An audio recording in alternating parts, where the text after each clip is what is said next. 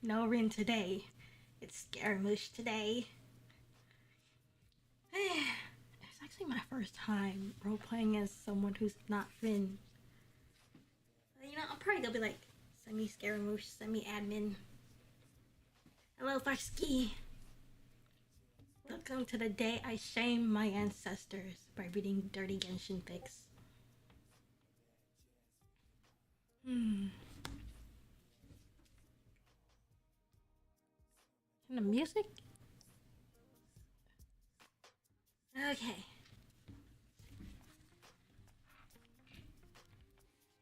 This is really cool.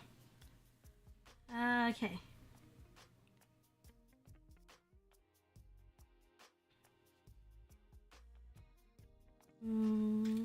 This first, let me put something on Instagram about this first.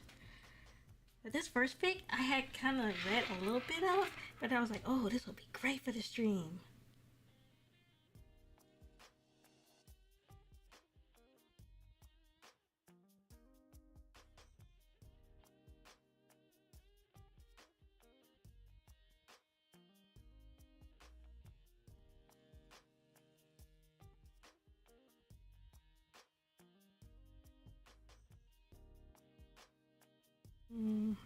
Time to shame my ancestors. That's what I'll title it.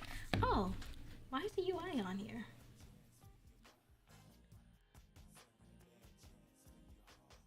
Turn that off. Ancestor shame. Let's go. Oh my gosh. Let me just make sure I block this out since I'm putting this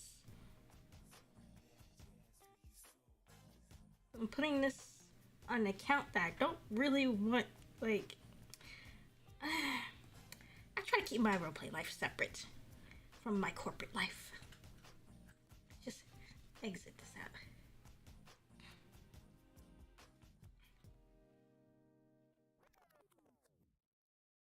Share. Done. Okay. I hope nobody start asking me for this.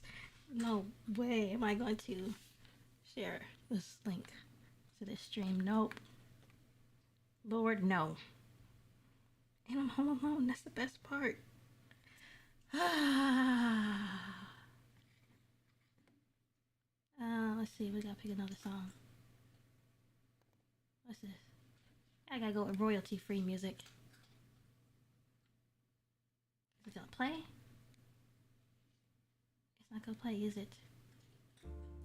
Oh, there we go.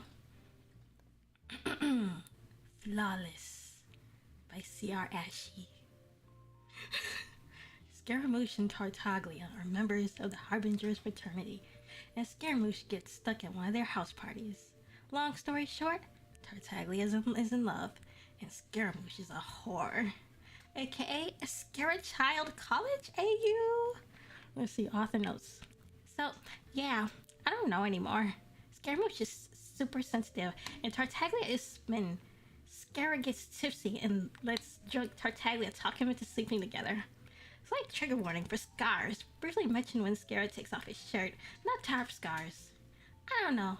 They don't explain. He just has some problems or something.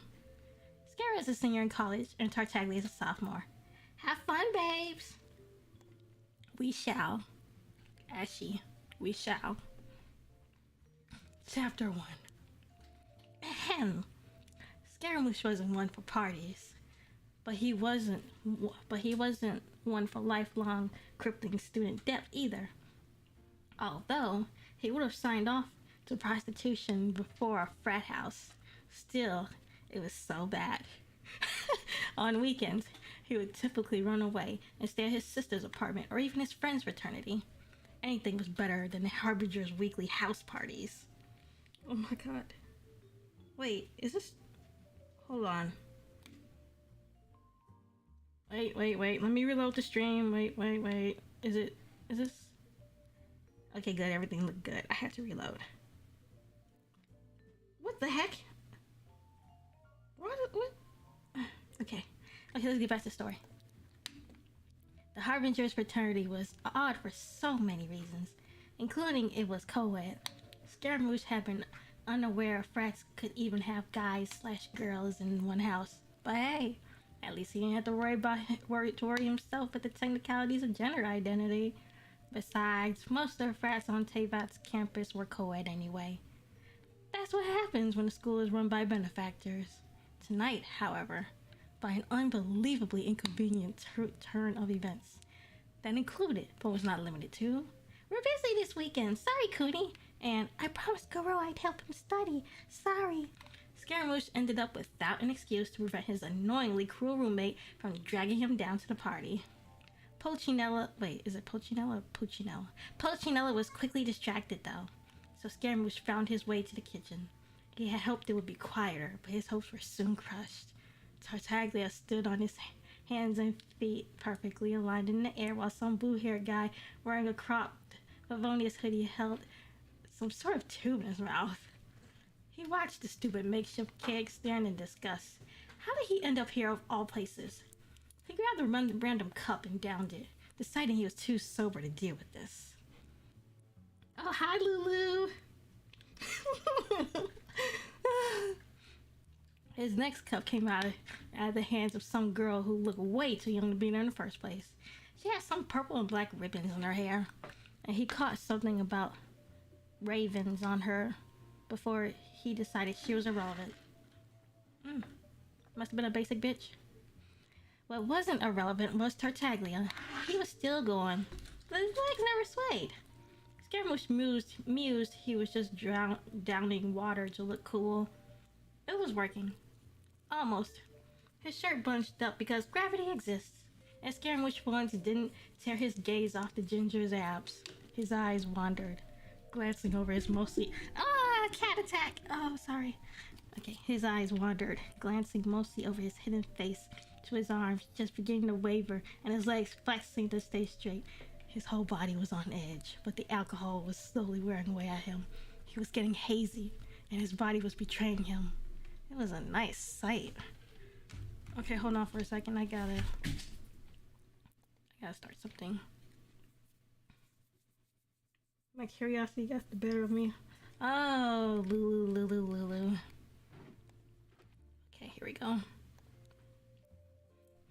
Can I learn was I? Okay. He was hot. Scaramouche was burning up. Suddenly, he doubted if taking drinks from strangers was the best idea. He needed to get out. He tried to make a wide circle to the back door, but that blue-haired idiot guy was shoved into him, and he was sent tumbling into Tartaglia. Let me switch the song.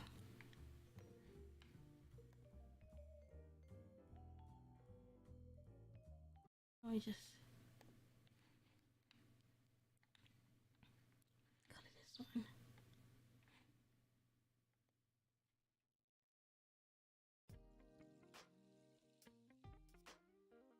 Okay.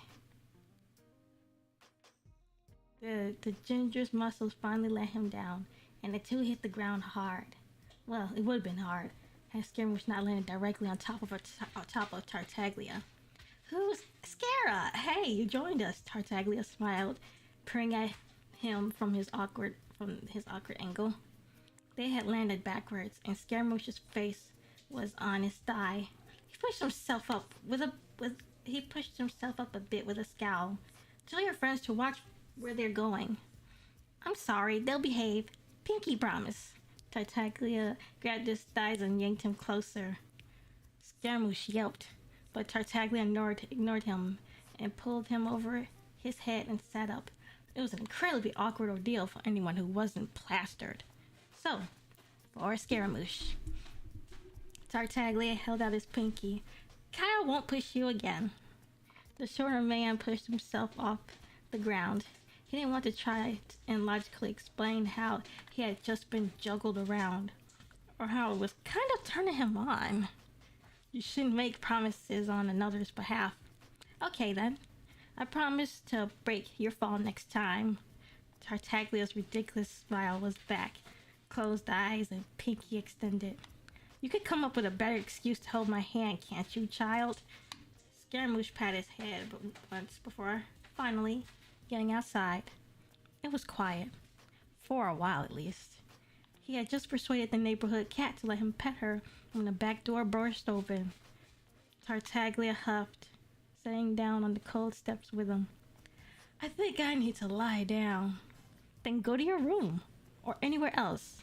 Scaramouche sighed at the cat running away. The poor thing wasn't coming back anytime soon. But you're not in my room. Tartaglia pushed his head against him, and he shoved away. Maybe because I don't want to be around you. Don't be mean, he pouted. Scaramouche stared at him for a moment. The dim light reflected off his eyes, but they were hardly even glassy with drunkenness. He always liked his eyes. Tartaglia's eyes didn't betray him. They were always the same, no matter what he did. Scaramouche wondered if they were the same emotionless voids when he came. Wait, what? Oh wait, the song ended. Let's play it again. Here we are.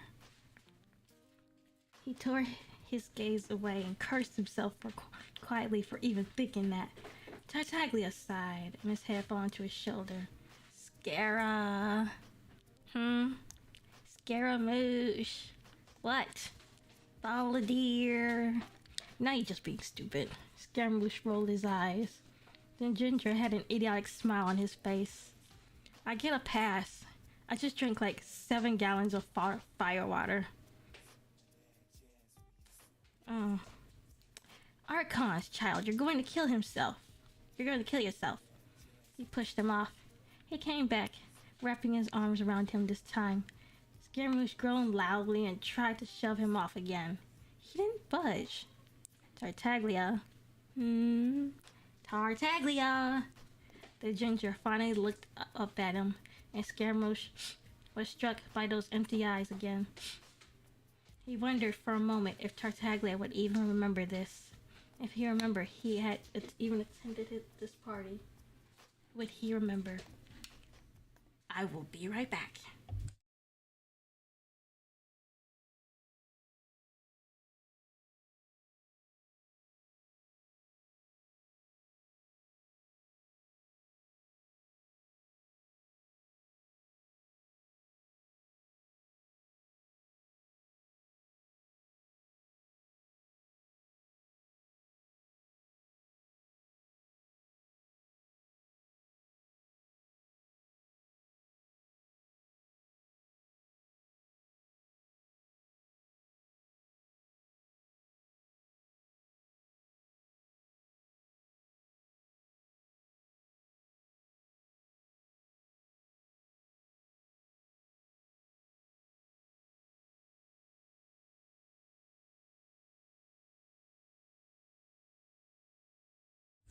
I am back.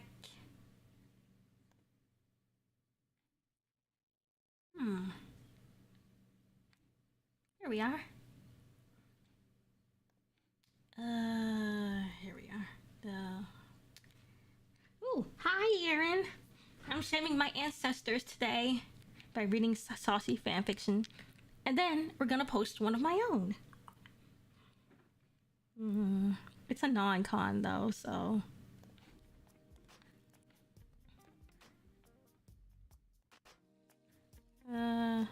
I lost my place. Oh, he didn't know what was wrong with him. He only had a drink and a half of unknown contents, but he was also going on an empty stomach and 4 hours of sleep. Maybe he was just being a lightweight. He didn't know what to do. It wasn't worth thinking about. Not with Tartaglia clinging to him, staring at him with wide eyes and blown pupils. Oh, what the hell? Scaramouche pressed their lips together for the first time, and Tartaglia sat there frozen. He pulled away slowly. What? Tartaglia shook his head. Kiss me again. Why should I? He pushed him back, chuckling to himself. Of course, Tartaglia is a horny drunk. Why wouldn't he be? Because I really want to shove my tongue down your throat. He was caught off guard by the earnest way Tartaglia spoke. How straightforward he was about it all. How could he just ask that? Why shouldn't he? I doubt you could get it in that far, he said. The middle ground was safe and sound and wouldn't get him in trouble. He should stay there. I have something else that could. To hell with the middle ground. Funny, so do I. Scaramouche shifted a bit, and Tartaglia. Wait, oh darn, the song is off. Let's start this one again. This one's saucy. Okay. Tartaglia's. Wait. Scaramouche shifted a bit, and Tartaglia quickly adjusted like he was the center of his universe. Tartaglia's hands are holding onto his thighs again, somehow finding the same place as before, and he pulled him just a little closer. Choke me. No, not outside, he muttered. Why? If anyone asks, I talked you into it. Tartaglia adjusted his grip to pull Scaramouche onto his lap and push his hips up.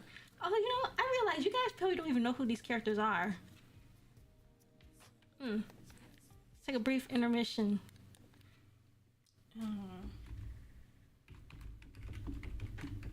So, oh great, the keyboard is not working. No! I wonder, can I get the on-screen keyboard? Nope, nothing's working. Darn it.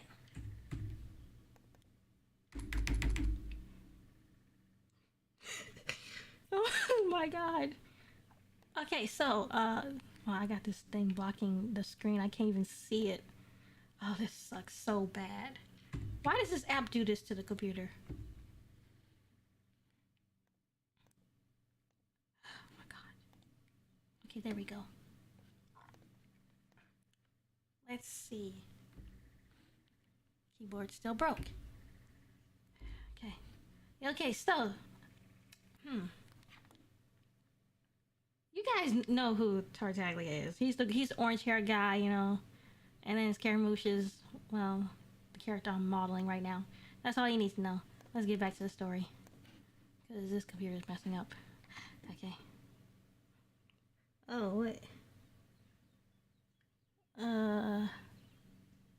Why do I return to choke me? Hi, Pineapple.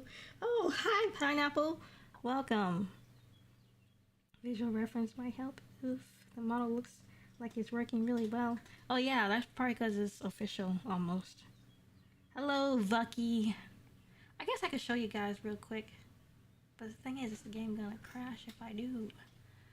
I mean, is this whole thing gonna... Let's see.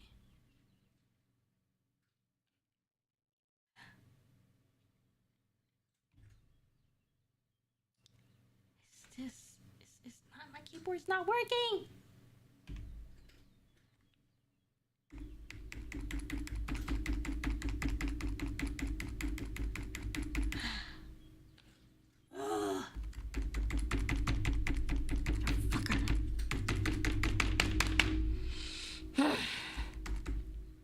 You know what?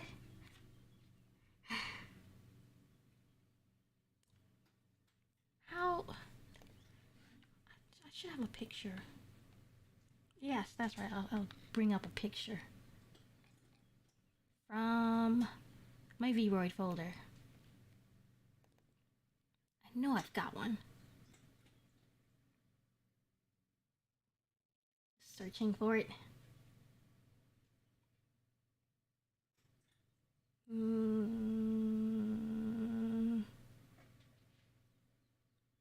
Wow, I don't even have a screenshot of that guy. Let's see. Let's check my Genshin screenshot folder. I know I've taken some of him. Oh. Here we are. Let's, image, add source, add new source.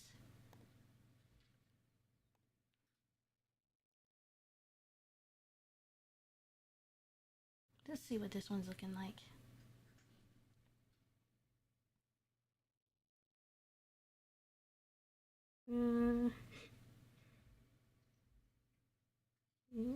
Wait. Hi, Bucky. You could probably just say child. Well, that's something I didn't expect. I feel like he's more known by that name. Yeah, he is. It's just the fic that didn't do that. Here's Scaramouche. Got it. 12K emails. Please clear that out. I'll do it later. Keyboard abuse. Everything's dying already. I don't know what is wrong with my computer, but it's acting very, very shitty, and I'm very worried because this thing is too expensive, and I don't have any money to get me a hard drive. So, keyboard abuse. Rainstorming is rare. Should I be worried you picked a character who you'll be reading naive fanfics about? No, I just really like this character. Everyone really likes this character. He's really popular in the fandom. And it's better to just read it as a Genshin character. Now I'm trying to see if I can find a picture of this guy.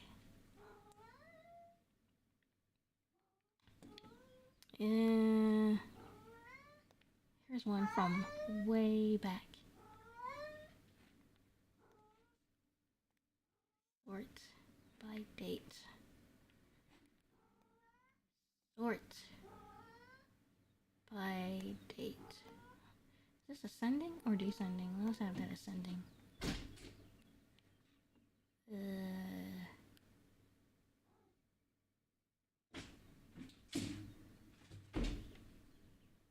Don't mind the animals. I just had a screenshot. What the hell?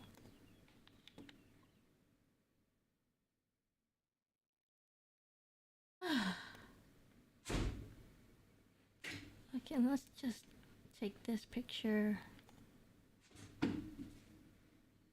Save as. Put it in the Vroid folder. Desktop. Vroid. Save. Oh, I'll be right back.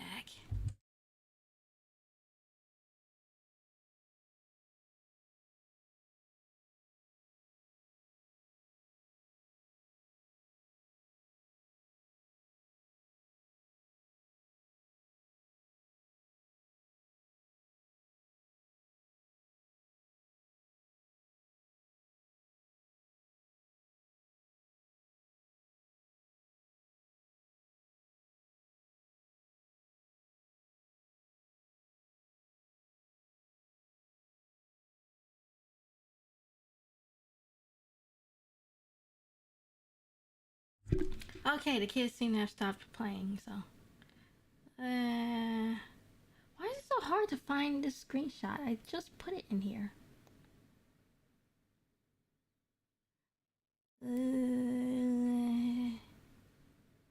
I just had it. It should be right here. Well, that sucks. I'm gonna just be right back.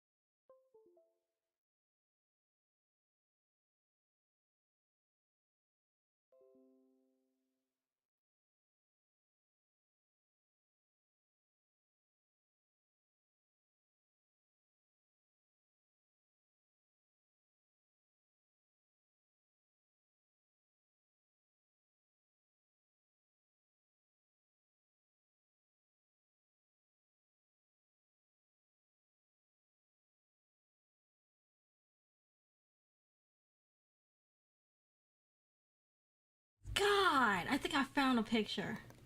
Oh, Jesus. It's like all this time.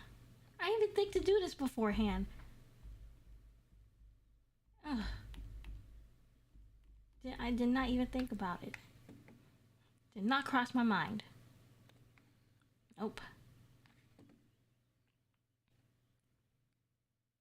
Here we are.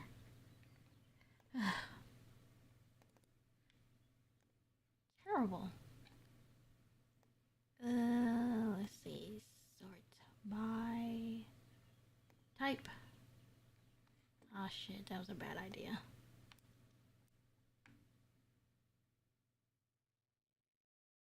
Great, all the folders disappeared. Oh, here it is.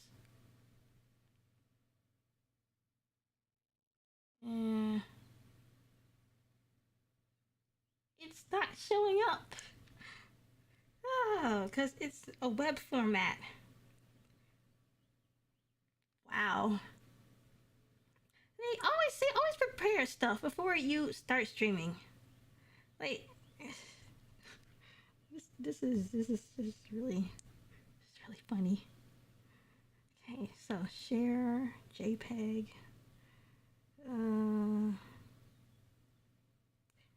Here we are. Okay, done. Save. Okay. Now it should show up here. Here we are. It's a JPEG.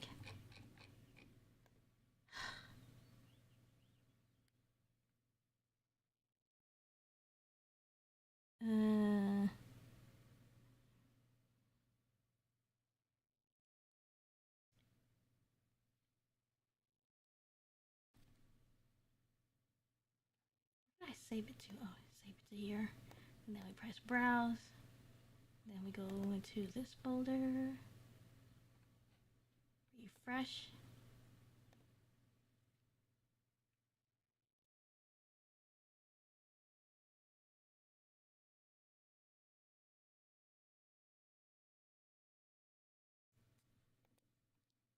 Okay. Done. Where'd it go? It didn't show up. Press it. No?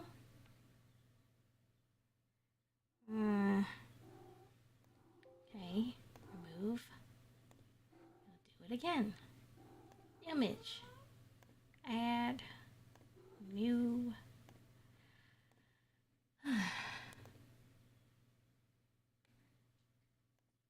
It's not showing up. Wow, my computer is so blasted that it's not showing up. That's awful.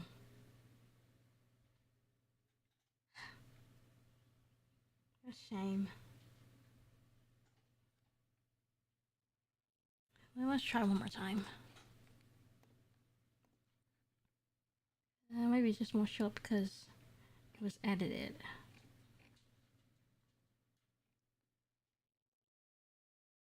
Okay, save, select folder. It seems like way too much work for an image. It is. It really is. I spent 5 whole minutes. Look, wait, it was 10 minutes, probably about 10 minutes trying to get an image.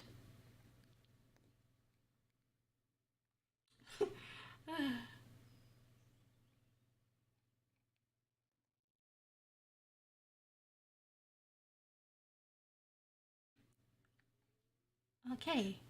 Oh, this is big, so let's size it down. Let's see. Size it down a little bit. I wonder if I just click it and size it down. No, I gotta size it down manually. Let's see. Man, it's gonna take forever. Size it down. I didn't think this image would be that big. Okay, size it down a little more. Size it down. A little more. And a little more.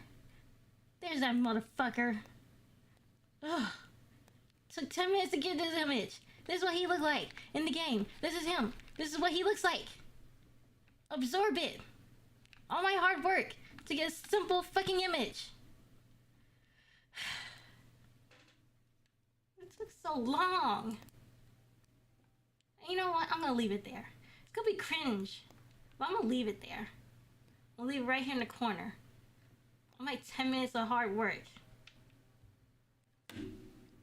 Ugh. I hate backtracking like that. Like just. Now I gotta catch up with the chat. What the hell did I miss? Okay. Let's see. He's cute. Oh, cool. Does this have sus scenes in it? Yeah, very sus. Really nasty sus too. Kitty meowing. Or the cat's still not allowed out. No, because the other two will beat them up. We'd rather not have injured cats in the house. Should I send a pic of Childe and DMs? That could have been so much easier if I had looked at the chat.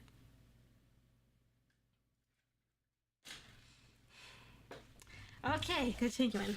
Let's see. I just Googled him. Should be fine. Most Genshin guys are attractive. Oh yeah, that's true. Welcome back. I like Kaya. Yeah, he is. He cool. Let's see. Yeah, keep him on screen now because all that. Yeah. Oh no, he's hot. I'm not used to all these bad words from you. I say bad words in my mind almost all the time. It's normal. Let's get back to this. Let's get back to this. Let's start the music. Start the saucy music. Where was I? Ugh. Okay, let's. I think I was here.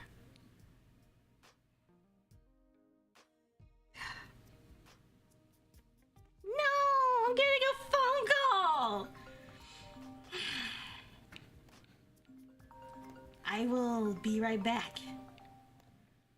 Again.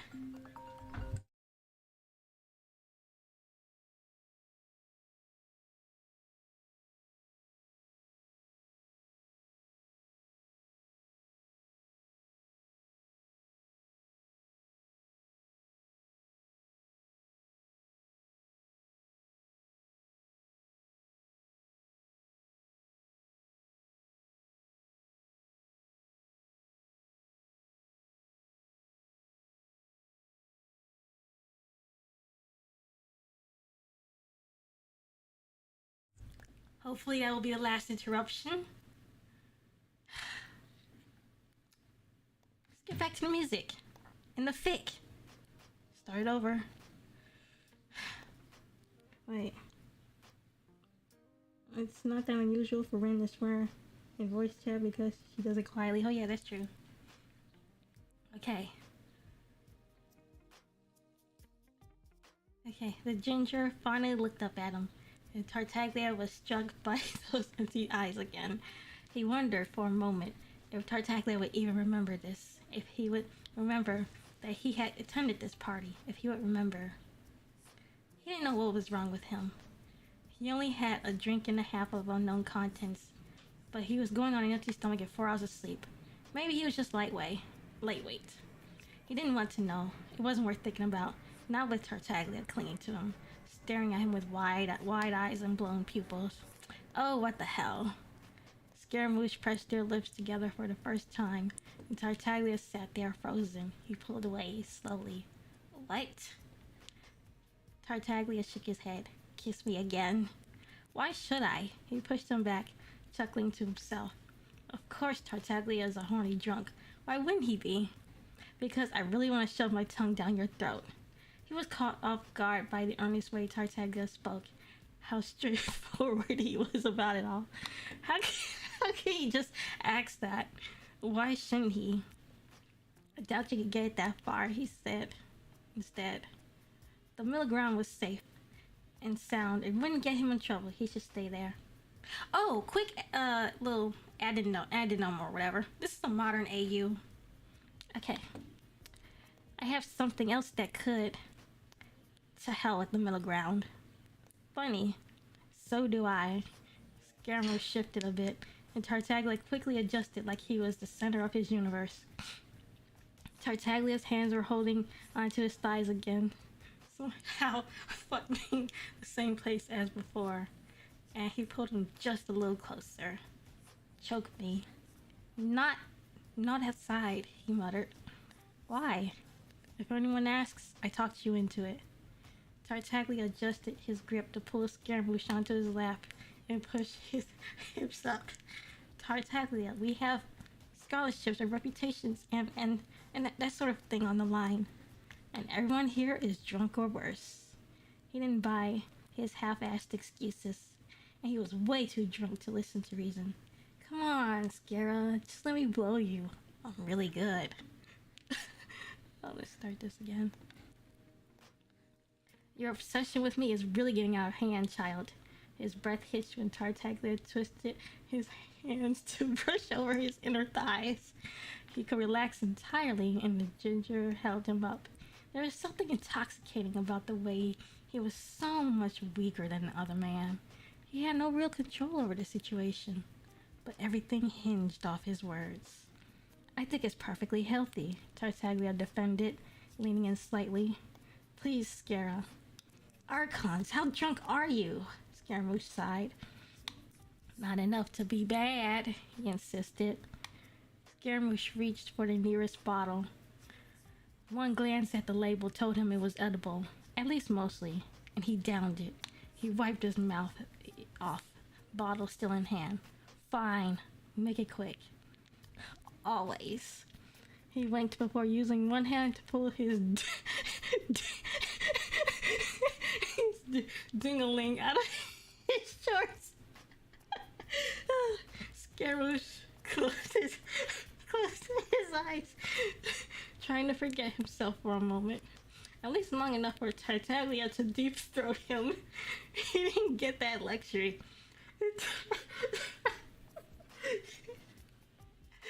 Okay, this song's a little too... Let's try a different song. Let's try this one. Try this one. There we go.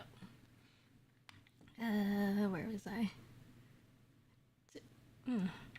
Tartaglia kissed the tip, and his eyes snapped open again, staring down at him. Keep your eyes open, and I'll try to make you close them. Tartaglia had a stupid grin on his face. Or you can suck me and let me go, Scaramouche hissed, his free hand finding his stupid red hair. You're the one who wants this. I'm not playing some stupid game. You're no fun, Tartaglia muttered, kissing the tip again before he could argue. He soon shut up the guy above him, sticking to his promise and securing his potential future in prostitution. Scaramouche stuck to his word too, losing his eyes like he wanted to, and his grip tightening on the ginger's hair. Tartaglia moaned when he tugged on it, and the vibrations were just so nice. He took another swig of the bottle. It wasn't long before Tartaglia took his full length down his throat before he was ready, choking himself as a consequence. Scaramouche jerked his head back by his hair. You're sloppy, and you're bigger than you should be, Tartaglia sputtered, glaring at his ding-along. Still, Zhongli is better. Our history professor? Scaramouche stared at him. He's hot, he shrugged, peppering kisses on his ding-ding. And he didn't have to be tipsy to let me blow him. I'm not. Scaramouche didn't get to finish his sentence. He had taken his ding-a-ling fully again. This time like a pro. The redhead acted as if his gag reflex had never even existed, and Scaramouche wondered if he had choked on purpose. He pulled off with a lewd sound that made Scaramouche blush and look away. He locked eyes on a blue-haired guy in the doorway, leaning on the frame with his own bottle. Kaya, Tartaglia's friend. Let me go back to the other song.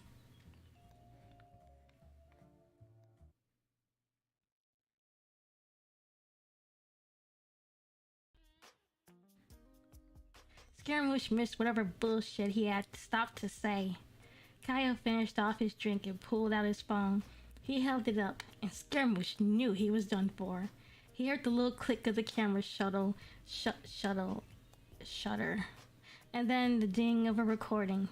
He pulled on Tartaglia's hair, but he only moaned and sucked harder. A moan ripped itself from his lips when Tartaglia did that thing with his tongue, and he couldn't tear his eyes away from the phone. He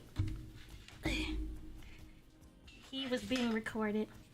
This could fuck up his life if Kyle wanted to. But why was it kinda hot? Tartaglia had come through in the last few minutes, proving himself a pro, or a slut, purr, and dragging Scaramouche to the ends of his senses. He gave it to the warm feeling around his ding-dong and slowly started bucking his hips in time with his bobs. It didn't last long enough, though. He had become I think that's sporadic. Oh, let me start this again. He had become sporadic in face fucking this annoying ginger nuisance. And before he could catch himself, he was coming down his throat.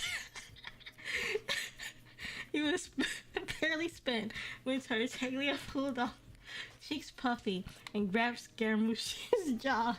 He was too dazed to put up a real fight when he forced his mouth open. Oh Lord, no.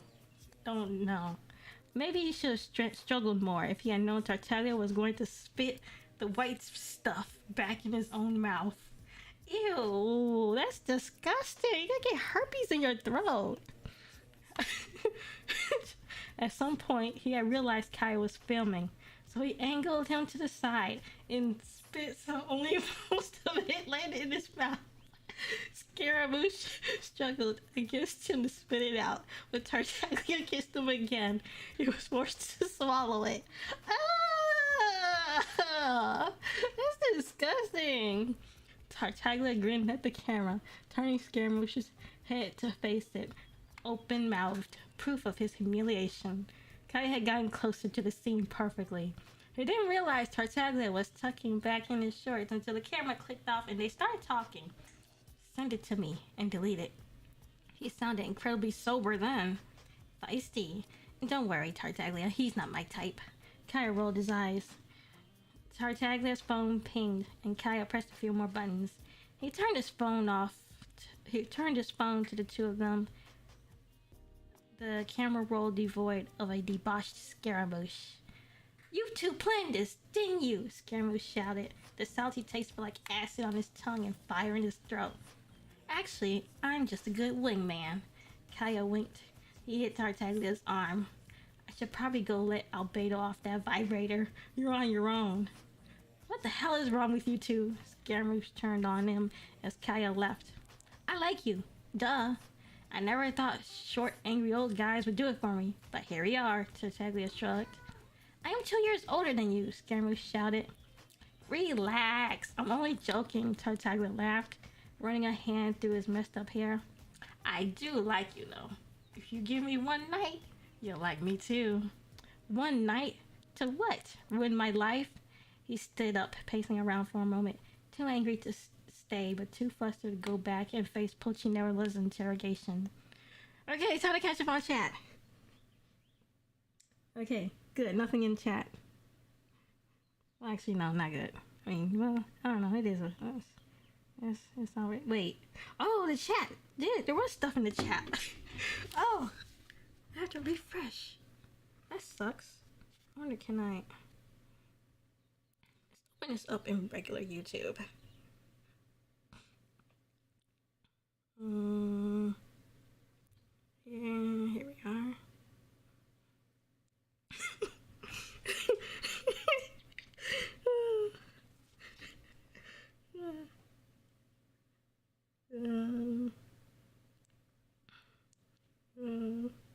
Oh shoot, you're right. I should age restrict this. Oh my god. Oh my god. Oh my god. Where do I go to do that? Wait, let me go on up. Be right back. Thanks, pineapple. Oh my god. Okay, restrict my video to viewers over 18. Save. Oh my god, I'm about to get canceled. Put this back. I'm about to get canceled before I even get famous. And let's catch up on those chats. Let's see. This is very direct. Oh boy, that was fast. When I beg you, age restrict the stream. Oh boy, the heavily question you when we play Left 4 Dead 2. Wait, question me about what? What did I do? I forgot to age restrict it, but I did it now. Oh, censorship. Okay, words. Lulu, if you're still here, you should leave. Oh wait, yeah, Lulu. I hope she left. I'm glad I started using headphones before you started reading. My nephew's in my room. Oh my gosh. Okay, basically watching that then. You don't get kind of into this. Yes. And he was asleep when the stream started. Think of the cats in your room. Albedo on the what? Oh yeah, Kai and Albedo is apparently another ship. People love to ship. Rip. Sorry, Lulu, if you're still here. I hope she left. I wonder if I could kick her. Can't you like kick people if they're like signed in? Okay. Back to the stream. Back to life. Back to reality.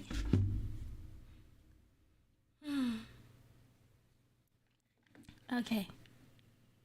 Start the music. Sleep with me, dumbass. You're insane. Am I? I know you think I'm so sexy. Tartaglia smiled, earning a glare from the shorter man. You know I'm hot, and that's enough. Enough for what? Scaramouche looked him over. He wasn't wrong. He did find him insanely attractive. But he did not need an outlet for sexual tension. He already had more than enough guys to hook up with if he wanted to. And he didn't need to complicate things by adding in Tartaglia. One night, Tartaglia pressed again. You can. You're in charge. Scaramouche hesitated. One night? Just one. That's all I asked for, he promised, offering up his pinky ear eagerly. He glanced around. No one can know. Ooh, shit, my lamp! Oops. Okay. Where the hell was I? Tartaglia retracted his hand a bit. Kyle will know. He knows I like you, and he'll figure it out. Then I suggest you make sure he stays quiet about it. Scaramouche shrugged. Then, let's see. Of course. I'll tell him to keep it a secret. He extended his hand again. There was a long silence. There was a long silence, drawn out by Scaramouche looking between Tartaglia's dull eyes and his pinky finger. How could eyes be so lifeless and so eager all at once? What happened to him to make him this way? Did his eyes ever glow? Fine, your room. 5 minutes. Scaramouche shoved past him, walking back into the house. Pulcinella caught him immediately. Where were you? I had to puke. Really? I didn't peg you as a type. Pulcinella shrugged. Anyway, I need to find Tartaglia. He left with that blue-haired guy. Something about tequila shots. Scaramouche pushed him away. I feel awful. I'm going to bed. Okay. Pulcinella nodded, stopped, then laughed. You know, Balladeer, you don't have to lie about getting laid. What? Scaramouche felt his face turn bright red. Dottore told me about your arrangement a while back. Plus, I noticed when you aren't, in our room. Pulcinella smiled brightly, like he had solved a big mystery.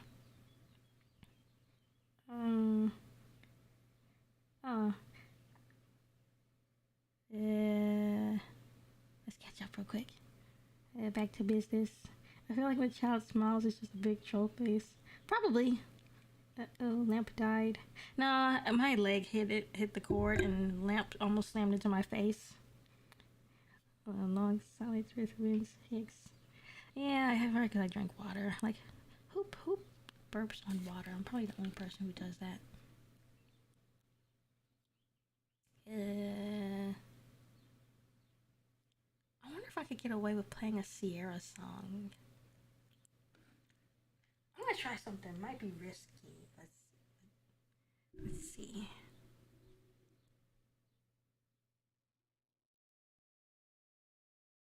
I guess I wonder is this gonna work? Nope. Okay, so I can't type it in there.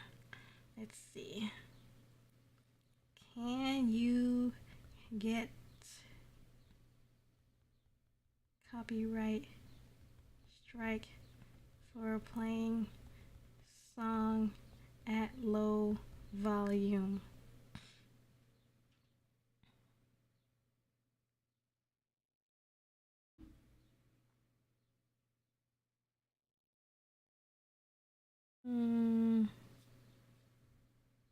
I just want to try. I'm just looking up something real quick.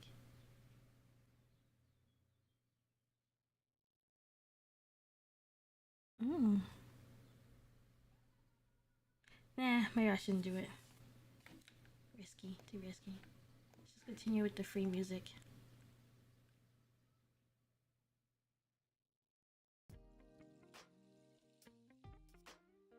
Okay. Archons, you're worse than Tartaglia, Scaramouche groaned. Polichinella patted his shoulder. Speaking of, I've got to go run down that idiot for Pierre. I hope a bus hits you, Scaramouche called after him. Keep dreaming, baby, Polichinella shouted back. Scaramouche shook his head, then made a dash for the upstairs rooms. Tartaglia had just stepped in when he arrived.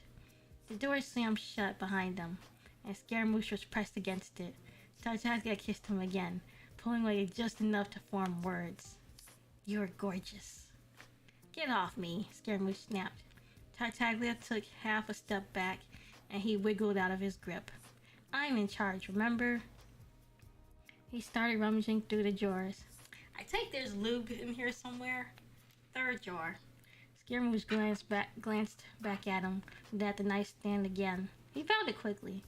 Top or bottom? Where do you want me? He asked anxiously. I asked a question. Top. Scaramouche tossed the bottle on the bed and slowly started to dismantle his outfit. He reached the final layers and hesitated. It's not... I've got... Tartaglia slowly approached him, touching the bottom of his tank top. Can I? Scaramouche nodded, and he pulled it off. The ginger froze at the sight of his crisscross scars all over his torso. You know, I think I do like you, Tartaglia. You don't pity things. Why should I pity closed wounds? He shrugged. You won't explain it anyway. Exactly. He sat on the bed and wriggled out of his underwear. Here. Tartaglia took a bottle of lube, not wasting time opening it and squirting out his fingers. Hi. How loose are you? Just ask me if I'm a slut, why don't you? Scaramouche rolled his eyes. That, I meant how should I start, he squirmed, nerves finally catching up with him.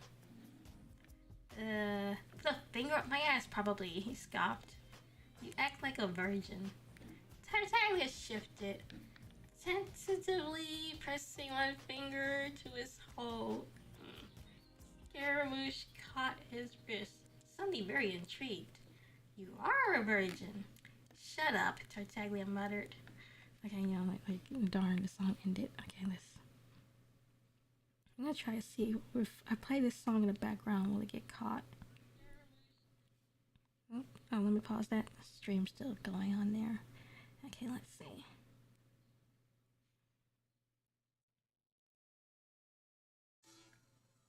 Let's play Sierra's song. I hope it doesn't.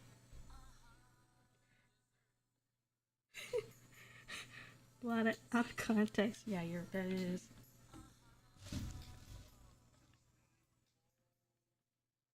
Oh, baby doesn't know what to do, does he? poor thing is so skilled with a dingling in his mouth, but has never touched another guy's ass. Scaramouche laughed at his own joke, while Tartaglia absently circled his finger around his rim. Just tell me what to do before I hurt you. He grits his teeth. Oh, but why don't you suddenly but why do you suddenly want to lose it to me again? Do I really mean that much to you? Scaramouche was cruel. He knew that. And he was but he was still a little pissed about the video. And if Tartaglia couldn't handle a little bit of bullying, what did he think he was doing? Tartaglia pushed his finger in all the way. Scaramouche thrashed, surprised by the sudden intrusion, and his nails dug into Tartaglia's wrist. What the hell? I warned you, Tartaglia shrugged. Scaramouche wanted to rip off his finger, but he took a deep breath instead, wiggling around a little bit, slowly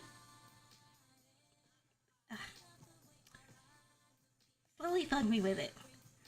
The whole point is to make me relax so your dingling doesn't rip anything. My choice to censor certain words is so weird. Okay, he was oddly sincere.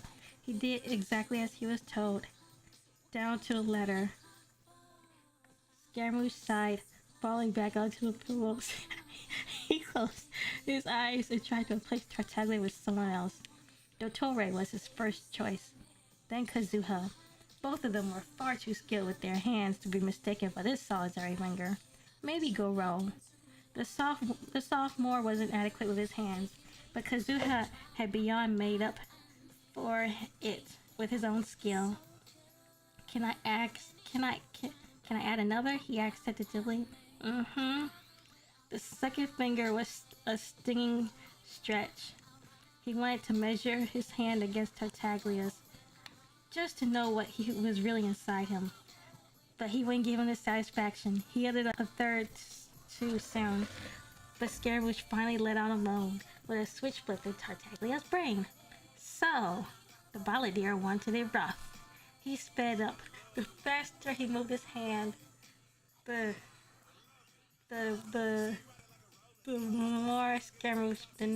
more noises Scaramouche made. It was addicting. Tartaglia didn't know how long he had been waiting for this. This singer laid out for him like this. Don't slink from his lips. Oh my god. Scaramouche had kept a loose grip on his wrist the whole time, and before he let go, the movement stopped. He looked up, dazed, not yet tipsy enough, and not yet pleasured enough to be kind. What gives? I said I was going to make you love me, remember? Tartaglia kissed him softly. Scaramouche bit his lip hard and backed up. His free hand brushed his lip and he looked up. Wait, I just read that. He sat there quietly for a moment, hold twitching around Tartaglia's fingers. No kissing. You kissed me first, he pointed out, slowly scissoring his finger inside him. He seemed to be over the bite by now.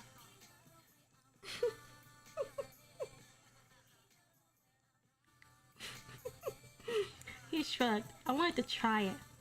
And? It's too intimate for us. He thought about his other lovers then. Of everyone, the only one allowed to kiss him was Kazuha. They had enough history to compensate for it. Okay, Tartaglia nodded. He was willing to take what he could get and wasn't willing to risk it all. Can I kiss your neck? Just not my mouth, Scaramouche mumbled. I think I'm too drunk for this, Tartaglia whispered, laughing to himself. Wow. Let's see. You're the one who wanted this. Oh! I just remembered something. This song is just really funny though. It's the lyrics. But something I remembered. Uh, wonder can I open? Is the keyboard working now? Let's see. Keyboard works! Yay! Keyboard works! I don't know what happened, but it works. Okay, good. Okay, we'll leave that there. Because you guys get to help me write a fanfic after this. Seems like the music so far is fine, I think. Oh, cool. The song's called Ride by Sierra. So, it's actually the song I did motion capture to today.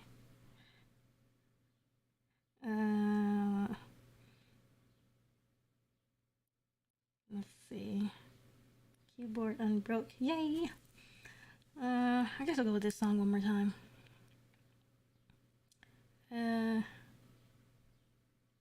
You're the one who wanted this. I don't need you. He tightened his grip around his wrist and pulled his finger out. Make up your mind before I make it for you. I want to fuck you, he said eagerly, kissing his collarbones. He was all over him, and it was somewhere between endearing and disgusting. Then do it. Are you? I can take it. He grabbed Childe's t-shirt to pull him in. So get in. Tartaglia scrambled to reach his nightstand, grabbing a condom and fumbling a bit over it. Scaramouche laughed, taking it from him. Come here. He pulled his shirt off, and Scaramouche held up a hand to make him stop. That was a sight he could get used to. The ginger smiled. Like what you see? Don't flatter yourself, he smiled, crawling over to him. He hesitated, not glancing at Tartaglia before unbuttoning his pants. He might lose his nerve. He pushed them down just enough to pull his dingling out. Oh. Scaramouche closed his eyes for a second. Then when he opened them, that monster was still standing at attention and staring at him. He had clearly underestimated this idiot. His ding-ding was a good 10 inches. He was practically begging to be touched. He still couldn't look up. Not at Tartaglia. He couldn't admit that this belonged to him. That he wanted him inside him more than ever. He knew that despite his threats, he couldn't walk away from this now. He told Tartaglia he had been ready, but with the ding-ding in sight, he wasn't sure. Meow. So, Scaramouche rolled on the condom. His hands lingered, gently tracing the veins. Tartaglia's hand around his hair, just holding. He wanted him around his dingling, but he wasn't dumb enough to push him. He slowly took him in. About half fit easily. He did his best not to choke, but his throat was out of practice. He focused on the head, using his tongue, and prayed his technique hadn't gotten lax. Can I? Scaramouche didn't pull off. Tartaglia muttered in some stupid curses. He finally got his nerve. Can I move now? Scaramouche didn't react. Can I thrust? He smiled. He gave him the thumbs up, and Tartaglia's hands found a grip in his hair. He was good at this part, at being used. All he had to do was relax and focus on breathing. Tartaglia's dust started slow. Like everything he did, they soon became sporadic. Wow. His grip held Scaramouche in place. It was oddly liberating, letting him do this. It had been a while since anyone was new. All too soon. Tartaglia pulled him off. Scaramouche forgot and whined in protest. Unless you want me to come down your throat, we need to stop. He blushed a bit, glancing away. Where do you want me? I thought you were in charge.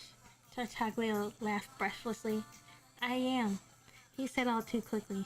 They both heard how little control he really had over the situation. It was almost pathetic, but Tartaglia humored him, hands tracing over his scars and ghosting over his nipples. Well, how do you like it? I'll be right back. The kids. I gotta just see the kids.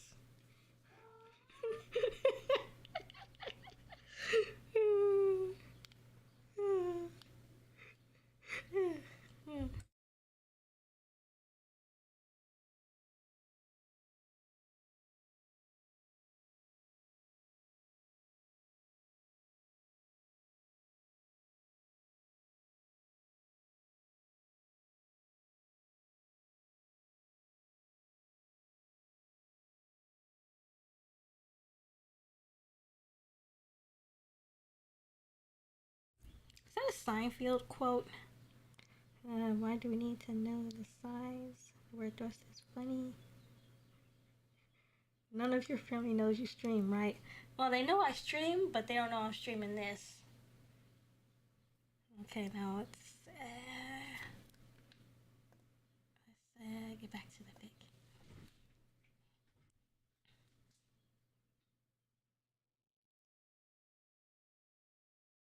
Mm, okay, where was I? Okay, here we are. I thought you were in charge. Tartaglia laughed breathlessly. I am, he said all too quickly, but okay, yeah, I read that part. Well, how do you like it? What? Scaramouche twitched every time his hands made short contact with his nipples. Do you want it from the back? Want to ride me? Want to ride me? He whispered in his ear, and Scaramouche felt himself losing his nerve. This is your one night. You picked the position, idiot. I don't want any unresolved fantasies pursuing me. Scaramouche muttered. He was lying. They both knew it. Then I suppose I want to see your face, Tartaglia smiled. He scooped him up like he weighed nothing and tossed him onto the middle of the bed. Scaramouche was suddenly...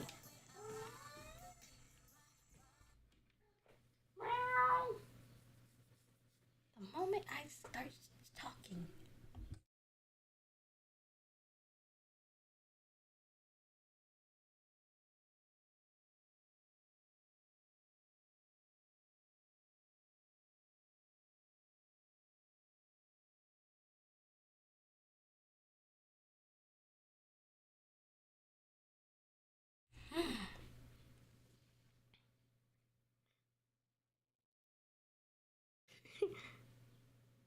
Maybe unlist this, Lamau.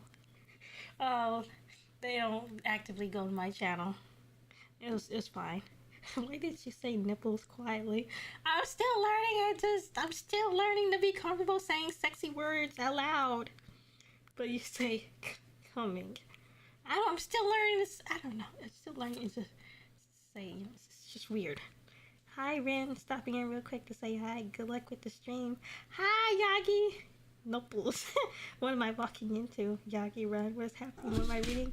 Someone in this fanfic has a big pee. Oh yeah, let's continue.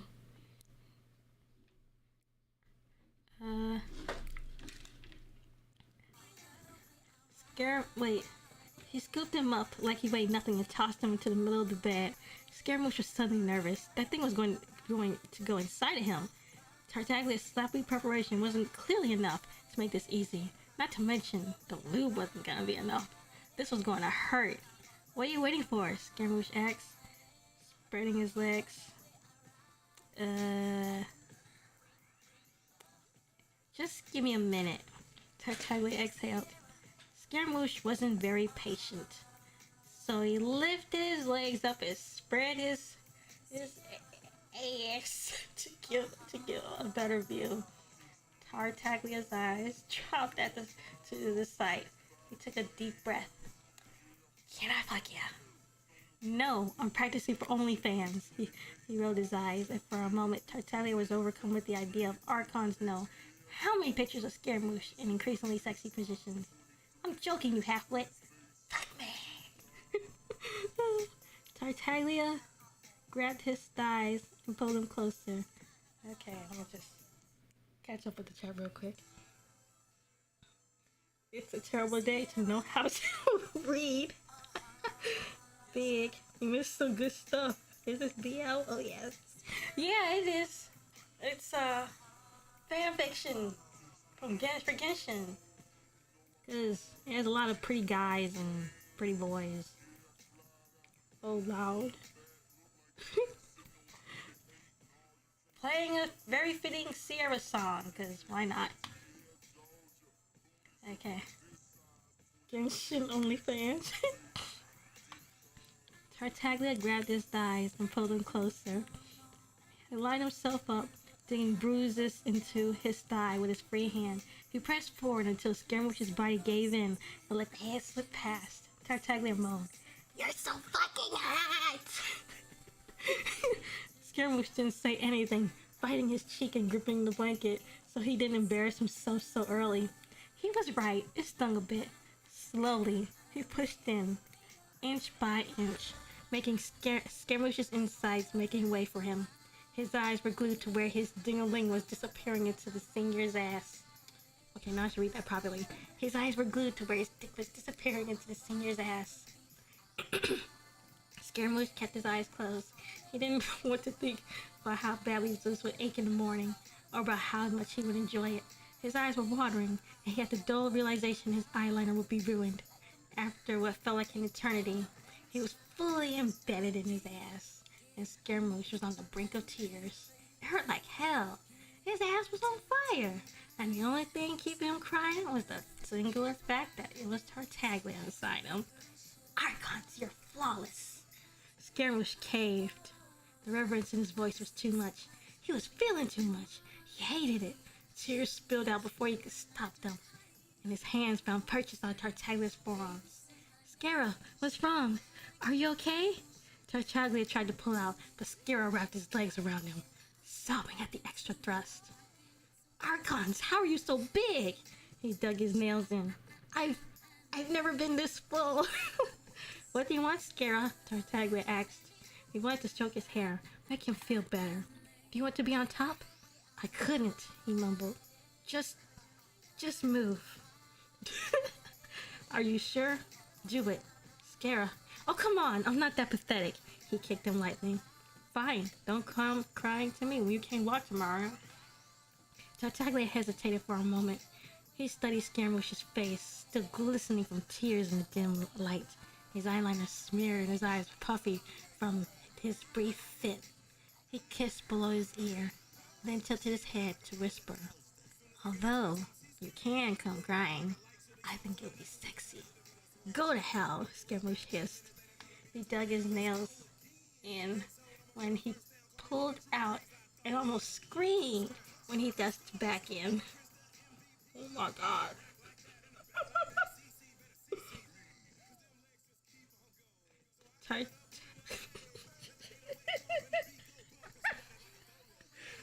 Tartaglia covered his mouth with his hand.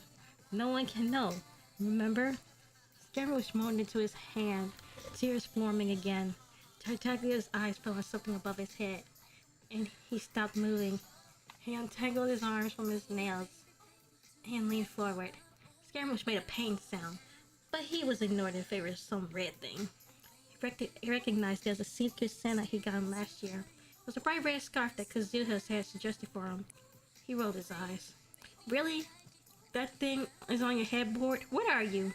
He shook himself up when Tartaglia started wrapping it around his hands. "I like it," he shrugged.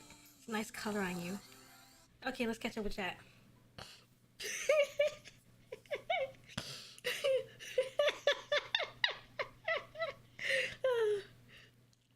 "I dare you to yell that. You're so fucking hot." "Inch by inch, help. I've never been this full. I need therapy." "Yakiko, is this your first time here? Can't come crying. Oh no." "Wow. I haven't been to a Ren stream in a while, bro. Ruben, is this almost over? I want the suffering to stop." "No, we got 3 more fics. After this one, we're moving on to another one, which is kind of this next author. Like, wow, their descriptions are real visceral. So you're in for a ride." Then the next one, we got humanoid dragons. So yeah, you know I'm gonna read that. We got Zhao, and we got Zhongli in his dragon form, or humanoid dragon, yeah. And then we got Venti with Dvalin, his dragon buddy, and then Durin, that dead dragon dude. So after this we got Visceral Fic, and then we got dragon pee fic.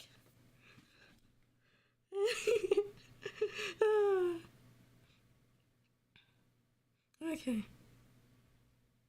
Okay, let's get back to it. Where the hell was I?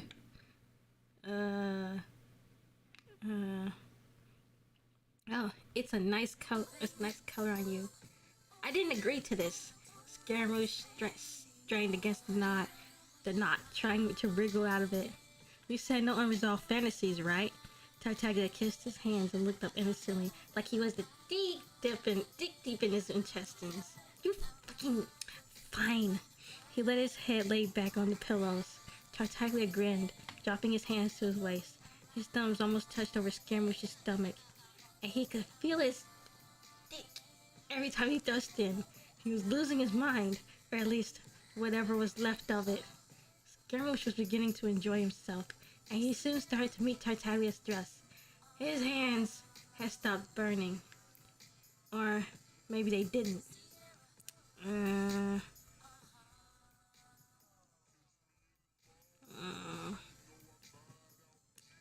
Let's see.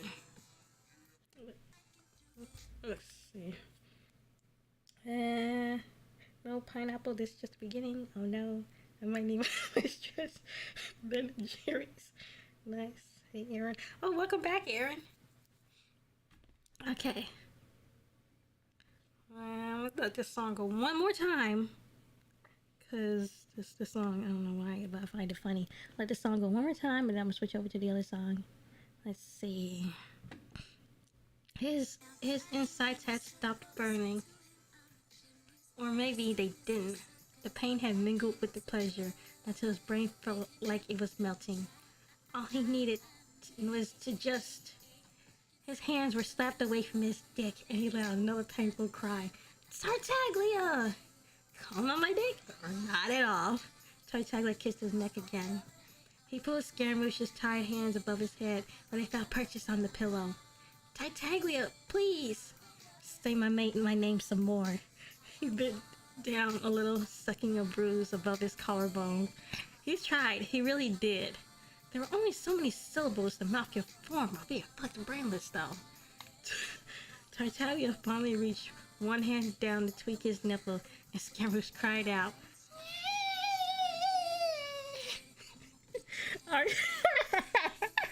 Archons, he was noisy.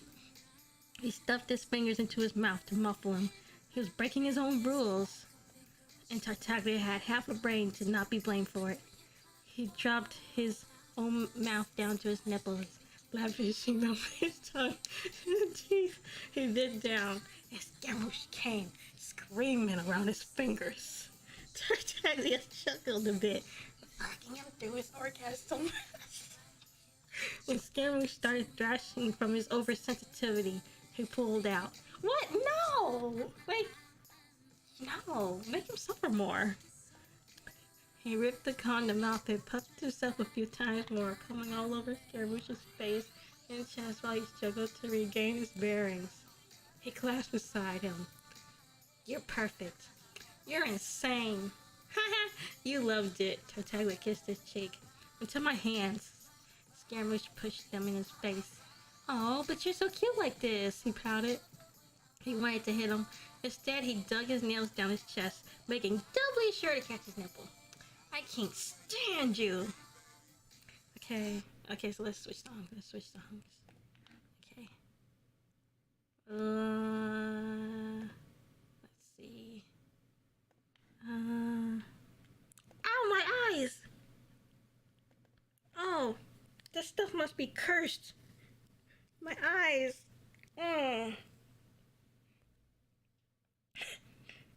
Oh, Yagi left. Oh, bye, Yagi.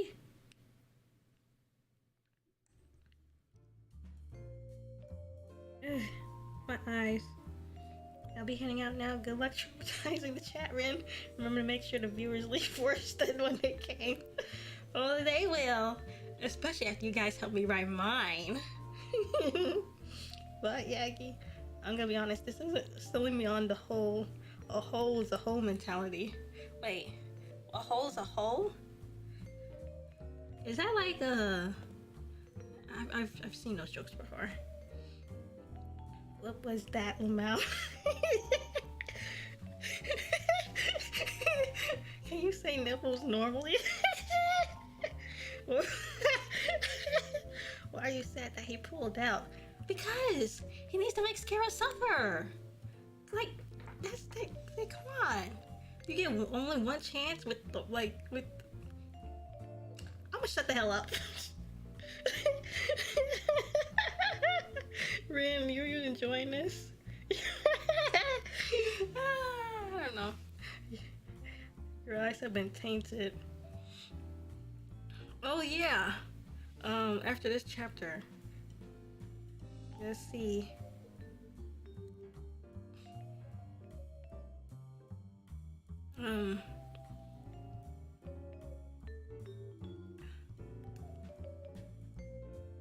I feel like it would be really terrible if I. No, never mind. If it's a hole, you gotta stick it in. A hole's a hole. Let's get back to where we were. Oh, it's almost over. Okay.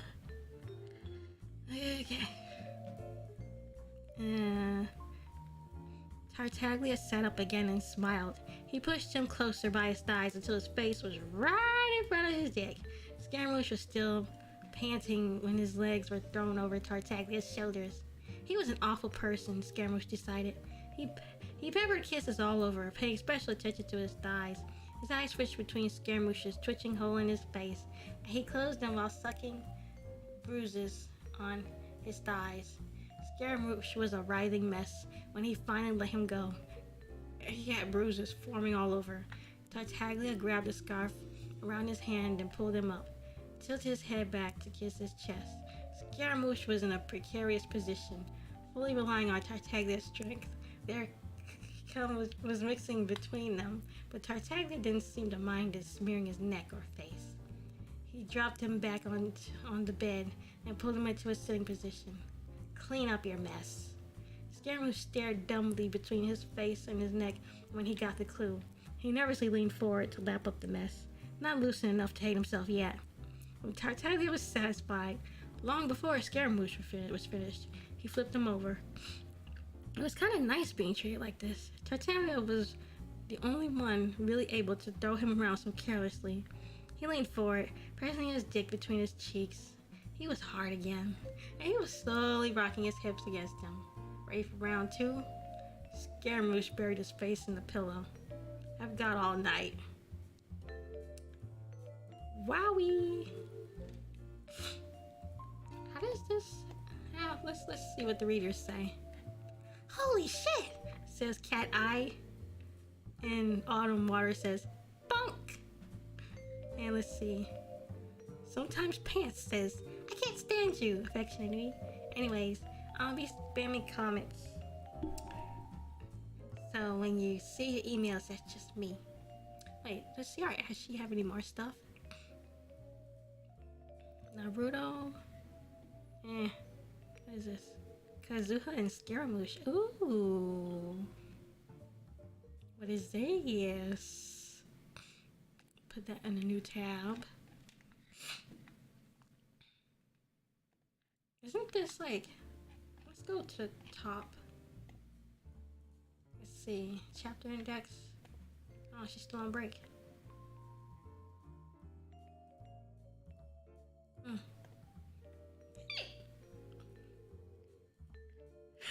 Don't line us, Rin. We can tell you enjoy the suffering.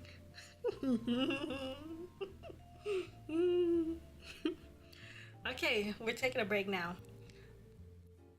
I am going to... You guys are going to help... Or not help, no. It's not that part yet. Okay, so, my sister needed help writing smut. So, you know, I did what good sisters do. I gave her some writing advice. And I'm about to give it to you guys. Start from the beginning. I'll be listening to this in the background. If I hear something sus, I'll be sure to come back in. Hick. Well, story number 2. Let's go. Well, we're taking a quick intermission. If I can find it.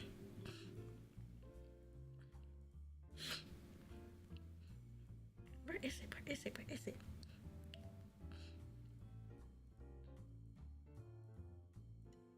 Gosh, do we really talk that much? Oh, no, we don't. Okay.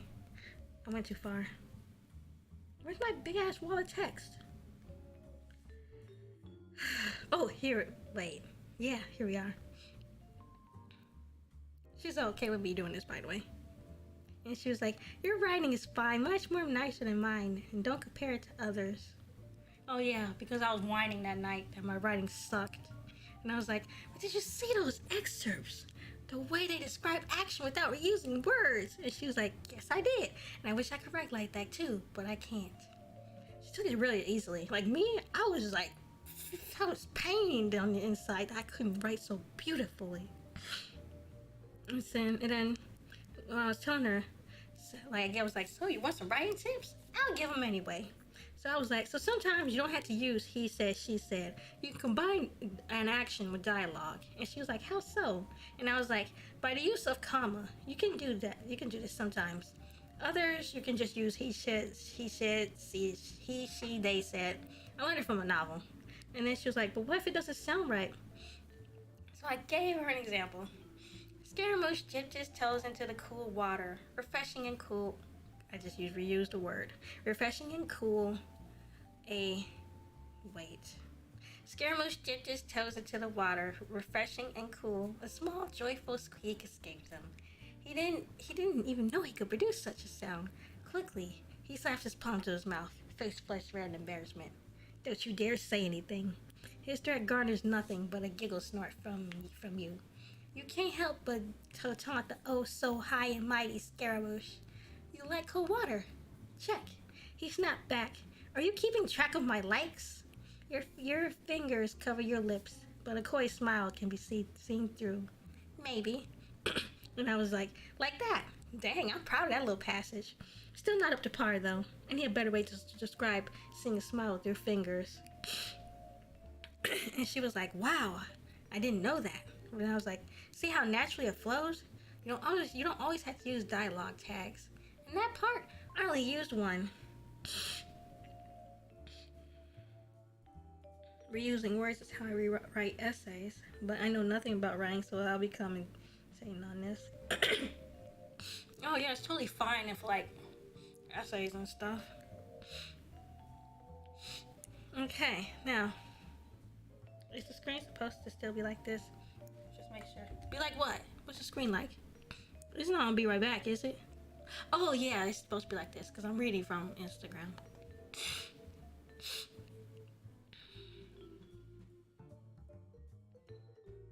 Wait, what fic was this? No? Hey, you guys got any triggers before I read this next one? Cause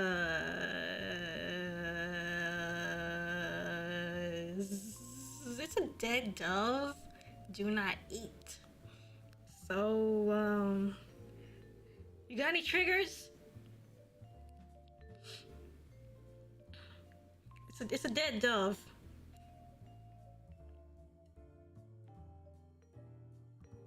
Let me know if you got any triggers for like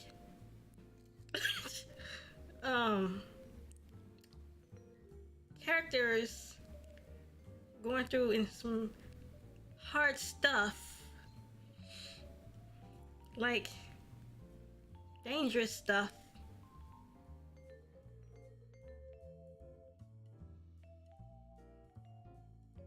Okay, let's see.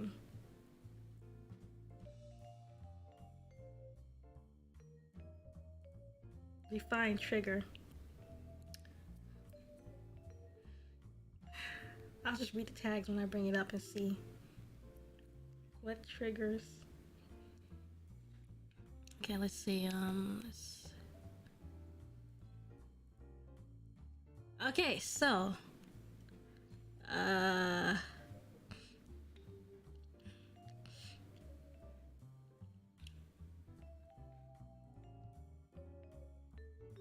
R word.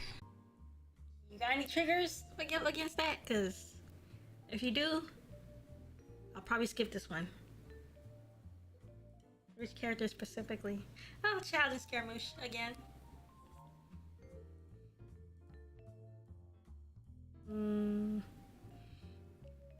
so before I read this one, though, we'll just keep taking another break.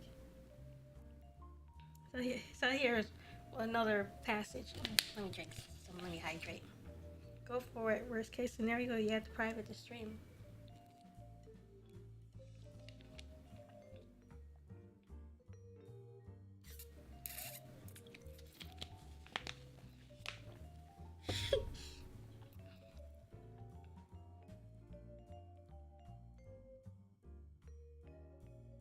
Okay, so here's what she asked me this.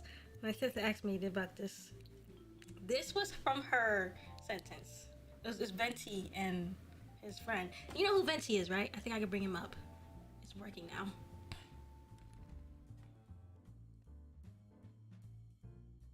Are you kidding me? It broke again?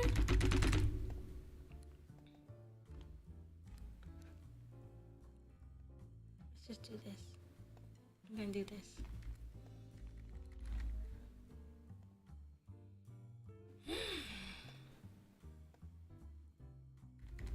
There we go. Venti. So, this Venti, he's like 1,000 years old.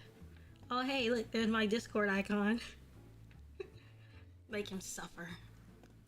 Look at that cute little face. Make him suffer. Make him suffer. Make him suffer. Suffer, pretty boy, suffer. And then this is Venti's best friend who died trying to save their city during a revolution. Yeah, it's kind of sad, because Venti's like some kind of wind god. He took like the spirit of his bard friend. I mean, took the form, not spirit, the form.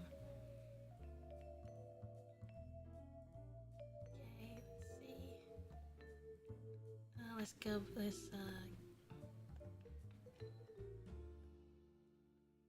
Oh, this is a cute, sad picture.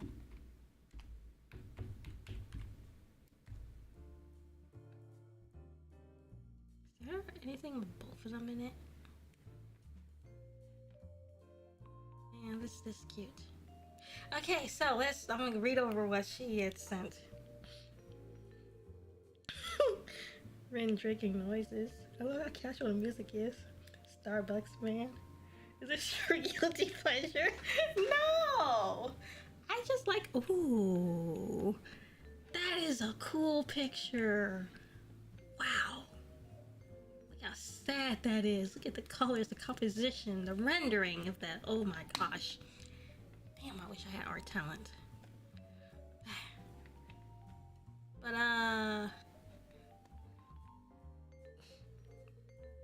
so here's what she's. Is this the first one? Oh yeah, so here's what she sent. Cause like the bard, he gave Venti a kiss. And she was like, "You want me to write a reply?" And I was like, "Yeah." So her side was, he loved this sensation, their lips pressed together. He was ecstatic to have given the bard his first kiss. He wants more. He deepens the kiss, tongue sliding across theirs. He's asking for entrance. He didn't need to imply that with his words. And she said that's how far she got. And me, I was like, let me see what I can do.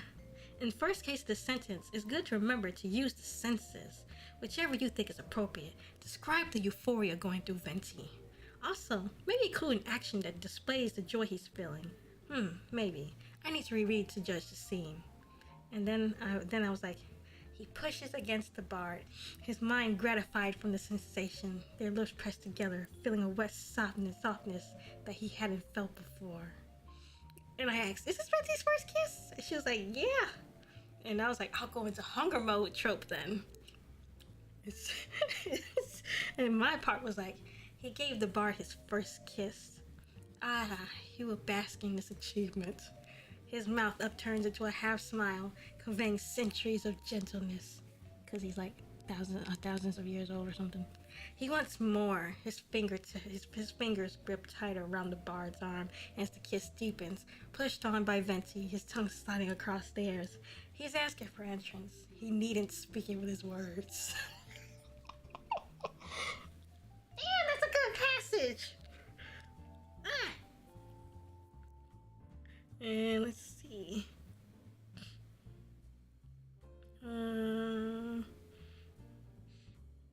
Let's see. Where there's another one. Okay, there's me being all upset that my writing sucks and stuff.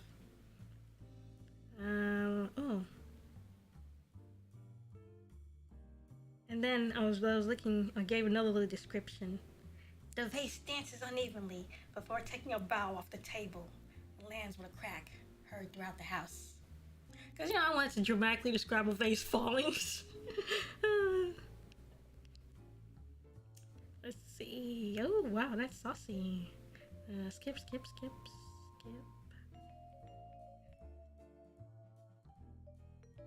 Oh.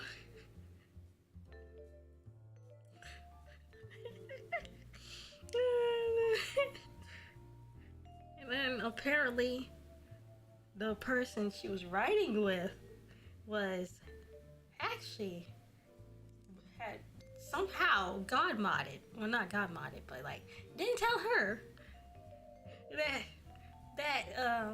his character was a bottom, and she was like, I don't know how to be a top. And I was like, girl, just remember my motto when you're writing from a top. Like, just gotta like go into that edge. And then I gave her this little excerpt. Like, and I gave her like this little excerpt. His hips bucked against the other male. Each slam sending cold chills down his spine.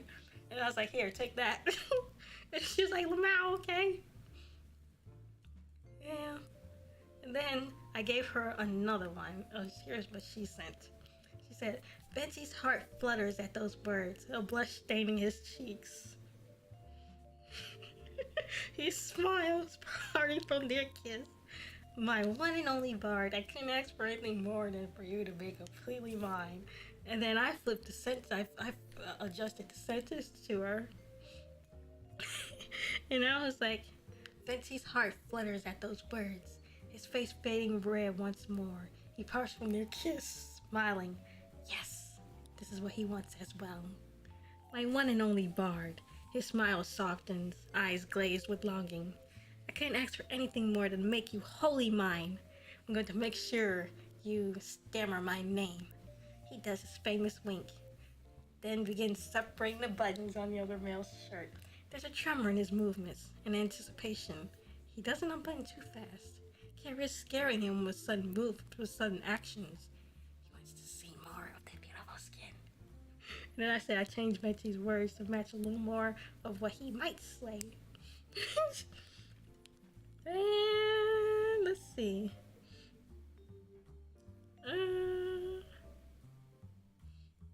I think that was all the sauciness she needed help with.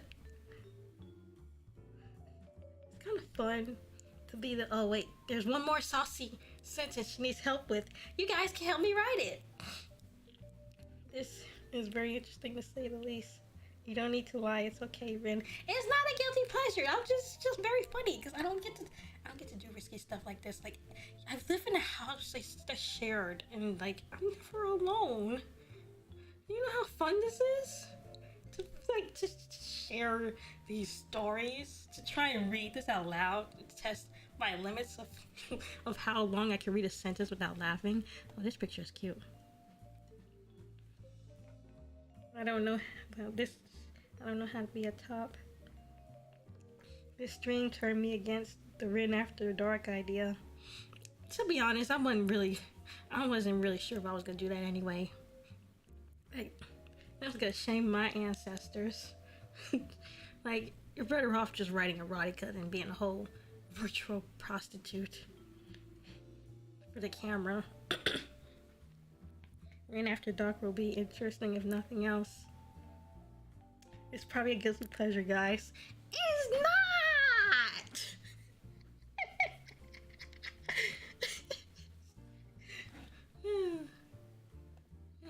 save this picture. It's really cute. Let me. Where's the other one? Let me save that other one. It is also really cute. This is so adorable. Aww. This one's so tragic. It's like a Michelangelo painting. Oh, there's another tragic one. Oh, this is so tragic. Oh, his friend's dead. Virtual prostitute. Yeah. Let's see.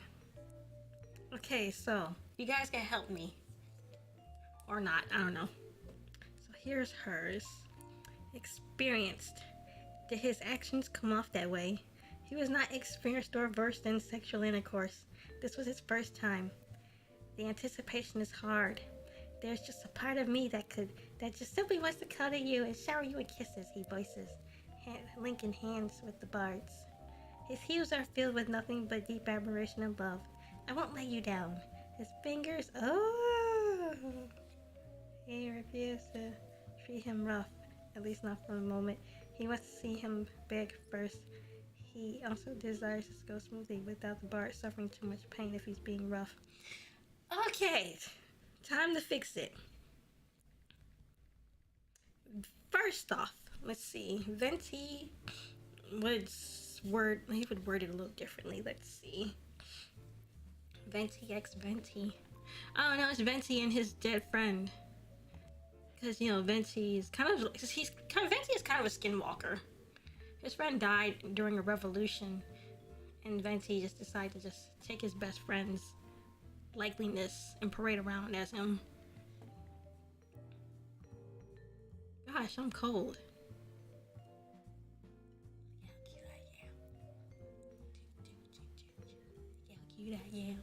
Look how cute I am. Watch me. Throw it back. Throw it back. Throw it back. Throw it back. Back. My ass too fat. Too fat. Too fat. Too fat. Oh. Oh, cool. That's new. Okay. Okay, now let's write this. Venti. I don't want to see a bad fanfic between them. Oh, bad as in tragic? Like dying? Death? Oh yeah, let's find a we're gonna make a tragic fanfic stream where we read sad fanfics. Okay, so that's eye-opening. What's eye-opening?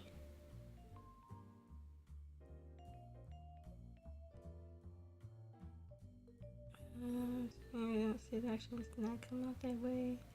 Okay, let's see. Venti was not privy to the intricacies of sexual intercourse. Wait. Okay, privy. Okay. Venti was not privy to the intricacies of sexual intercourse. Never in his thousands of years of living had he been this way with another human. Wait, been this way with another being.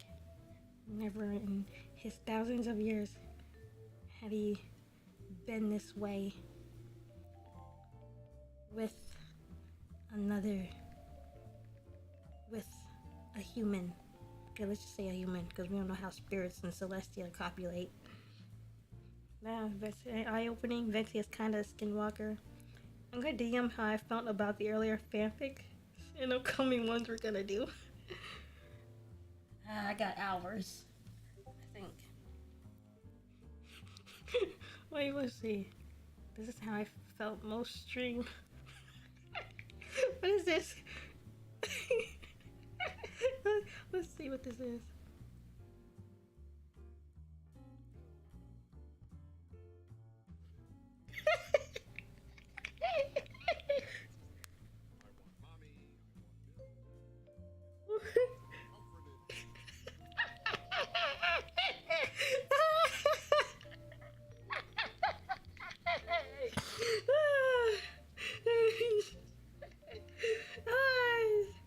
Thanks for going with me on this journey of pain and suffering for you guys. This... I wish I could have streamed earlier, but I was messing around with MMD. Okay. Okay.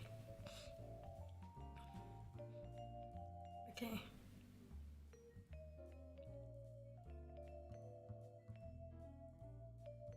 Okay, let's see.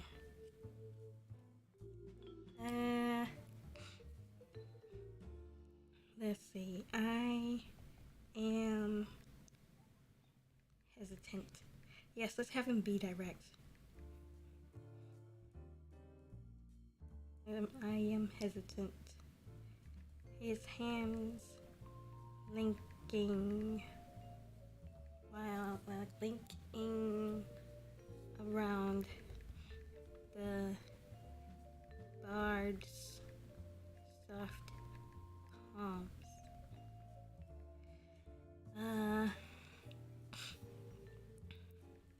Part of me just wants cuddles. Cuddles and kisses. This is funny. I'll endure it. Sorry, pineapple. His hues are filled with nothing but deep admiration and love. So how else could we describe someone showing the emotion of love on their face?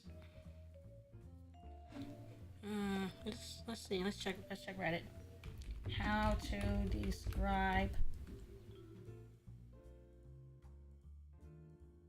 a loving smile. Reddit. No, we want to describe a loving smile. How to describe someone's cute smile? Angelic, charming, comely. No, I'm not looking for words. How would you structure that type of sentence? I don't know. How to describe a smile? How to describe your SO smile? No, I don't want someone else's description. I want to see, like, how would you structure it? Okay, then no, there's no help. I have to use my brain. Oh, this is a nice tragic picture. Wow. Save.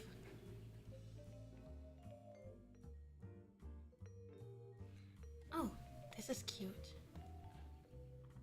We are going to save this.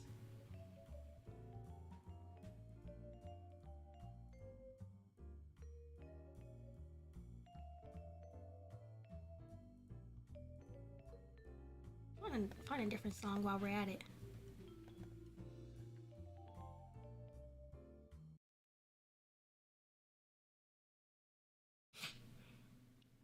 How would you describe a loving smile?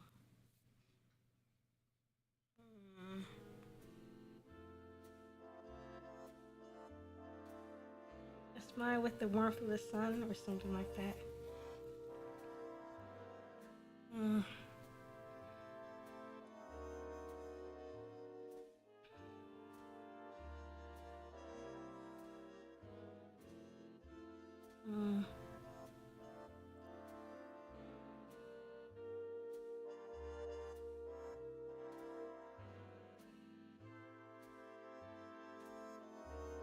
Oh, no, wait, it's not a smile, it's his eyes. Oh, yes, Venti's eyes.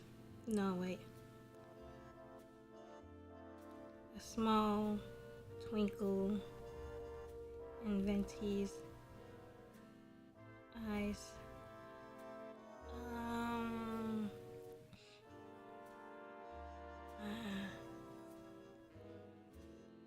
Venti's eyes twinkle, a gleeful smile or smile with glee. Oh, I'll make sure to remember gleeful smile. I'm going to need that one. Venti's eyes twinkle with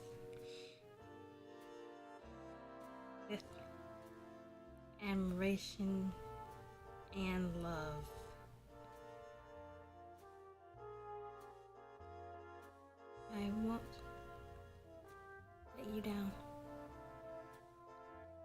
Okay, yeah, I'm gonna finish that later. Let's get to the next fanfic. Okay, there. Let's get to the next one because I actually don't know when they're coming back, but they're in Michigan. But it's like 4 hours. I don't know. Wait, let me. No, if I ask though, I'm gonna be rushing. Okay, we are in this next flick called "Surrender Vessel" by mistake or miscalculation, and it's Scaramouche and Tartaglia. We're back to our duo, and it's got some R word in it and some non-consensual. So you guys might you got some if you got some triggers, you might want to dip the hell out of here. Wow, that's long. Oh hell no, no. Wait, let's skip to the saucy stuff.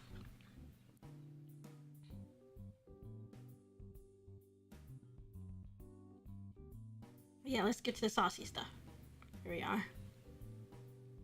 This was probably a bad idea. Scaramouche. Now let's get to the saucy song.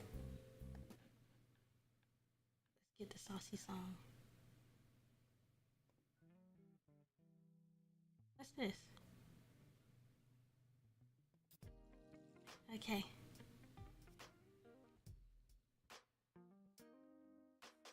Oh, hold on. There we are. Scaramouche has been restless since his unusually cruel creation, but this is the first time he's ever let himself fall far down the slope. The tremor goes down his spine as Childe kisses his throat, one hand pressing into his shoulder. The other one has shot an arrow into on their first meeting, and a phantom pain shoots down his arm. The other hand pawing at multiple layers Scaramouche wears on his top half. Eventually, he manages to get one hand underneath his undershirt. I thought he was wearing a Haiori. An unfamiliar touch grazes over his nipple. Scaramouche shivers, a spike of arousal darting down his groin. Childe lifts his outer shirt off, leaving him only in his shorts and undershirt. You sick fuck, Scaramouche hisses into his ear when Childe leans in to bite at unmarked skin where his neck met his shoulder. He wants to say more, but Scaramouche lifts his head and presses his palm against his throat to keep him quiet. He dips his head down again, scraping the top row of his teeth from the hollow of his collarbone to his heaving chest. Holy shit, that's a good description. He's tiny compared to him, and a little thrill runs through Childe as he suckles on Scaramouche's tit. Scaramouche claws at Childe's hand, hoping to at least use his voice. But physically, Childe has him beat by miles. He nibbles at the nipple, tongue running wet circles around it as it hardens and peaks. Childe hums, using his free hand to pinch it until it's puffy and swollen. Damn, that's like it hurt! His knee is wedged between Scaramouche's thighs, thin layers of fabric separating his kneecap from Scaramouche's dick. You're so small, Childe murmurs, sounding mildly awed. And it is not completely an insult to his manhood. Scaramouche gasps when Childe finally removes his hand, though he doesn't have time to readjust himself before Childe has him seated on his lap, back pressed against the younger man's chest. Oh.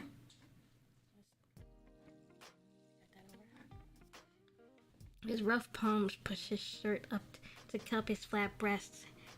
The calloused archer's fingers massaging his tender nipples. His mouth is dry, and Scaramouche swallows, feeling the outline of Childe's clock flush against his ass.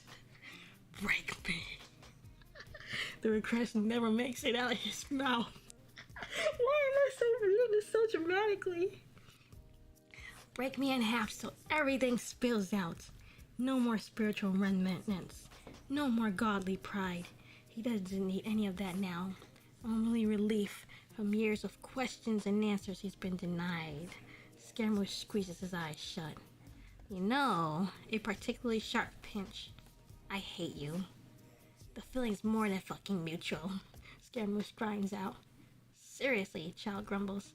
How are you the fucking sixth? Look at you, rubbing your ass against my cock like that. Oh my god. He pitches his canines between his ear and tugs, drawing blood, and Scaramouche hisses.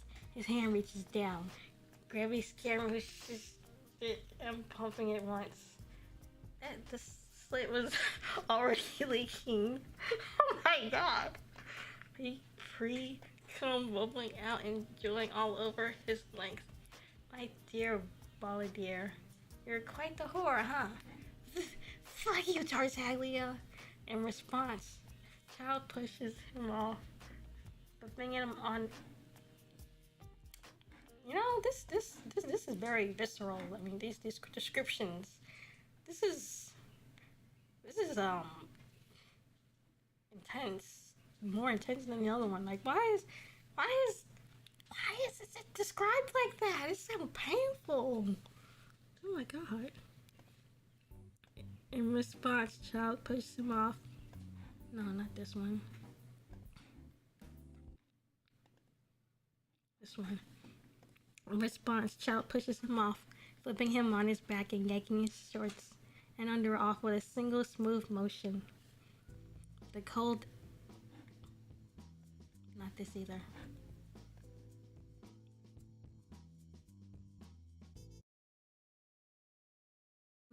Is it this one?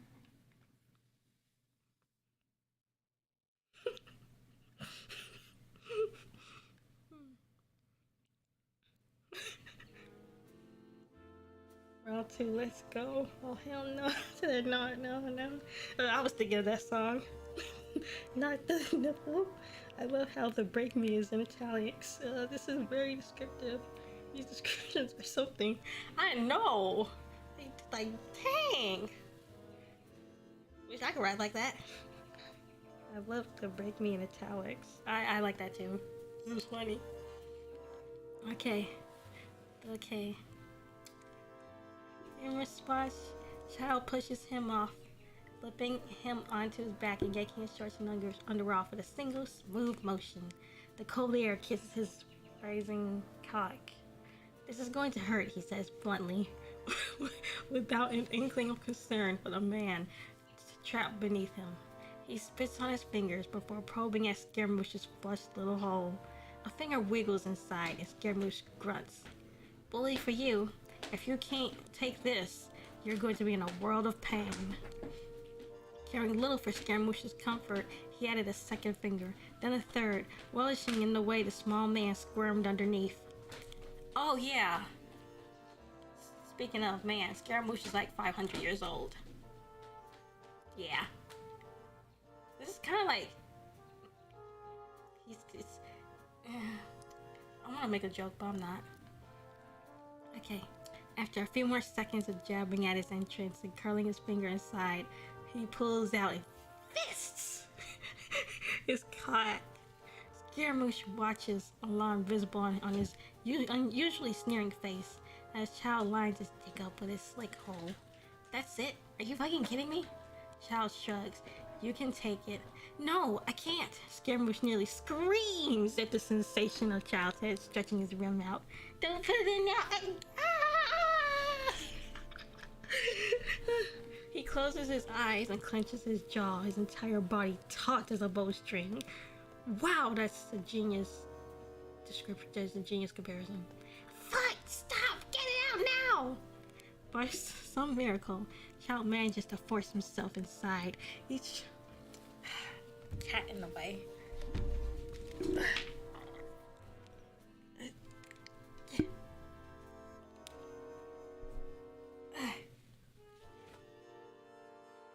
Oh, my arm! Oh.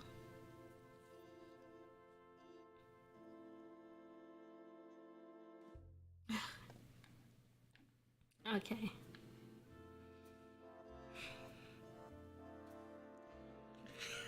At least he loosened him up a little. Barsky! Wow! Okay, now where was I? Just saying. Okay. By some miracle, Childe manages to force himself inside, each ring of muscle popping loose as he plunders Scaramouche. Wow, that's a very interesting way to say he just forcefully. Okay, a voiceless scream parted his mouth, eyes blown wide and spine arching delicately. His erection twitched, flagging against his belly as it continued to weep, smearing pre-cum over his navel. It was as if someone had stabbed a spear into his ass, agony flying through his lower half. As Childe bottoms out beneath him, scraping harshly against his walls, Scaramouche grabs at the sheet, a half-formed shout escaping from his throat. The saliva hadn't been enough to prepare him for this. He doubts anything could have, though. Childe bends his lithe body, practically folding him in two, and Scaramouche bites his tongue at the way his rim is stretched around the base of Childe's heavy cock like a puckered mouth. Wait, he says, his face twitching again. Tartaglia. Childe doesn't spare a second, running into him, uncaring of Scaramouche's pain. Pain. He's never felt anything like this before. This is different from the cut of a sword, the battering of a claymore, or the burn of a pyro catalyst. He's quite sure something in his ass tears as Childe fucks him brutally, grabbing him by the thigh and forcing his cock in and out at a ruthless angle. The pain runs deep, from his entrance to his tailbone. Tears leak from his eyes, dribbling down the side of his head as he sees his own face in Childe's full-length mirror. His legs are spread apart, one hooked over Childe's shoulder haphazardly, and the other pinned down, numb, on the bed by Childe's knee. Childe hasn't touched anything above his neck, yet Scaramouche looks ruined. His hair is mush sticking to the nape of his neck, lips swollen from the abuse of his teeth. Sweat and forming bruises decorate his body like rain and purple flowers. The wounds concentrate around his abdomen, lining his hips and dotting his stomach. Along the beads of pee come from the way his cock snaps into his belly with each thrust. I cannot write. Why am I reading this so dramatically? Okay. The sight of him, debauched and slutty, pushes him closer to the edge, a moan spilling out from his lips as the spiky head of Childe's cock rubs against his prostate. It still hurts, aching deeply, but it's slightly more bearable. Tartaglia! Shut the fuck up. Scaramouche collapses onto the mattress when Childe stops holding him up in favor of cutting off his airway with both hands. Oh, he's choking him! Purr! Eyes widening, Scaramouche tries to push him off, choking on his next words. Don't you know? Childe pants. You're so much prettier when. His pace grows more and more erratic. You shut the fuck up. God, I've been wanting to do this forever. Scaramouche's eyes. That's right. Choke him. Choke his ass. Now that's what I'm saying. You choke a bitch. I mean, you choke. Let's continue. Scaramouche's eyes roll to the back of his head. Oh, reminder! This is fiction! Don't actually go choking your girl or your guy or your them-bee. Okay? Glad we had this talk. Scaramouche's eyes roll to the back of his head, arms falling to his side as black splotches envelop his vision. He falls limp a second later, and Childe barks a laugh that cracks as cum spurts out from Scaramouche's tiny dick, making a further mess of his bruised torso. Fucking Scaramouche unconscious. Isn't that a feat? The thought of it makes his dick throb. Fucking his annoying co-worker's motionless body and watching sweat bead at his brow as his orgasm racks him through sleep. With a groan that cracks embarrassingly the moment until it comes out. An impossible pleasure washes over him and he stills, keeping himself buried in Scaramouche's tight hole. When he's finished, he tries to pull out, only to find Scaramouche clenching around him. Smirking, Childe grabs Scaramouche by the underarms and pulls him off. The abused hole twitches as it attempts to grip at the phantom dick, gaped wide enough for Childe to see his spen leaking from it. Scaramouche crooned softly, stirring. Tartaglia. He slurs. That's my name, Childe says lowly. He's zipping up his pants and smoothing his crumpled shirt. Burn in hell. Childe tilts his head up and laughs. The sound callous. Damn! Wow! Zang! Okay, let's catch up.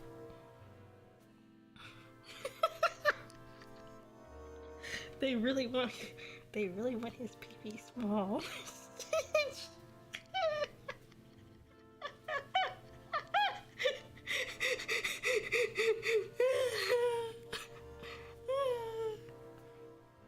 Rin, what? Kind of weird. What was that sound you made, Rin? I'm just trying to go off what I think is what kind of sound he making, you know? I'm just trying to go off whatever sound he making. Oh my god.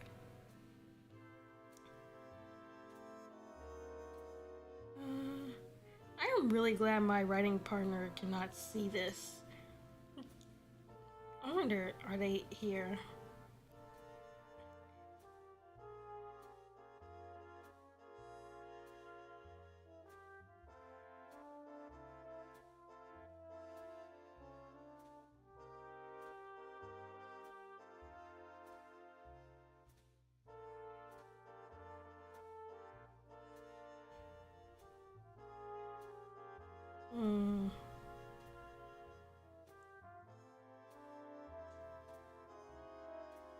Let me see.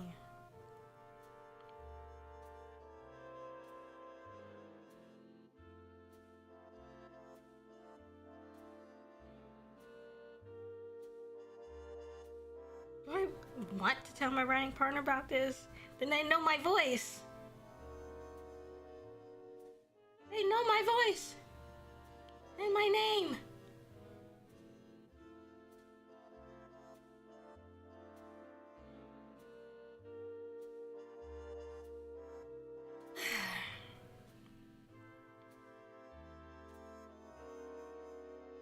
Gosh, if only I could share the saucy writing stuff.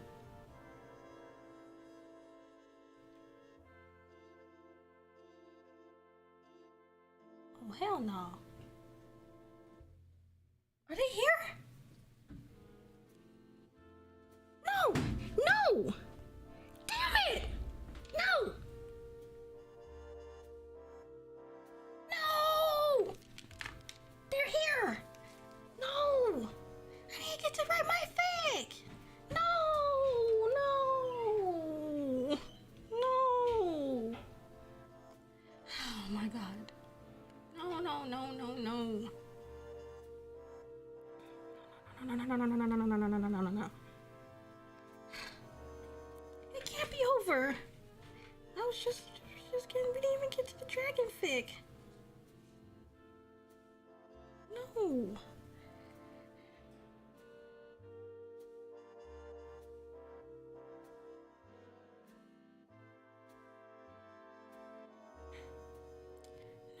No, no, no, no.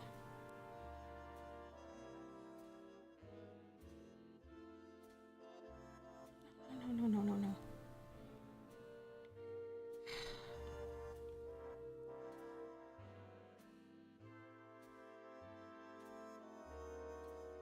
No, no, no.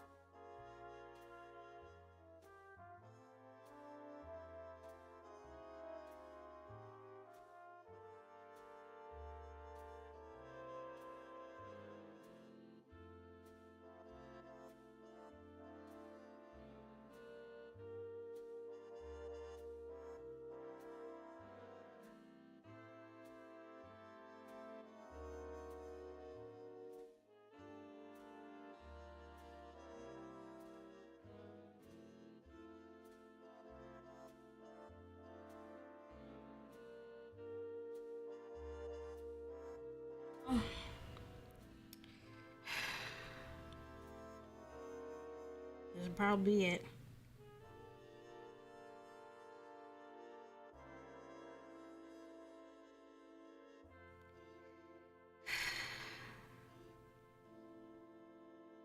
Sounds like they're just getting in, so I'll probably have just enough time. Darn it! I didn't get to finish traumatizing everyone.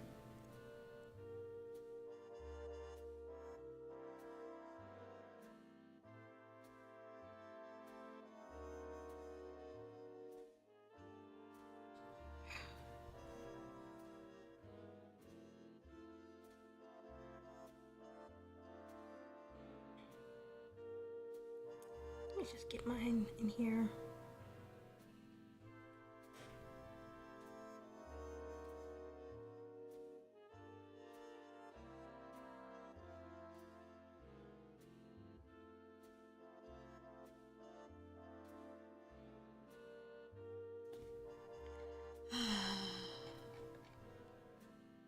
Dashboard. Drafts. Here's mine. Oh yeah, trigger warning for R word. Uh-oh, I think the fanfic times are over. Oof, doesn't mean we still can't do stuff. Well, at least you finished the second one. We can always hear it another time. But do you want cat? Can't think I'm traumatized enough. No, seriously, I can't do this no other time. This is rare for everyone to be like gone like this. Okay, so here's mine. Forgive me, guys. I have sinned. I wrote Dubcon. Side note. I love that Scara's lore repeatedly calls him beautiful because I can overuse the word. I'm not gonna lie, I feel embarrassed I wrote this. Oh yeah, Scaramouche's lore continually calls him beautiful and pretty. Yeah, I like this picture.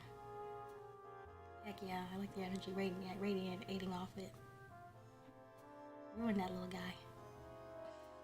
Child dreams of. Oh, shoot, wow, we just getting straight into it. Ah, this is embarrassing. The second one was fairly descriptive. I'll be remembering that one for a while. Child dreams of rubbing Scaramouche all over. He imagines how the pretty boy's moans would sound, and how his face would be covered in red, his eyes half lidded as his lips quiver, how his body would feel once he's rolling his hips against Scaramouche, dusting the smaller males in size. He wakes up, chest heaving and blushing. Scaramouche is beside him, against the wall, waiting for someone. They're both outside waiting for someone. He asks Childe, "What's wrong with you?" Childe blushes and still doesn't respond. In the heat of battle, Scaramouche fights fiercely. Childe's hydro blade slashes across the neck of an enemy, finishing them off. When he glances over at Scaramouche, his gaze lingers. He's amazed at the elegance and the way the beautiful boy moves, the calmness, the quiet ferocity of each slow from the electro daggers he conjures. The way his hair flows, it makes Childe hungry for something primal. He realizes he's gotten hard. A little second before Scaramouche's eyes were on him, he turned around. He needed to hide it or release it. I'll be back, he exhales, chest heaving again like earlier today. He thinks of how Scaramouche's naked body would look bent over, soft skin warm to touch. He imagines how their sweating bodies would stick together as they stay locked in an embrace of bedroom hugs and kisses. His downcast gaze studies his hand, moist, covered in his own cum. His arousal came from the mere existence of Scaramouche, no less.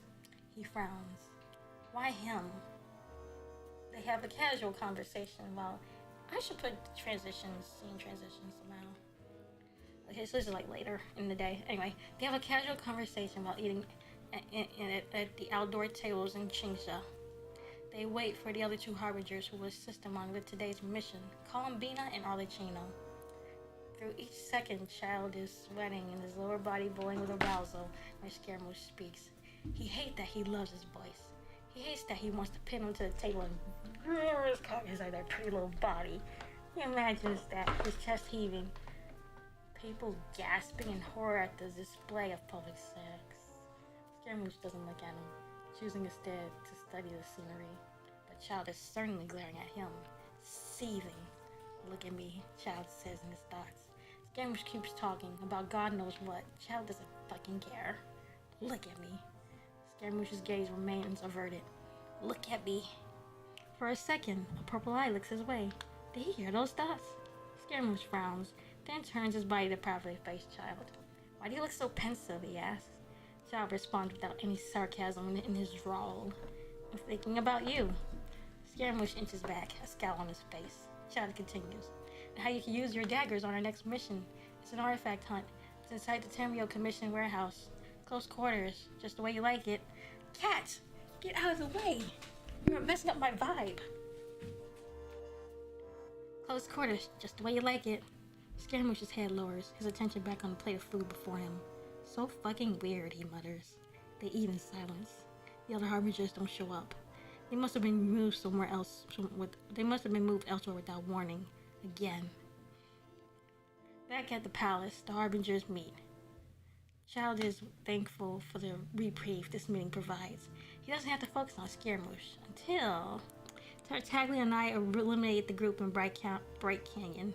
We found no signs of the artifact. We also didn't get any assistance in Chingsha. Again. Why is he blushing? Scaramouche is just giving a status report. But the seriousness of his delivery. Why is it so hot? Why is he so hot? Adorable? Pretty? Childe covers his mouth, his arm trembling. Oh, he's drugged, by the way. Rosaline notices his predicament. I should use her name. Her name's Signora. Signora notices his predicament. What has you so flustered? Dottore wears a coy smile. He stands, one hand on his hip. Seems like Tartaglia needs a checkup. Oh yeah, Dottore. Okay, so here's Dottore. This creepy good dude. He's like a doctor. He always messing with stuff, and he has like no regards for his test subjects. Makes sense. He like makes some kind of terrible drink. And here is La Signora. Pretty. Purr. Yeah, she's a boss. Pretty lady. Her name's Rosaline, but her title is La Signora. Okay, back to the fake. Childe hisses. I do not. Pulcinella speaks. If you are indeed suffering from some ailment, stay away from us and get yourself cured. Childe sighs, brushing a hand through his hair. It's not contagious. Scaramouche gives his input. You've been acting really weird all day. If I catch whatever you have. He pauses for a moment, thinking. I am overdue for a vacation. You're the reason I'm like this, Childe says through his teeth. It's not contagious. Let's not forget the purpose of this meeting, says Signora, visibly irritated by this off-topic shift. Thank you. Childe huffs. After the harbingers report their findings, they leave the spire one by one, heading to their rooms. They're allowed to rest tonight. Tomorrow, the search resumes. Childe follows Scaramouche, his eyes dead set on the mail in front of him. At first, Scara doesn't notice, but then he takes a hint when they pass by Childe's room and the other mail doesn't go in. He looks back slightly and stops at the door to his room. Childe's eyes are still on him. Scaramouche catches a glimpse and is internally mortified by his co-worker's current state. He looks paler than usual, with bags under his eyes. His dull eyes are somehow a more muted color, nearly gray. Scaramouche enters his room and Childe closes the door. Scaramouche begins. What are you? And immediately he is grabbed by the taller male and a kiss is pushed upon his lips. Childe pulls away. This is so embarrassing. Childe pulls away, his spit trailing off Scara's lip. Scara wipes it off. What the fuck are you doing? Childe brushes his fingers through Scara's hair, almost petting him. I'm gonna fuck you until you can't walk tomorrow. Excuse me? Suddenly, those fingers grab those soft locks and pull back. Scaramouche tries to pull Childe's hands off his hair, but the other male pulls back with such strength and ferocity. How strong is he? Scara sees those eyes light up the same way his eyes become full of life during a good battle. Oh yeah, side note, Childe is like a serial killer and he really loves killing people. But he's also like really flirtatious. But he's also like a killer. And he like, yeah, okay. Child, come on, just push through it. Be a woman.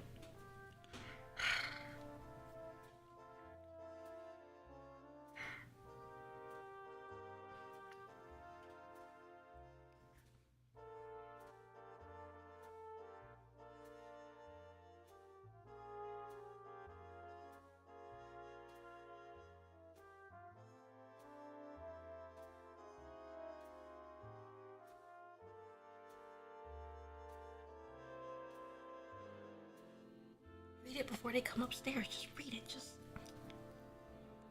So what? So what if they just? Okay, you know, let's catch up a chat. Oh, the mommy character. I mean, what? Is that a hick? Nah, that was just me trying to do the anime thing. Anime yell. Oh yes, Ignora is definitely mommy material.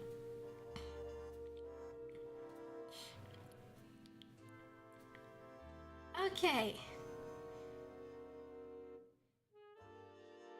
Child pulls down Scara's pants, marveling at the sight of uncovered skin that he never thought he'd get to see. Stop! Scara breathes, panics, tears coating his cheeks. He tries to kick Child away, but his strength is no match for the experienced fighter. Child lets go of Scara's hair, but has a tight grip on his arm. His fingers wander downward, finally finding that hole, prized hole. He struggles to get one finger inside, causing a lot of discomfort for Scara. The lift male winces. Ah! That fucking hurts, you idiot! He throws Scara down onto the bed. And then he takes on small hand-sized ball, loop they cover his pocket. Scara panics, tiny sparks of electro circulating in his hand. He could have used his delusion to get out of this, but his hesitation makes him question himself. Did he really want to get out of this? Why are you doing this? And to me of all people, go fuck Rosaline. She's hot, he lied. Anything to get Child away from him. Child takes his time moistening his fingers. You're prettier. If you dare touch me improperly, I'll have your vision and delusions confiscated. Child doesn't heed any of Scaramouche's warnings as he pulled down his pants, moistening his member. Why was Scaramouche's eyes widened? Why was it that size? Polichinello will hear about this. He'll fucking kill you. Child still doesn't care. He held Scaramouche down by his hair, pulling his lower body up a little that he could perfectly slide in if he wanted to. But first he has to spread him out. He whispers into this. This is so embarrassing. I can't. Be the woman, Ren. You got this. I don't got it. And it's almost over. I got another one though.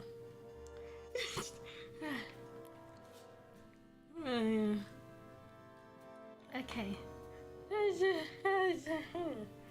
He holds Child down by his hair, pulling his lower body up enough that he could perfectly slide in if he wanted to. But first he has to spread him out. He whispers into Scaramouche's ears as his fingers slide in and out of the male's ass. I mean it when I say I'm going to wreck you hard. I've been feeling like this all day, and because of you, I won't hold back. Scara gasps, realizing the gravity of this situation. He's never had anyone in his ass, especially not like this. He wrestles against Child, thrashing about and trying to pull away. Child, what's this, please? You won't be able to stretch him out gently as he's flailing like this. Fuck it, the tighter the better, right? He manages to grasp Scaramouche's wrist once more and hold his upper body in place. His circumference enters, then the upper half. Scaramuche's scream quickly becomes a whimpered moan. He doesn't want anyone to hear. Child pushes deeper, slowly. eat food slowly because of how small the younger male is. Scaramouche just held tight repeatedly around his body, around his cock like convulsions. Through tears and hushed sobs, Scaramouche cries out, "You bastard!" And his house hips slam into Scaramouche's body. Scaramouche says nothing. Just sobs gently. It's so embarrassing. From the door, a figure had been watching. Dottore smiles, pleased that his gas formula had worked after many iterations. He closes the door, leaving the two males to their own devices. And there we go. There we go. That's.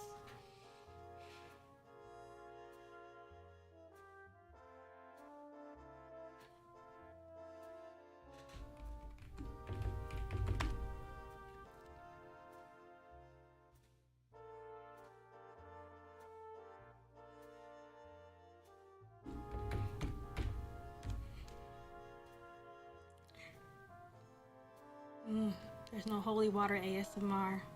I need some holy water. You know, let's just look at images of holy water.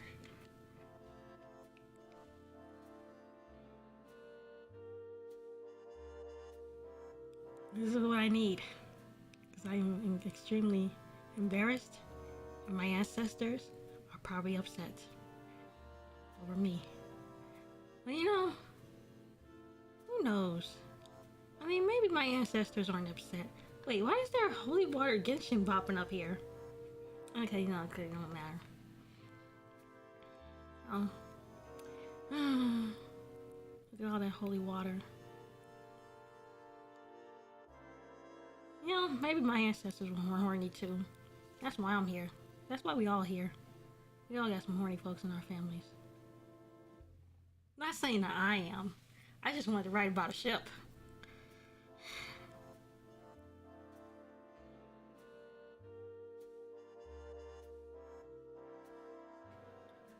Nice water. So wait, where can you get holy water in Genshin? Save that. Okay, they're still downstairs. So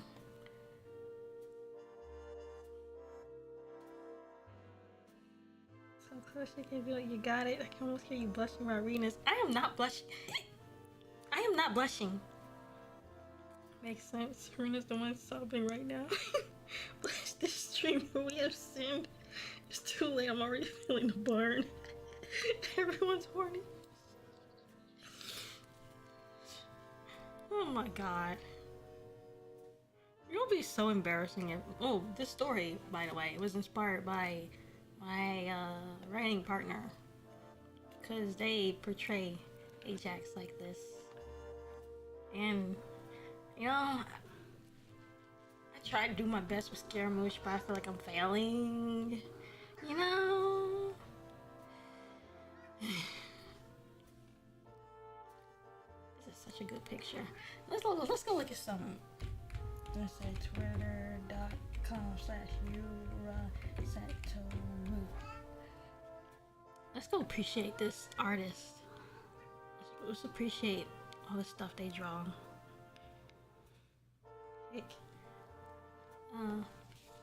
Yeah. I should probably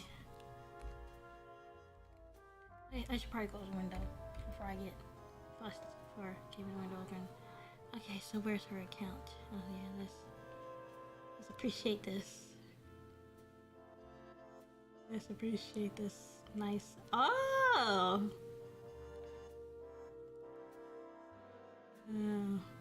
They have really nice art. So it's I like this particular one. You know, it's like, cause you know, in Scaramouche's lore, he was supposedly a pretty boy, and he wandered around for like years. He was probably he was like super innocent and stuff, you know. So he just, you know, I want to look at that picture, but you know what? I'm not. We are going to not do that.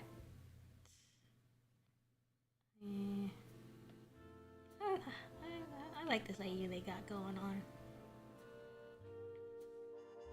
Oh yeah, this that hoe who was like killing folks for no reason. They went absolutely nowhere with her dictator personality. Oh, that's a nice picture. That's a nice picture. Yeah, that's a nice picture. Yeah, see, this is Twitter's mostly tame. It's like, ooh, that's saucy. But yeah, see, it's mostly, oh, look at this. Oh, see, that's nice. It's a little snippet from Scaramouche's lore. Yeah, it's 18 and up, so be careful what you show, like these pictures. Oh, don't worry, you were mostly keep. Don't you step there! I'm not gonna have you cut my computer off last time. No, no, no. No, no, no, no. Nope. Not this time, boyfriend. Come on, let me know. Okay. This is a nice picture. I like these pictures. I like them too, Aaron. Her name's Yura Sutori. She, agreed to let me make stories to her art, and I need to respond back and tell her thank you so much.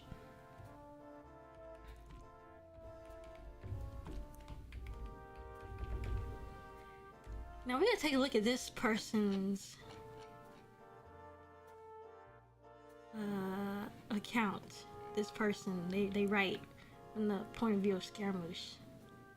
You know, let's read something here. Look, this is nice. This is nice, sad picture. This previous Scaramouche and sad Scaramouche. Now let's get back to this later. Let's go back to the saucy stuff first. We gotta look at this person's stuff later. Cats being rascals. Yep. I should close the window now. Darn it.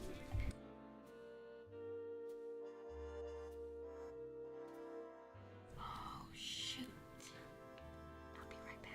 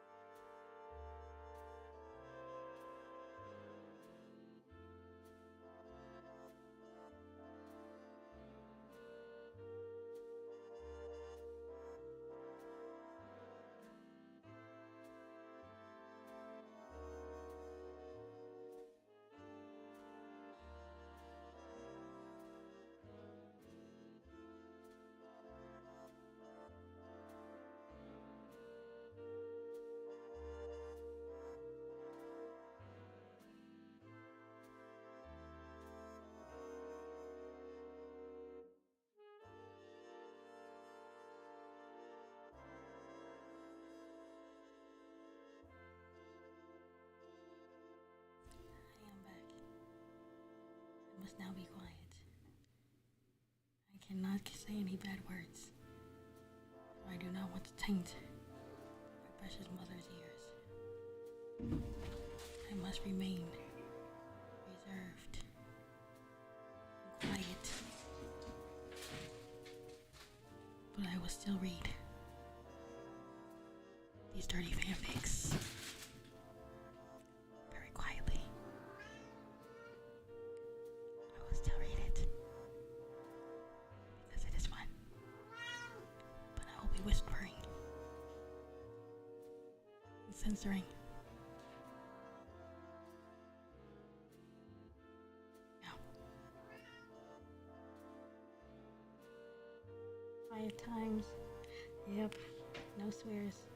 Yeah, I mean, she's lived a nice life, but I'm sure she knows curse words and stuff exist, but you know, respect your elders and stuff.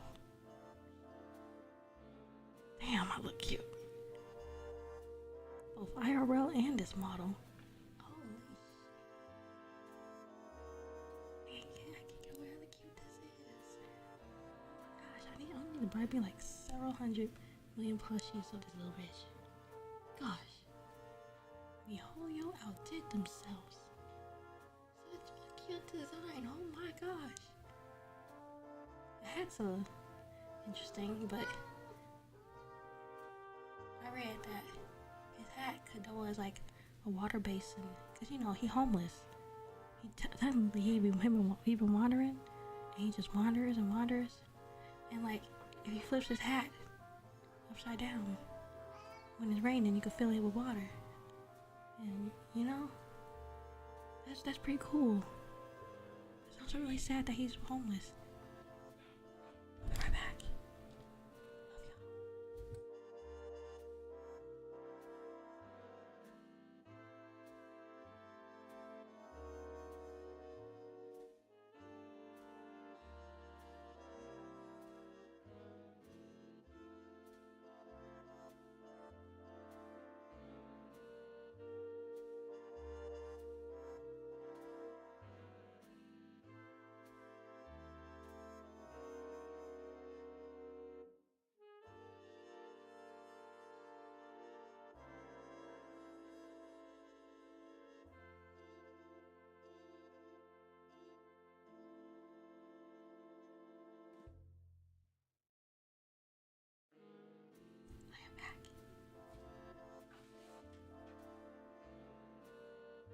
ASMR stream.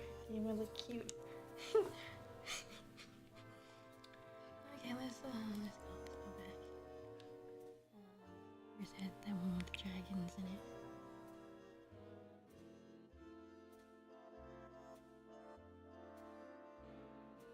You wanna read another fic by Miscalculation?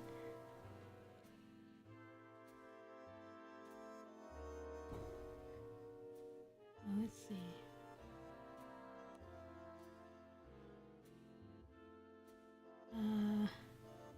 Here we are. Hot spring massage. Let's read this one.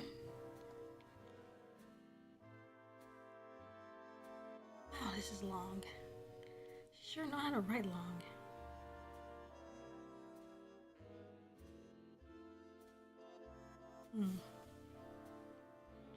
Skip all this, skip all this. Skip all this.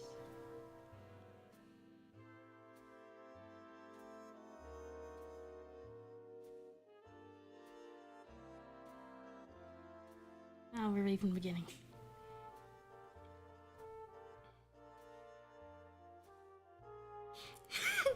Now I really need a drink. Oh, by the way, you wanna play Left 4 Dead in a little bit? Cause I really wanna play it. My mouth is dry, drier than the Sahara Desert. Mine too. Okay, so Scaramouche gets non-conned in his own personal onsen. Damn, right in his own crib. Childe isn't approved by any stretch of the definition, but oh my god, those shorts I saw are fucking tiny. Scaramouche talks and acts like a grouchy senior citizen, so most of the time that Childe finds himself, readily forgetting that physically at least, the gap between their ages aren't terribly far apart. And the shorts, yes, the shorts. The brain of his existence. He's one to not usually let his head below his waist and take the lead, but all you think about is those days act like they're just so. Pulling Scaramuche's pants off and watching them dip around the side of his knee and sip through his smooth calves. Dang, why you guys get so saucy with that description? Man, my writing sucks compared to that. Anyway, he's going to be shipped out to Leeway in a month. The street says orders. He is to retrieve the Geo-Archon's Gnosis and expand the Fatui debt collecting business on the side. Something which he is simultaneously grateful for and bitter about. Who knows how long the operation will be. It can be months or even years before Childe is able to return to the motherland, swaggering into place with Rex Lapis's Gnosis in his palm and Scaramouche's two short shorts between his teeth. Between his teeth? He's pulling shorts off with his teeth? Damn. That's genius. I ain't even thinking nothing like that. Wait, scratch that last part. The Teresa will probably not appreciate that. Are you paying attention? Or are you too busy being lost in your little fantasy world? Childe quickly hangs his imagination elsewhere, smiling sweetly at Signora. Of course I'm paying attention. You're right. The new recruits certainly need more training before we can let them on the field. But I even suggest that one of us do it. One of us? Sandrone blinks at him, her eyes. Sandrone's a guy. Well, this must be their OC. Sandrone blinks at him, her eyes deceptively sleepy. It is still not her responsibility to oversee the fledglings Tartaglia. You ought to know this by now. He doesn't like to admit it, but Sandrone makes him sweat sometimes. More than the other harbingers still treat him like he's wet behind the ears. For Sandrone, something about her makes Childe uneasy. Maybe those creepy puppets she controls, and the skin that she wears. Yes, but something's obviously wrong. There aren't such things as bad recruits, just bad teachers. Recruits are as malleable as one wills it. I see. Sandrone doesn't smile back at him. Scaramouche would probably be best for that job. What? Scaramouche's voice snaps like a whip through the air as he stands up from his seat at the meeting table. I'm not wasting my time teaching multiplication to those jabbering jackasses. Oh no, Childe says rather sarcastically. I quite agree, Sandrone. I too find it to be a sound idea, chuckles Signora, stroking her chin. Childe's face darkens as they gang upon him. Not all of them are here today. Only Childe, Signora, Sandrone, him, and Pulcinella. All of them turn to him, the most senior member in their ranks. He looks bored by the current affairs, already having spoken his piece. His hawk-like gaze flicks up and off the tabletop, where he feels their eyes on him. Do as you will. Any harbinger will bring about the results you desire. You, not we. Because let it never be said that there are slackers or basket cases in Pulcinella's division. It's official. Scaramouche curses, not even bothering to do so quietly. My mouth is dry.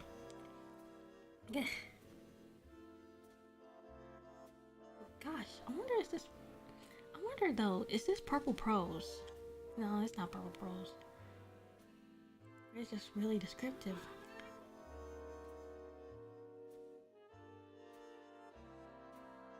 Unfortunately for me and my nephew, relieved himself on my bed. Guess we get to sleep in a funny shape tonight. So, my throat. Sorry, I didn't mean to laugh. I don't know why. I don't know.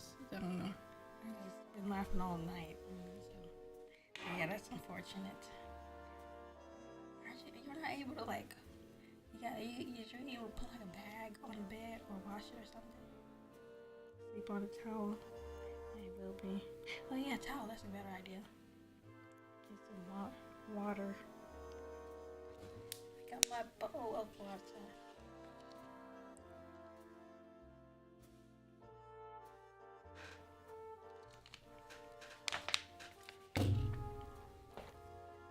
But make sure I space out the water.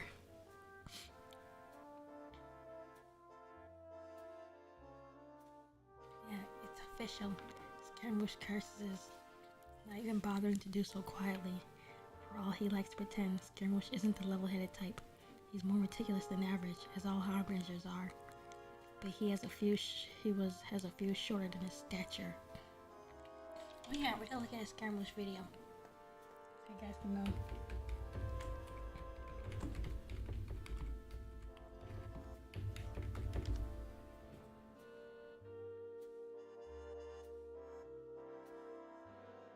The night version or the daytime version?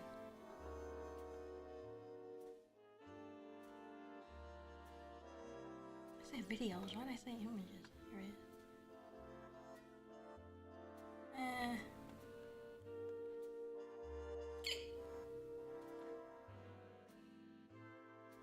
I'll look at one of them.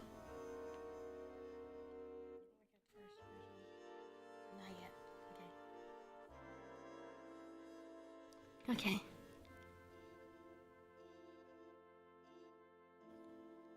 And it is done. There is a tone of finality in Sandrone's voice. I will update the records to include this. No one dares argues with Sandrone. Even Piero and Pocinelli do not usually question her. She works more on the logistics side of things, or force things to the streets that not even other harbingers are privy to know about. We'll be expecting substantial improvement before the next meeting. Dismissed. Childe feels a weight lift off his chest as he is finally allowed to go, falling in stride with Scaramouche. So, he starts. Freshies, huh? What do you want? Scaramouche deadpans. Did you come here to gloat, Tartaglia? No, not at all. Childe forces his eyes to stay on Scaramouche's face. In fact, I was going to offer you a hand. After all, in a month's time, I'll be in leeway, and you won't get to see me anymore. Perhaps, if I'm lucky, you'll get lost at sea, and I don't need your help, so kindly F off. It's not the same. It doesn't deliver the same punch. Childe chuckles as Scaramouche storms off, dripping in the side of his legs, disappearing into tempting fabric. Wow. Hey, you better not jump up there. No. I'll be right back.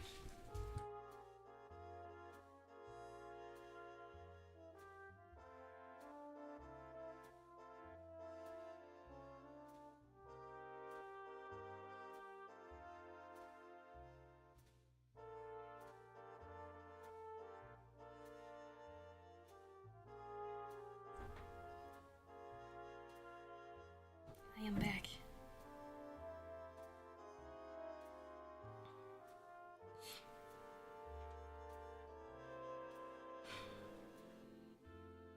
It starts off fantastically enough with bare skin and shorts.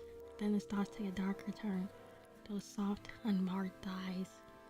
He wants to pepper them with bites. Oh, I got something stuck in my mouth. He wants to pepper them with bites and dig his fingers into flesh until angry bruises form. Childe wants to bite him until he bleeds and hold him until he bruises beneath his iron grip. He can circle his thumb and pointer finger between one frail wrist, kissing the inside of his forearm until he reaches the curve of his armpit. To actually be able to stomach doing all that, though, is a completely different story. Didn't you say you were going to help me? Scaramouche has already sent at least 3 recruits into the afterlife, and the rest are working twice as hard to improve. So, no. Childe does not think he needs any help, with that at least. But this. Wow, he canceled their life subscriptions that quick? That's funny. You called me here for this? Childe ogles at the sight, unsure to feel incredibly aroused or incredibly disrespected. Both is good. Scaramouche is completely naked, though his lower half is hidden beneath the waters of the hot spring, a private one built for him and only him, meant to mimic the outdoor onsens of Inazuma. Well, almost private. The hot spring is split in two, one sectioned off for the public, and one for Scaramouche's personal use. Childe is currently standing barefoot in the former, holding a towel in his hand. What am I, your servant? You said you wanted help. You told me to fuck off. I can change my mind, can't I? Scaramouche shoots him an annoyed look. He cannot believe this is happening. And the loud voices on the opposite side of the bamboo fence. There seems to be some sort of celebration going on. In fact, they sound vaguely familiar. Are those the new recruits? Indeed. I find that a little praise works well with punishment. Bringing them to the hot springs is a little overkill, but Scaramouche likes to go hard on everything, doesn't he? Let it not be forgotten that he has killed at least 3 of those recruits already, and likely subjected the rest to grueling training. What exactly do you want me to do? I'm a harbinger, Scaramouche. I don't have to wait. Time to wait on hand and foot, but I don't have time to wait hand and foot on you. Oh, please. As if I don't know that you shove all your menial tasks onto the poor, overworked Katerina. You're just a battle junkie, Tartaglia. Childe grits his teeth. Scaramouche gets on his nerves most days, in all sorts of ways. But he's being practically insufferable today. I'm done here. Go fuck yourself. At least hear me out, will you? What? I have no interest in helping you. Change your tune quickly, huh? I said that 2 weeks ago, you bastard. You don't suddenly get to change your mind like this. Scaramouche. What's this? Oh. Where was I? Scaramouche looks up thoughtfully, as if the nice guy will give him answers. Treat it as an exercise in elemental control, then. Childe gives him a look. Oh, welcome back, Lucky. You missed quite a lot. Oh, you missed like the whole fanfic I was reading that I wrote. It was hard to read through that. I was putting my covers on the washing machine. Did I miss much? Nah, he didn't get plowed yet. My body has been feeling stiff lately, Scaramouche explains. And I didn't commission this place for nearly enough. They don't have any jets or any of the sort. Use your hydro to shroud the kinks in my shoulders, will you? You want me to give you a massage? Childe says proudly. Essentially, yes. This arrogant son of a bitch. Childe wants to break him, wants to come into pieces and hanging his limbs.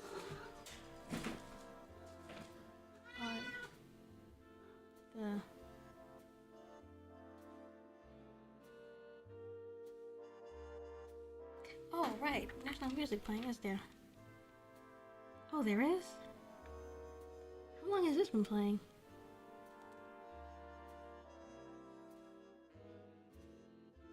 I'm glad. Glad what? That you missed a fanfic I wrote? It was a lot of strength to read that thing.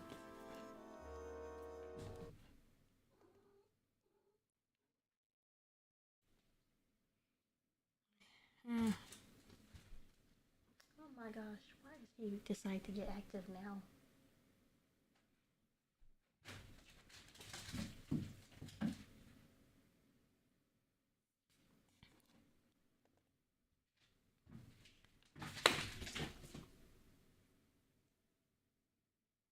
Yeah.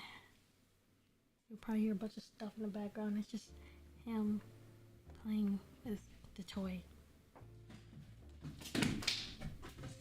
It was a fantastic fanfic.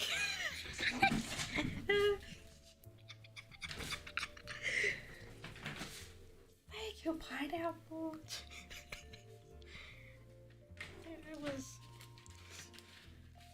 Oh, I purposely left a lot of it vague, since I wanted to make more about it. Oh my god, why do I keep knocking stuff over?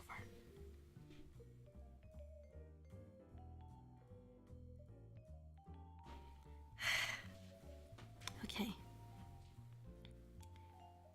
he wants to hang his limbs on the training ground as a warning for the others. His fingers twitch.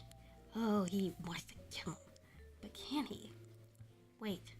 Childe regards Scaramouche, who has put on a sleeping mask over his eyes and is now sipping an iced tea as he waits for Childe's answer. Something rather devious forms in his mind, and Childe laughs, sharp like splintering ice. This is an opportunity. All right then, he says, genially, starting to strip But you won't mind me joining you in the water, right? It'll be much more effective and comfortable for both of us. Whatever.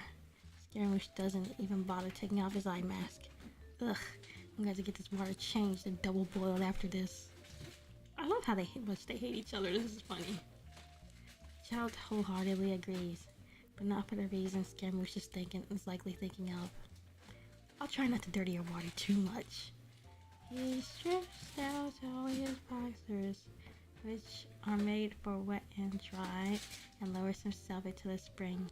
The water sucks the tension out of his shoulders, and he sighs. His fingers brush against Scaramouche's thighs. He positions himself beside him, pausing abruptly when he feels fabric.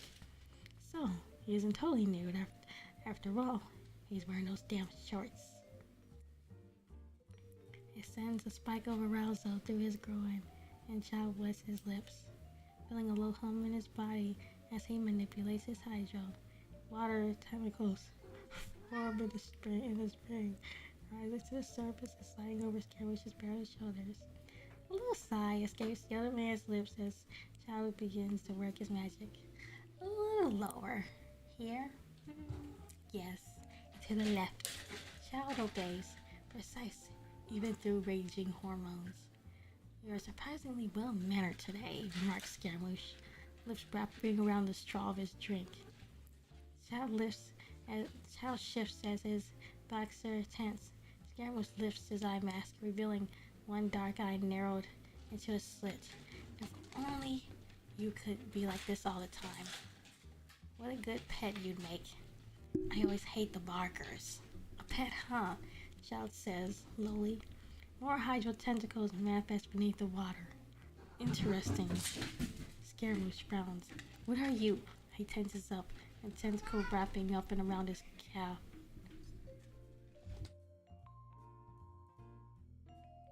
I'll be right back.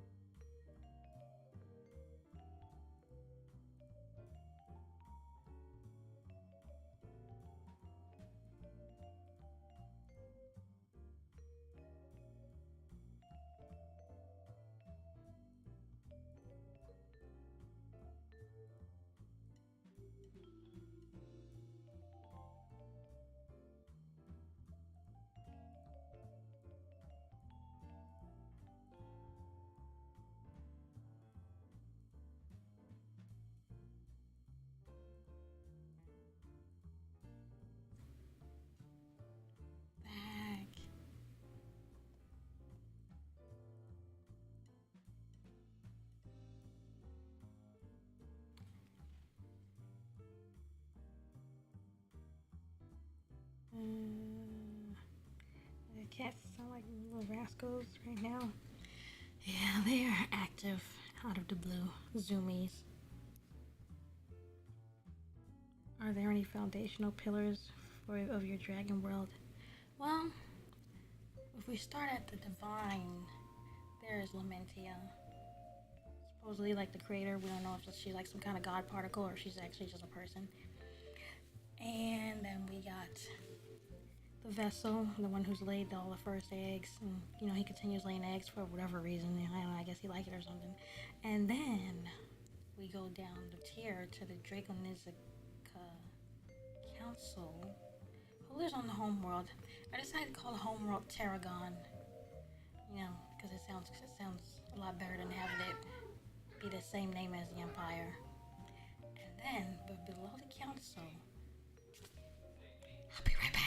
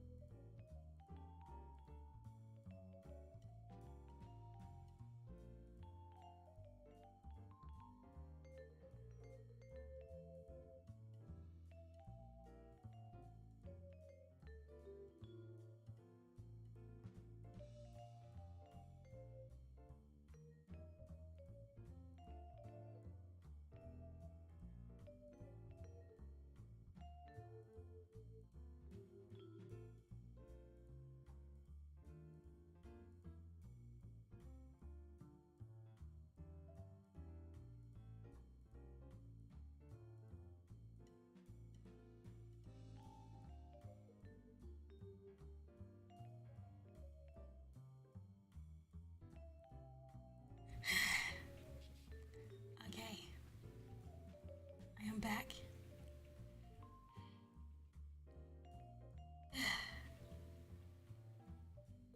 So, basically, I need to turn my mic up. Okay, there we go, full volume. So, what was I saying? Alright, so below the council, there's the different areas of the planet, and their overseers. And then we got the planets that the Empire owns. Each planet has its own council, and and then its own council, its own singular ruler, and they're all allowed to act a little independently. To ensure the survival of the dragon species, act with independence rather than act together. And let's see. Then we got like the Earth, and there are different families. There's different families that are ruling over different regions of Earth. Humans still get to rule their stuff. Humans still get to keep like their presidents and all that jazz. But at the end of the day, it's a dragon you gotta answer to.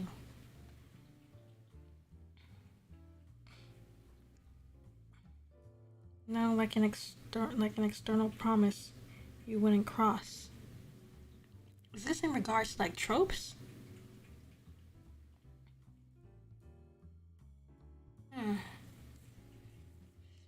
Like morality? Like, cool. Thanks, Aaron Kelly. So, external promise.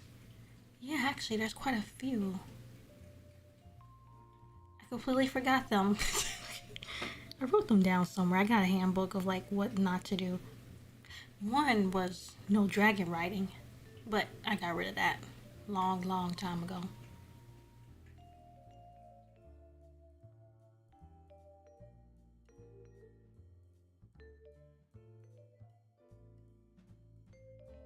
No, no, that's not it. Is it like something I would or would not do to a character?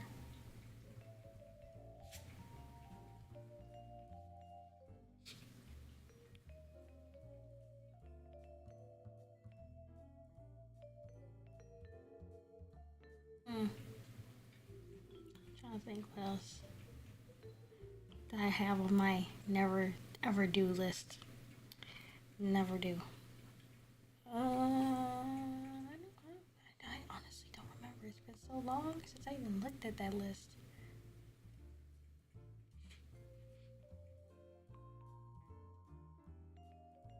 You forgot the rules you wrote for yourself.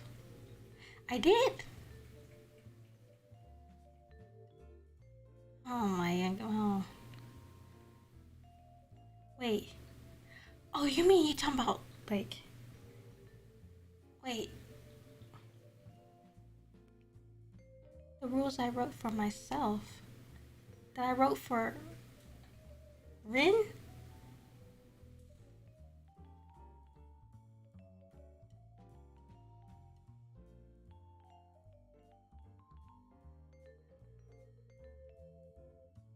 Like, I know I sometimes forget my own lore.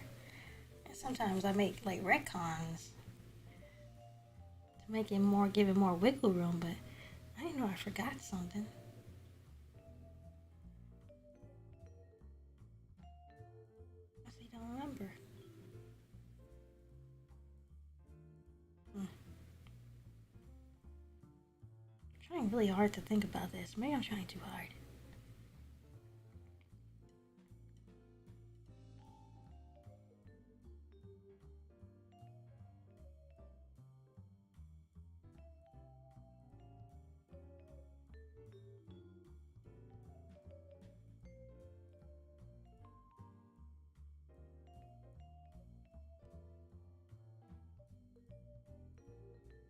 What rules are there? I'm sorry, I'm still thinking about this. It just has me stumped. Stuff like no dragon riding.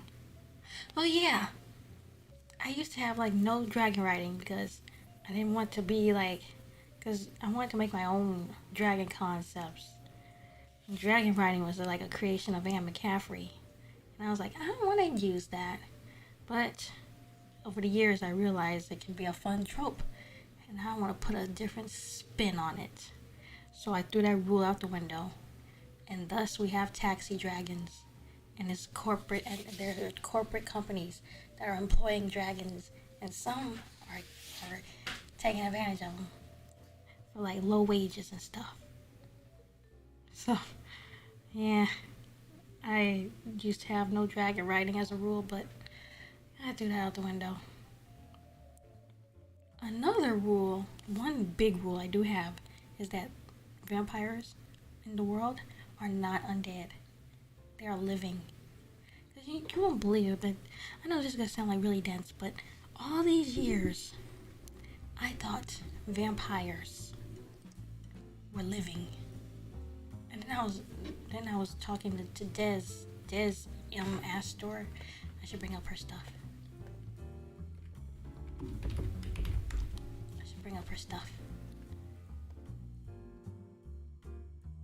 Yeah, this is hers. She has these creatures. Her vampires are called uh, living vampires. And I was like, I thought all vampires were alive. And she's like, nope. And then the more I looked into it, the more I was like, bruh, you mean to tell me all this time they're vampires are dead. So yeah, I don't like the idea of like vampires being dead. I don't like it. I don't like it.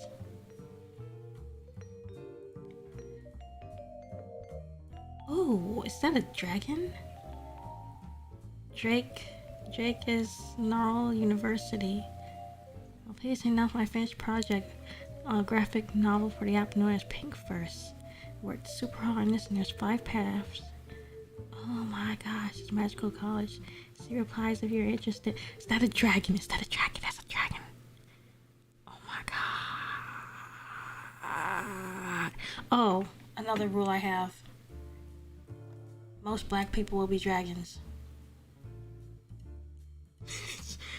That's like, I know it's weird, but that's the rule. You know? But anyway, and another rule I had, let's see.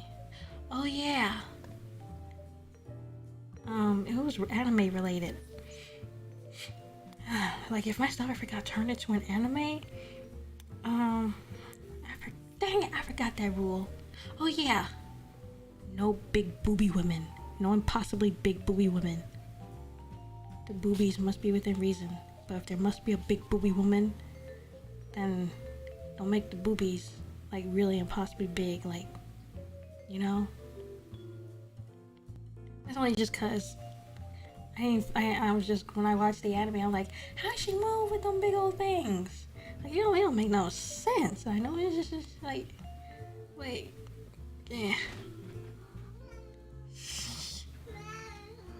But, you know, I kind of want to make a big booby anime lady, just cause, you know.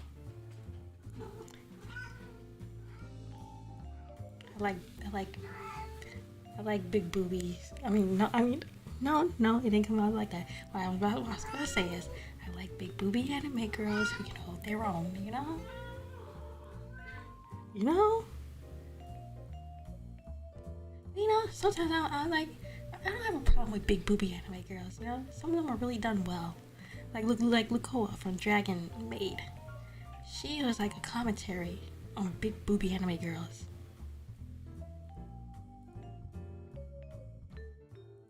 Co-op was great, because like in one scene she was like, she had to like put the shirt on because people were like ogling over her.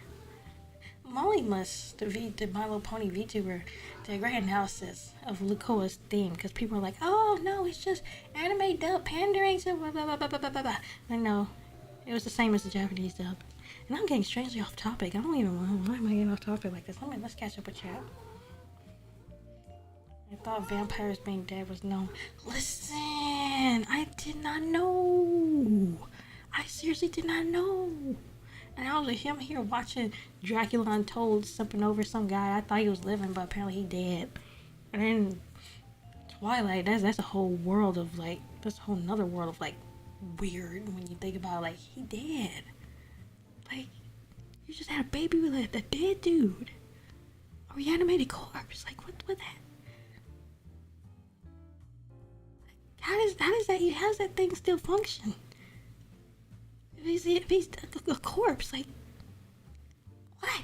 What's the science behind that? But then I gotta remember it's fiction. Oh yeah, another rule I have, because I got like a zombie stories in the dragon world. The zombies cannot be like, if they all dead and decayed and crippling and stuff, they cannot be like overpowering the people. Because I was watching Walking Dead, and there was this zombie that was like pulling these people's stomach open, and I'm like, how are they gonna be able to grip with those frail ass fingers? Like, how? Now the World War Z zombies is more believable because those are fresh bodies, haven't really fully decayed yet. I should catch up with chat now. Why? I think it looks good. Required mommy girl. Now, see, like, okay, so back to the booby thing. I'm talking about like impossibly huge ones. Now, if it's comedy, then it's all right. Cause you know, they're trying to be funny. Ren likes big assets. Give us a reasonable amount of girls who can see their toes. Yo, Ren. Hi, Froggy.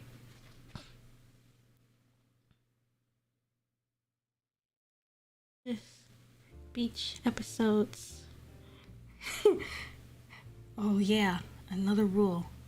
There must be a beach episode. Always. Hey, speaking of, I got this story. I know we're getting off topic from the fanfiction, but I got this outline. This story I want to read. It's gonna be like I want to write like you know the anime where there's like a guy surrounded by like girls and stuff, harem anime. I wanted to try my hand at writing a harem, but with dragons. Let's open up Microsoft Word.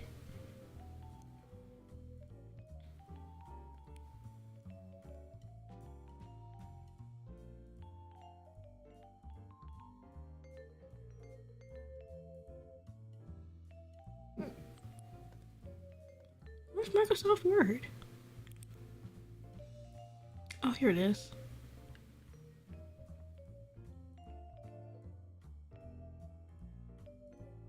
Darn it.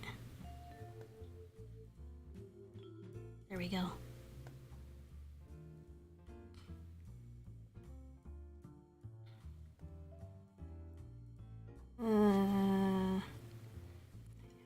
I see how's that thing still functioning? We're in 2022. How is Bella's pelvis still intact after what they did to the bed? Oh yeah, that's a good question. Like God, like we'll be all broken down there. I'm sure. Like, all messed up. Ooh, imagine the medical bills. Oh, no, you're not walking out of that. You're not walking tomorrow either. You're an obituary now. You haven't answered my DM. Nice. Oh yeah, I gotta look at the server. Hey, Frog, can I do that after? Actually, I think I could take a quick look now.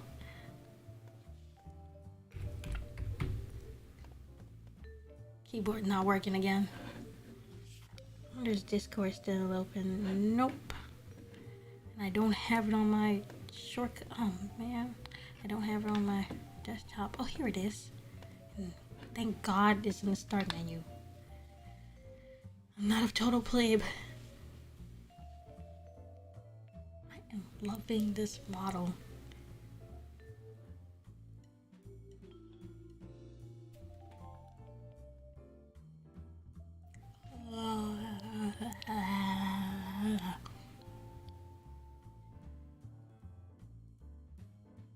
Okay.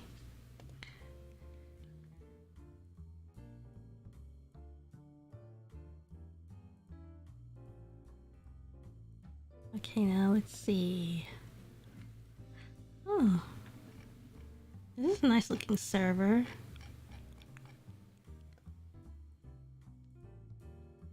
Ooh.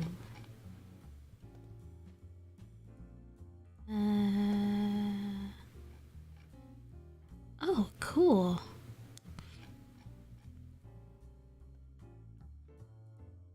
Oh.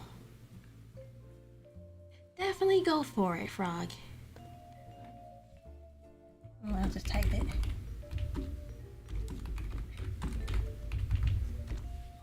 There we go. Oh.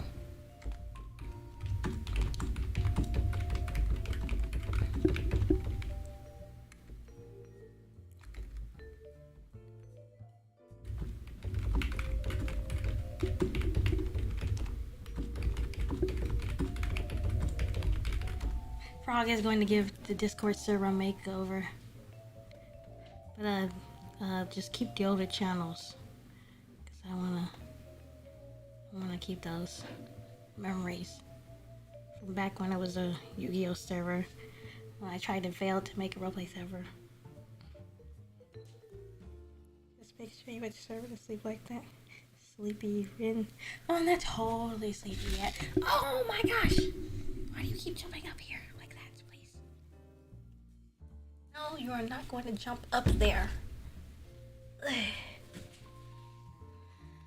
Okay, wait, where are we looking at? And I so hath wrought.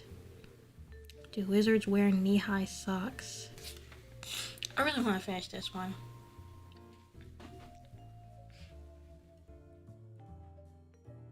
I mean, with a title like "Do Wizards Wear Knee-High Socks," it was supposed to be a story about two characters, but somehow it devolved into some kind of saga.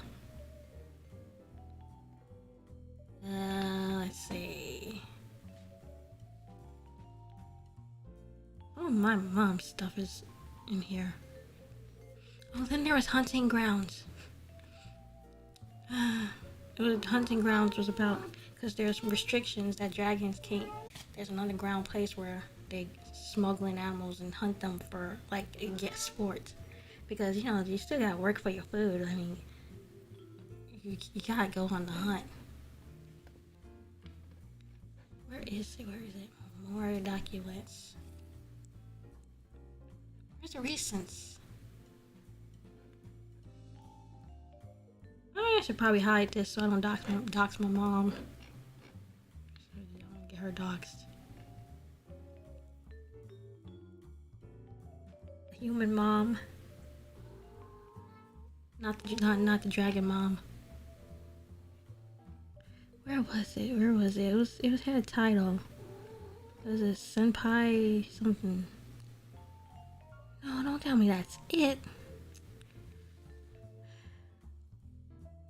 Oxgore Grove.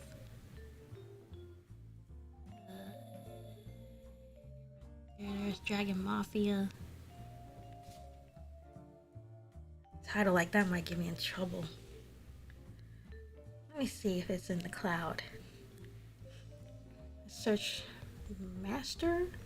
Oh yes, here it is. My master is the best dragon slayer.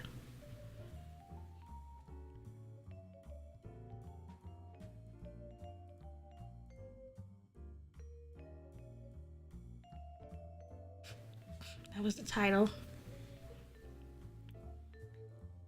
And safe in the cloud.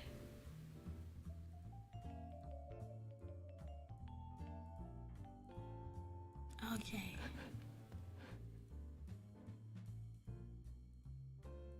So, my master is the best dragon slayer.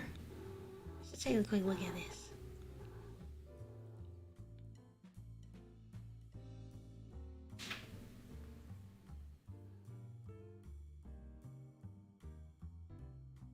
Wizard knee-high socks sounds nice. It was because the characters in them. It was supposed to be about her and her rivalry with this other hero, but it just turns out that they were best friends behind the scenes. It's supposed to be inspired by Miraculous Ladybug. Like, what would happen if Miraculous Ladybug had if they were rivals? It's something like along the lines of that. Don't dox yourself. Well, time to dox Ren's mom. Not again, Ren.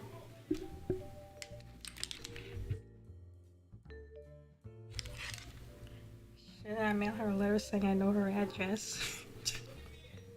No. That would probably get me in trouble. Well, not much trouble. Not really. She's pretty chill. Real chill. Don't become Lulu and dox yourself. Lulu doxed herself? Wow, I doxed my face once. Still not over that. Niji Sanji Lulu? Okay, let's get to this. My master is the best dragon slayer.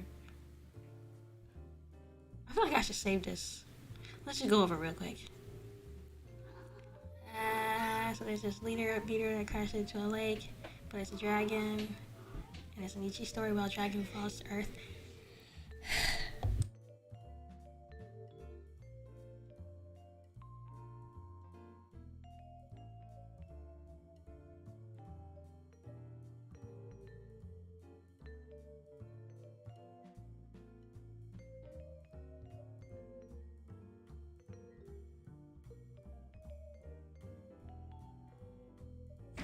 So anyway, it's about this dragon because she was like a slave dragon, but she wants to be slain because it's her fate for her subspecies to be slain repeatedly. And her presence attracts another dragon who's supposed to take her back to the homeworld. And she said she was sick and bored of managing holy tapes all day and said she will fight to stay on the Earth colony. And there's some more dragons to come and they want to capture her because at this point it's not about making her do her job. It's about her boyfriend who wants her back on his lap. And then he's sending out bounties for her capture. And the dragons from all over space are coming over to get her. And then they keep failing and they end up staying on Earth. And then when the boyfriend comes and sees the bounty hunters, he snaps them out of wanting to stay with her. And it's making then the prince reveals that she was supposed to be slain and that she was basically made as a toy for humans. So, humans could feel strong and everything about killing dragons and stuff. And then, because there was a deal that was struck by humanity and the Empire to take revenge for the death of humans by dragons by killing them repeatedly and stuff. And the boyfriend wants back, and she's like, no, no, no. And he says she can't fight him because she's programmed not to, and that she tries, she keeps failing. And then the bounty hunter steps in to protect her, and she's like, she runs for a human guy, and and they all battle, and it's like light show and all that stuff happens, and how the ending worked out. But basically, they all stay on Earth, a big harem with the human, because why not?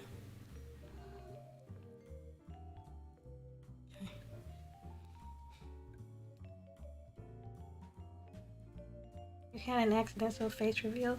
I thought those were things people joke about happening. No, it's because I used Discord to screen share. I was drawing art. And then my lovely sister called. And boom, my face right there. And the thing is, I had enough time to move it, but my brain wasn't registering. So.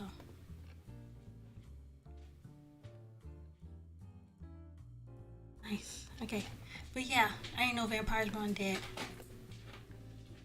That was a long tangent. Let's get back to the story. It was accidental. Yeah, Farsky was there for it.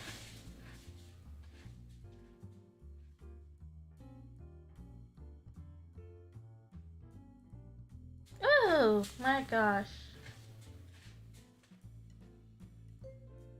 I'm gonna have to sweep later. Okay, back to the story.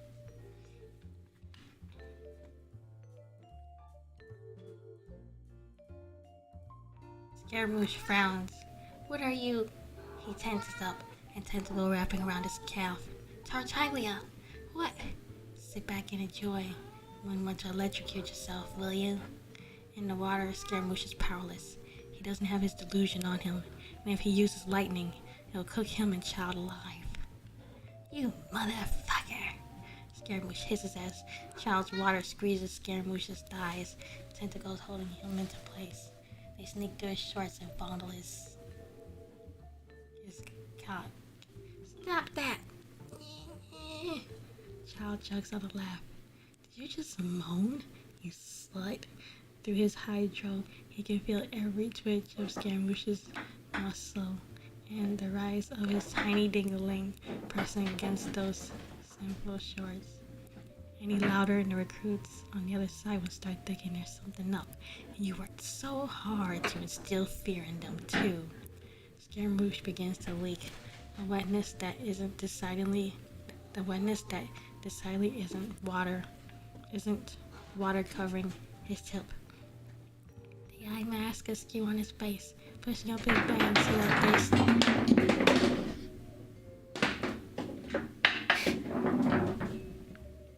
well.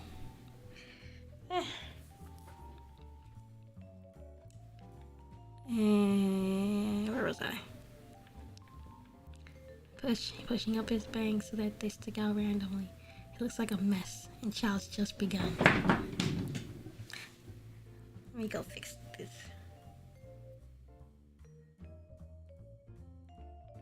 I see. Does your mom live at 44?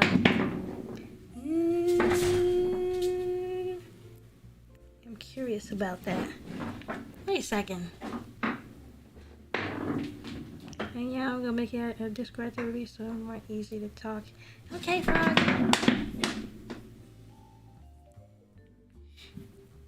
I'm pretty sure you found that address by just Googling, right? What the cat's doing? Oh, they're playing with a ball. I'm gonna see. He took the ball out of the toy thing. It's supposed to be in a toy thing, so I had to put it back in there. Those cats are gremlins. Let me go.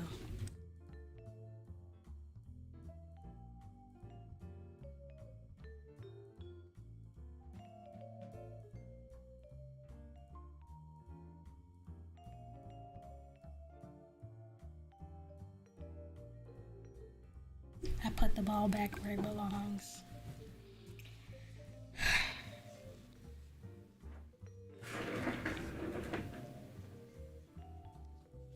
Hold on a second.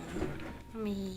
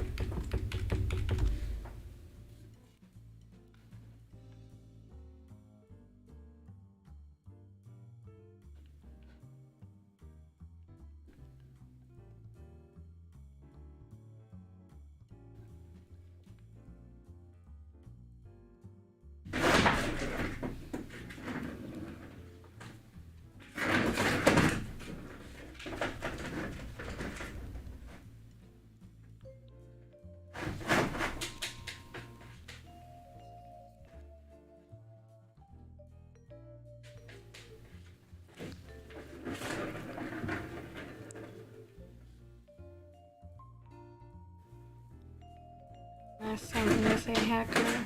Google is all I have. Yeah, that's kind of the problem. Google.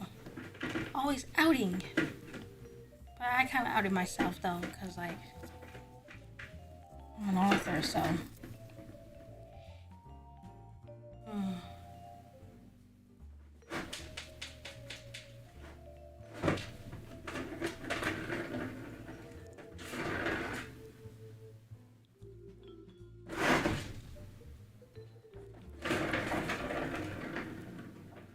Like, what did you Google to find that?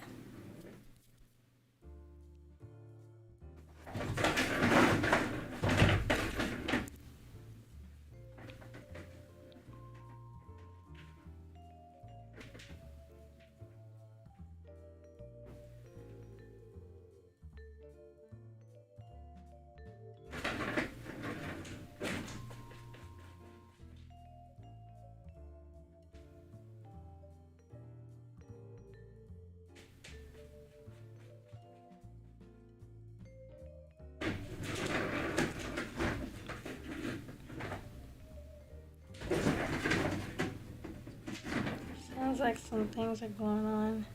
Oh yeah, they play up the toys. Nuking the VOD. No. I had too much fun with this.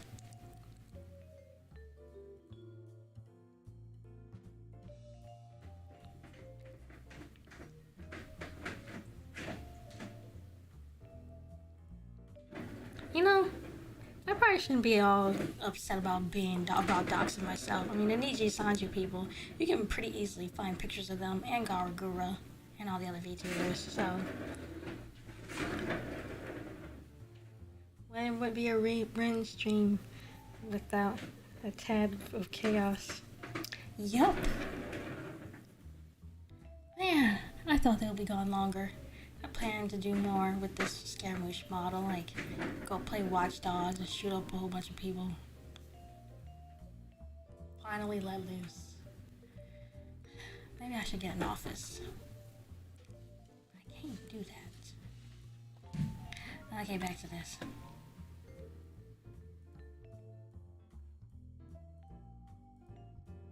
Let's bring this song back.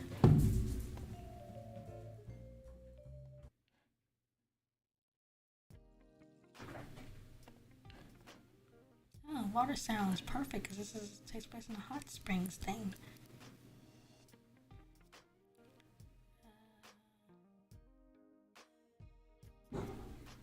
Scaramouche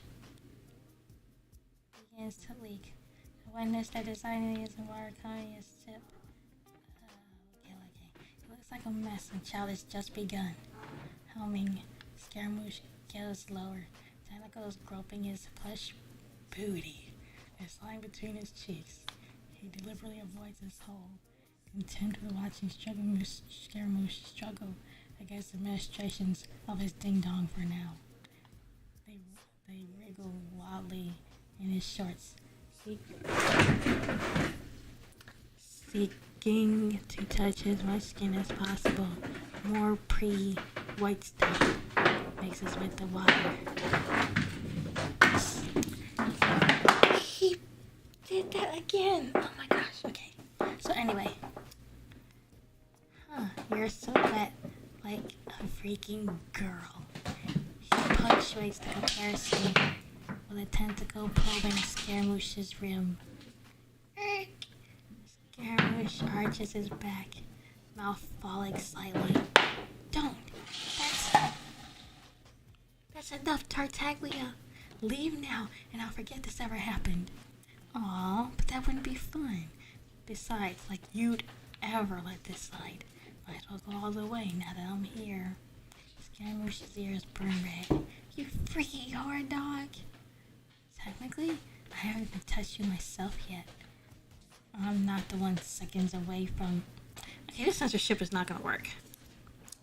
I'm not the one seconds away from coming in my pants. Who's the horror dog now? You! Whatever insult was about to come out of his mouth turns into a soft bone instead. The tentacle at his ass finally breaching his entrance. It's small, nothing huge. All he feels is a vague discomfort. No! Childe flexes his fingers. In an instant, the tentacles. I'll be right back.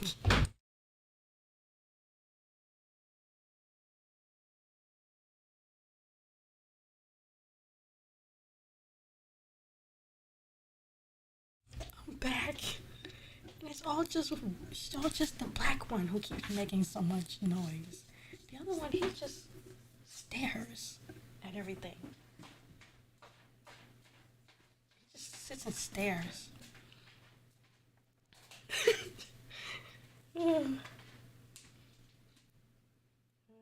We are finishing this damn story. I instantly knew who Callie was the moment I heard her voice. Actually, it was when I heard her debut song. Oh yeah, I should listen to her original music. Now that's the chaos we know. Like the voice, the musical style, it was easy for me to figure out. These cats, they sure love that ball. Yeah, I just had to take I got it in my hand now, so I'm gonna hold on to it for 10 minutes.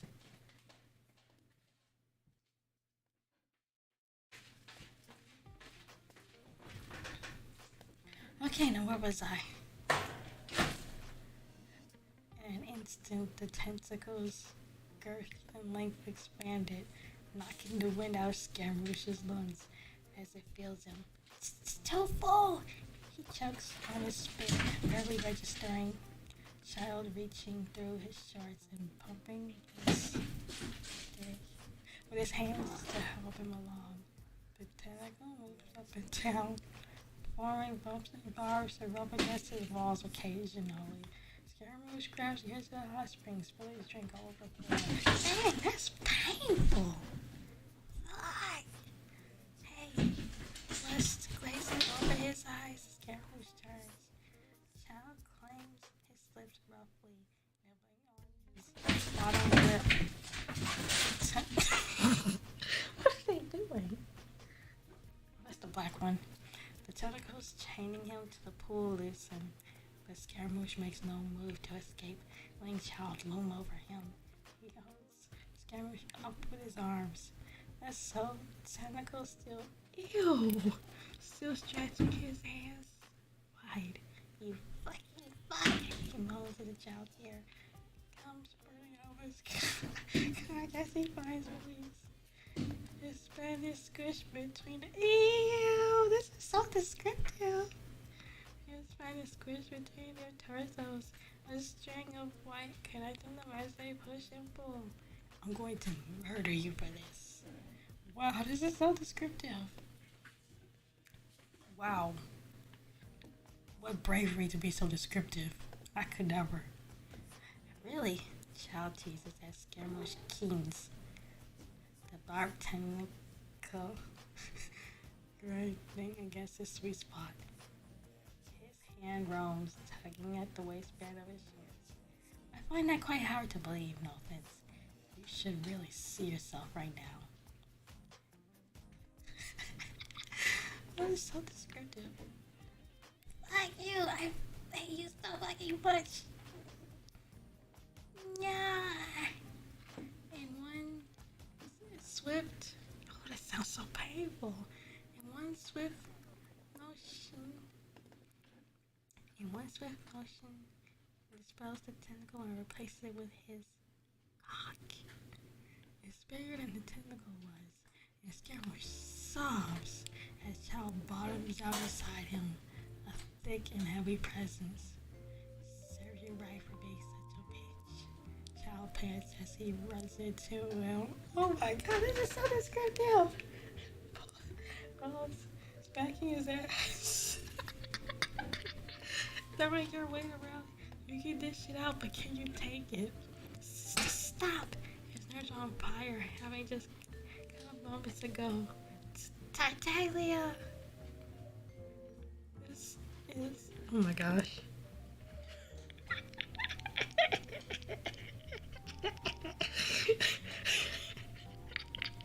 This is very in-depth. It is! This is gross better than whatever a child has ever conceived in his mind. Let's try a different song.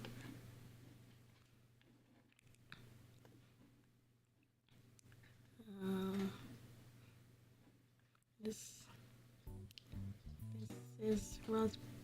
Now this song's a little too chill.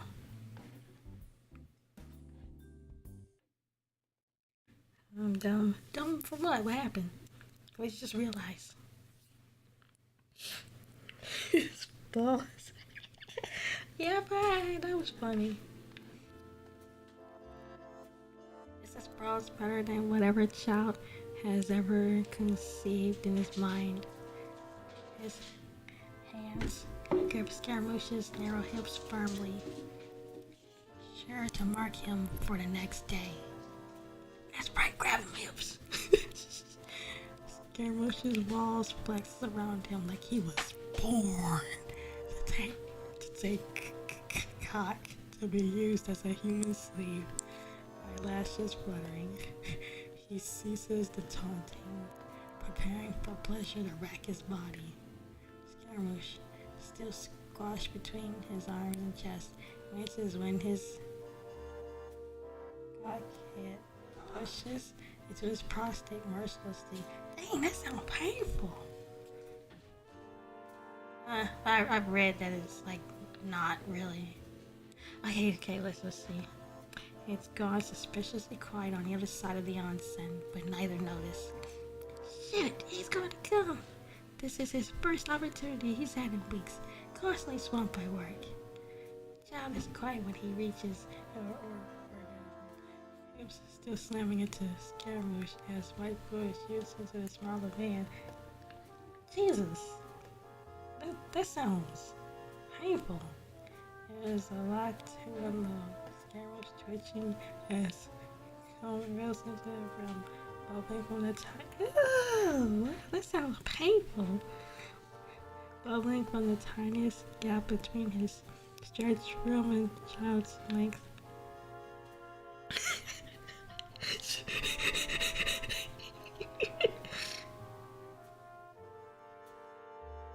How much longer is this suffering? I don't know. We got one last fic, the dragon fic. Sighing, the muscles of Childe's body relaxed, and Scaramouche falls against him, trembling, red-faced, and thoroughly used. Wow. But surprisingly sounds exactly like you were saying, come. How much longer is this suffering? Okay, let's see what's in it later else. As Scaramouche gathers his bearings, at half-mast and lolling over the crook of Childe's neck, he freezes. There's a hole in the bamboo fence that only he can see, and a lustful eye meets his horrified, shameful gaze. Looked and completely debased in front of a recruit, of all of them. If the lack of noise from public section is any indication, a chuckle rumbles in Childe's chest. Whoops. You, Scaramouche croaks. You knew? I had my suspicions. Gave him a good show, didn't we? Scaramouche pulls himself away from him, flinching as he feels his ass clench around nothing now that Childe is tucking his dick back in his pants. He flails into flutter for a moment, falling to his knees. You arrogant, touch-starved cunt! Screaming is cut short as lightning descends from the heavens, striking and cooking every single new recruit on the opposite side. Dang! They canceled their life subscriptions. Weeks of hard work gone in just a snap of his fingers. With a shaking finger, Scaramouche points at Childe, rage contorting his youthful features. You're next. Might want to put some clothes on first. Swearing under his breath, Scaramouche tries to haul himself out of the hot spring, only for the pain to rip through his lower half. He sucks air between his teeth, reaching for something to hold on to. Need some help?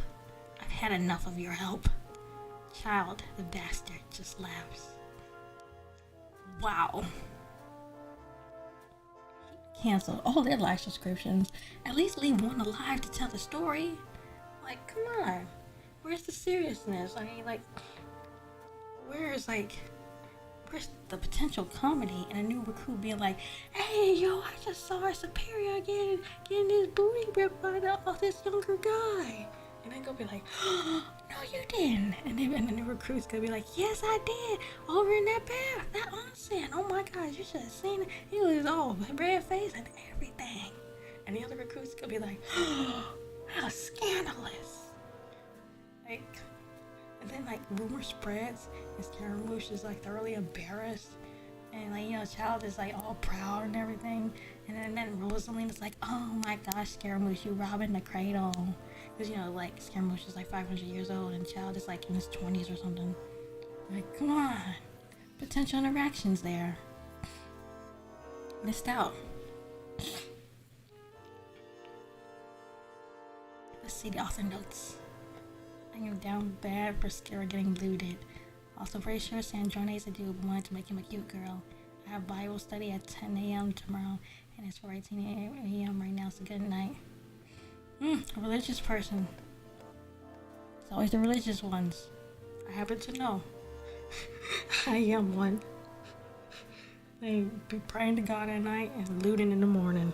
I mean, looting stories. Making loot stories in the morning. Oh my God. Let's see. I don't feel like reading no comments.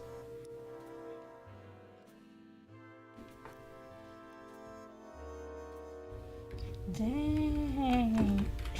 You guys.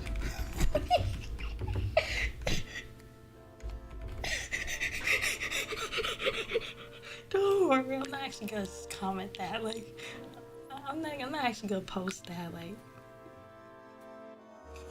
wouldn't that be funny if I did post that?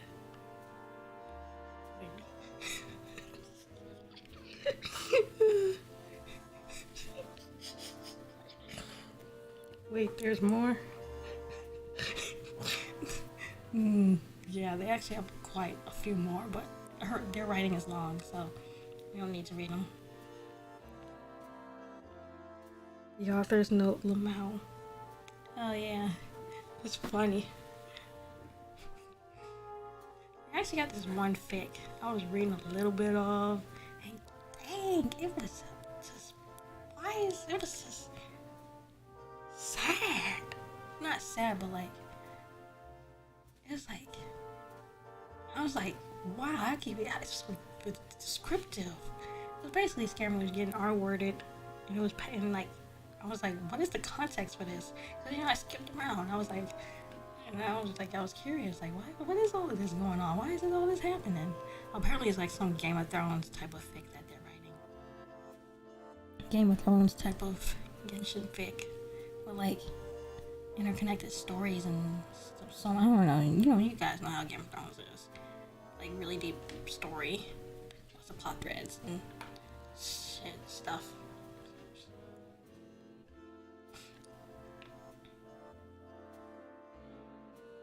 This model is really boosting my chaos. Like really, really boosting it.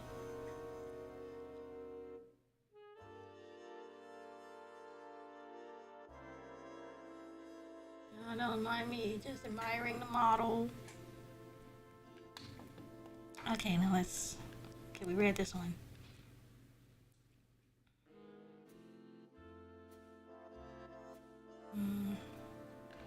Is there anything here?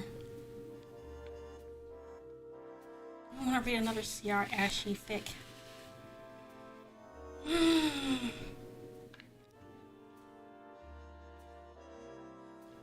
We'll mark for later.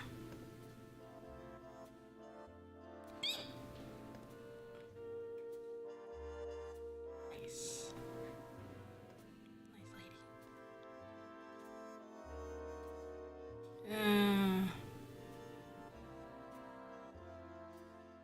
Oh, yes. There was.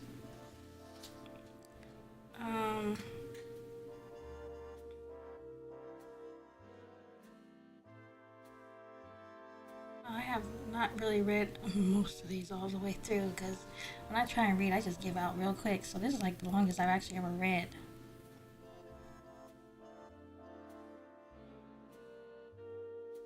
There was one where it was like it was Kazuha on Albedo. It was like tension or something. I don't know.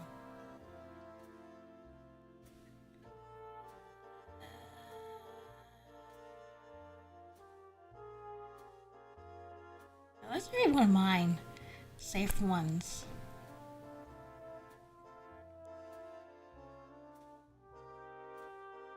I did not just. Okay, I'm gonna just pretend I didn't do that. Okay.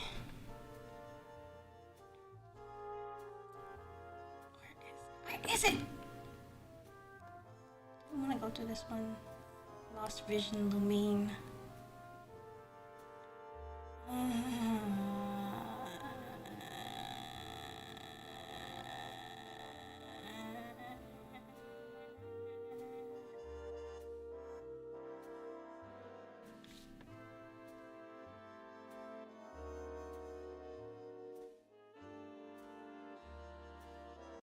Need a different kind of song.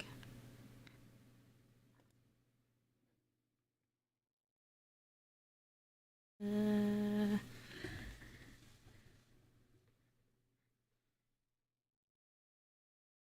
go back to the royalty-free music resource. That's let's see.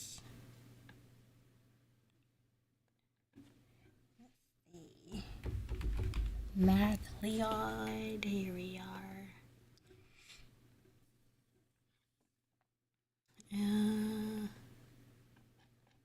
What's this one song?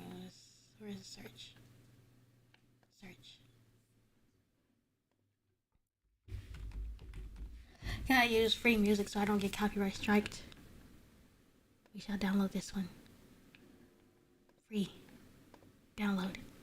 Download.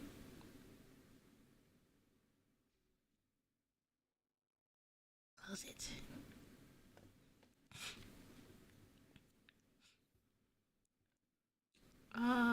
No, wait. Reopen close tab. Search. Take the lead. Download. Free. Download.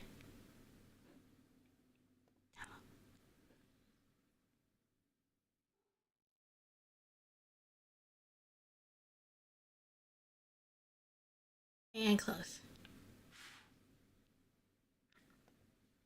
I wonder how long we've been going. Let's see. 4 hours.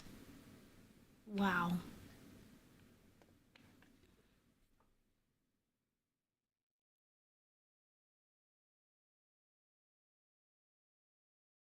Let me look at the other video Pineapple sent while that song. Well, this does. Oh, I'm gay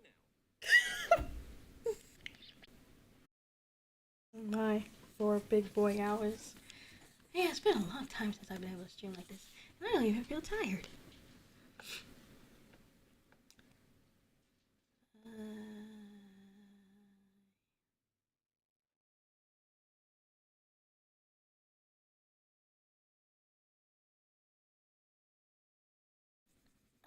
Something I was gonna say.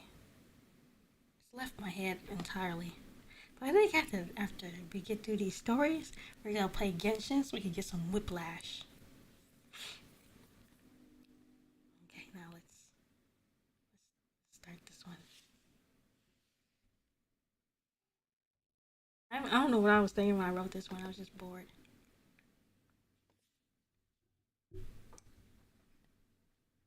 It's not sexy.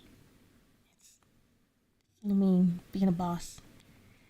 Kazuha shouts under the weight of pressure of the electro power that strikes at his body. I can't hold him off. This was different than staving A's attack. This was pure, unbridled rage he was up against. Garo runs toward, intent on assisting Kazuha, but he is thrown back with a swipe of the attacker's hand, throwing him yonder. Mia launches herself into the air, aiming point blank at their attacker. She fires 3 arrows that explode into a flurry of glittering fireworks.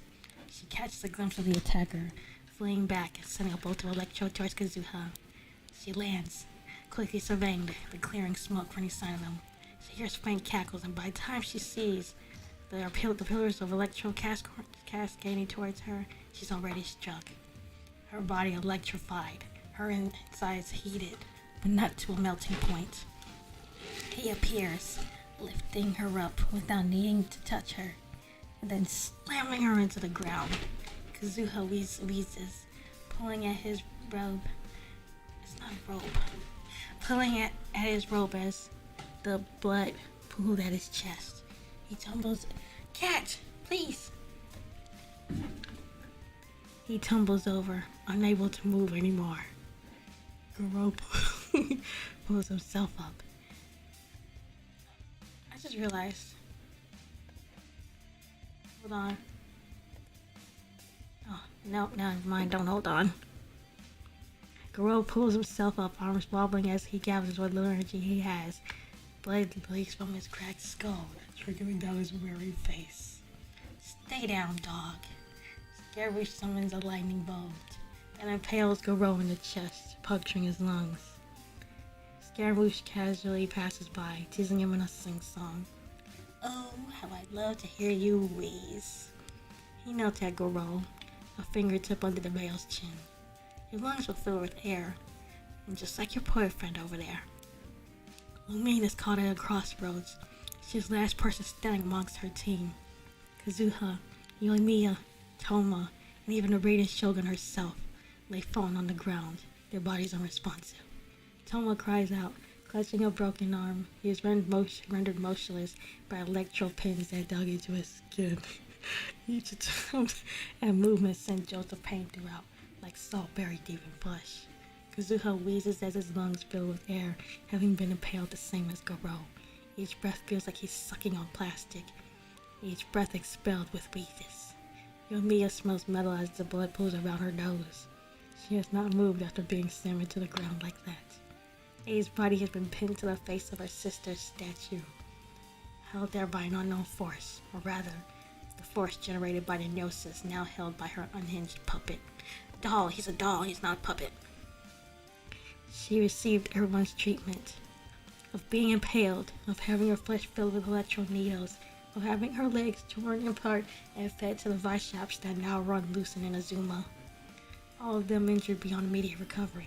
Not even Kokomi's power is enough to heal them.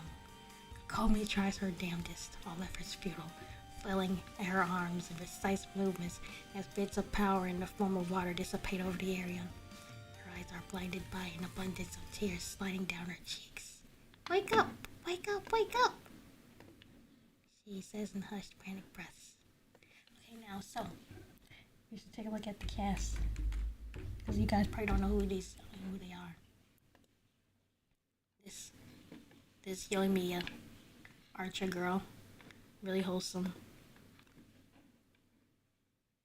She does like this trick where she just jumps up in the air with her bow and fires. And then we got Toma. Oh, the keyboard broke. Let's see, can I type it up here? Nope. Well, let's minimize it and bring it back up. Still broke.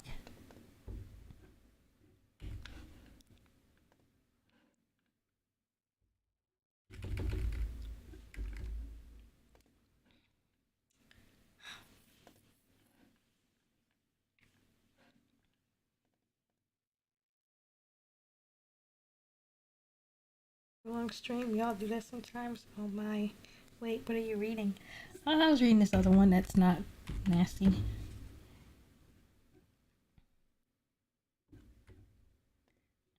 And here we got Toma. You know, he kind of looks like Childe, but like he's not. He's like, yeah, he's not him. And let's see. Then we got Koro. He's like Dog Boy. He's like a general in the army. Yeah, he's an archer. I didn't know he was an archer, but yeah, he's a general. He fought in the war. You can see him right there. I don't know why he looking all happy and he fighting a war. Eh. And then we got Kazuha.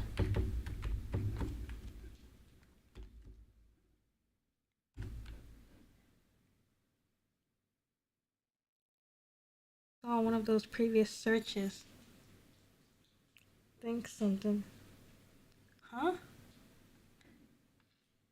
Oh, no. Oh yeah, then we got Kazuha here. Everyone likes to joke that he gets high because he has maple leaves on his like stuff and look like people think it's like weed and plus his voice is like really soft. He's got like really soft voice. He's like a wandering samurai. Scaramouche was Scaramouche went on like this rampage when his friend was killed. He like took down these 5 families and Kazuha's family was one of them. But Kazuha's family and they didn't really die or nothing. They fled because they were scared of Scaramouche. So yeah. Oh, and Scaramouche is probably related to Kazuha here.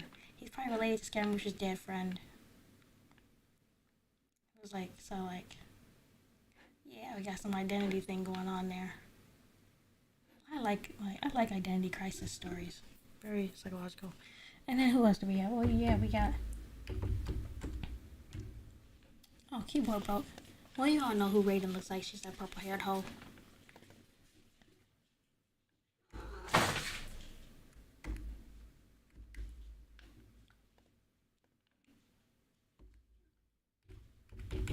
Why does this keyboard keep breaking?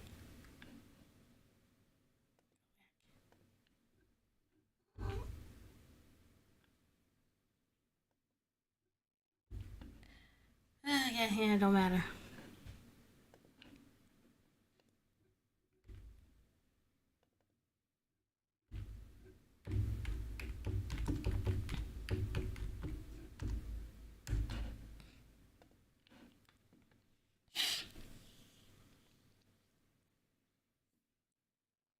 Okay, then we got Raiden here. But she's like a god. And she made Scaramouche because she was like, man, my sister's dead. I need someone to hold her power. And then she made Scaramouche to like hold her sister's power, her dead sister. So he was supposed to be like this. I mean, not female or nothing, but he was supposed to be holding her power and her sword. But he was crying and stuff, and she was like, "Dang, you so sensitive." And she like while he was sleeping, she kicked him out of the house. So then that's how he living on the streets, and then that's how he met his old friend, and then his friend got killed, and now he's a little raging ball of evilness or meanness.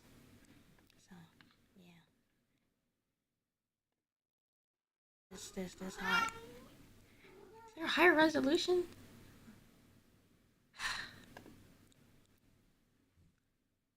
Low resolution waifu. Look at that. That's a very complicated outfit, but she looks cool.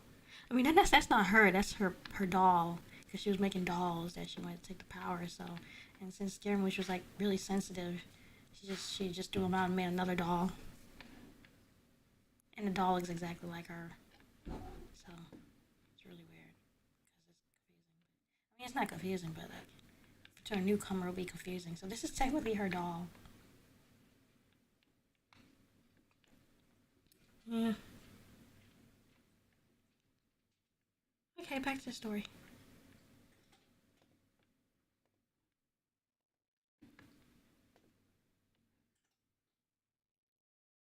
Oh, wait.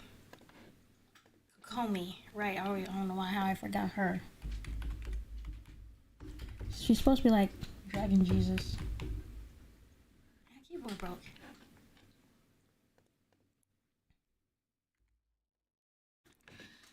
Oh, yeah. Minimize the window. Let's bring it back up. Me. Give it a few moments, maybe.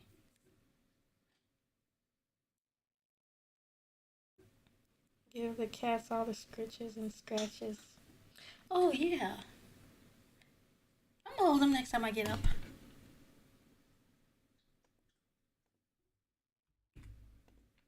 There we are. Oh, no. Bring that back. This is Kokomi. He's supposed to be like Dragon Jesus or something. Or that was speculated. She's like a fish though, like a fish person or something.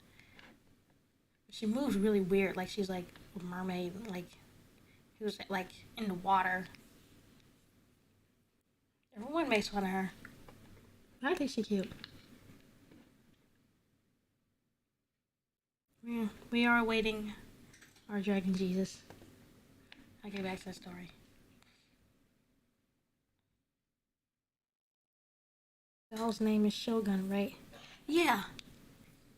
Yeah, that's the doll's name. Really? Yep. So you know a little bit about Genshin? That's cool.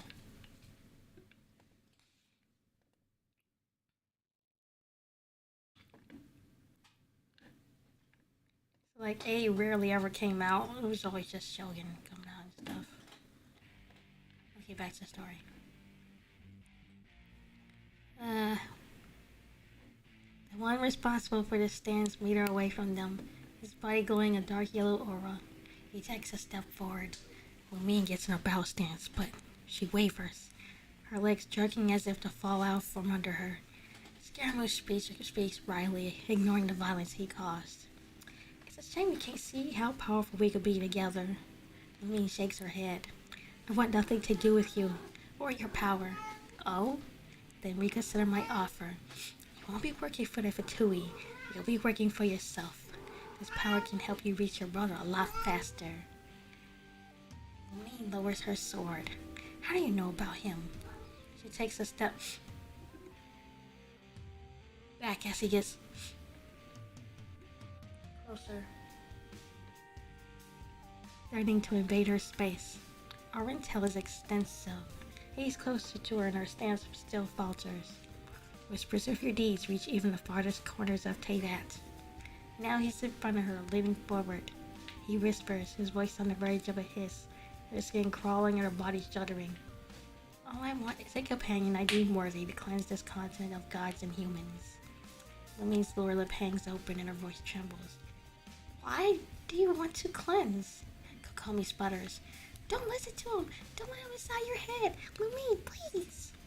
Scaramouche's gaze slides from Lumine to Kokomi. She meets those cold, glowing eyes, devoid of any pupils, any life. Eep. She feels her body's muscles relaxing. Suddenly she falls over, too exhausted and too relaxed to move. Lumine calls after, Kokomi! She wants to turn around, but she daren't turn her back on this snake. Her eyes dart from him to the ground. What do I do? My friends! With Kokomi taken care of, Scaramouche steps behind the wind, hungry eyes watching her, excited for the promise of the future her choice holds if she chooses correctly. When we are done, you can go off and find your brother. You can leave this world. Isn't that what you wanted? Paimon interjects. Don't listen to him! She holds Lumine's face, big eyes staring earnestly into Lumine's golden pupils. Hey! Hello? Don't do what he says. He's lying to you. Paimon's voice fades as Lumine tunes her out. She isn't responding to her panicked companion. Her gaze transfixed onto nothingness, and her mind wandered to her brother who she wishes to save. Aether! I have to want to save Aether. Her heart feels weighed down by this single desire that has taken hold. All rational thought gone to give way to executing this goal. Her inner secrets bubble to the surface, given priority by choice of the heart. The amulet that Scaramouche touched proudly around his neck. I want to save Aether. Lumine's pupils disappear, her eyes filled with the same lifeless grandeur as Scaramouche. She hears his voice echoing in her head, tearing through her mind's silence. Do you really care about these people? She replies aloud. No. Humans are humans. Your good deeds will be undone once you depart. She agrees aloud. Yes. That's it! Paimon flies towards Scaramouche, landing on his face and pulling him forward by his hair. Stop! He doesn't have time for this. His palm glows purple, electro gathering within.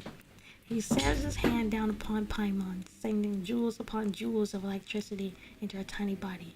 A fun fact, joules is how you measure electricity.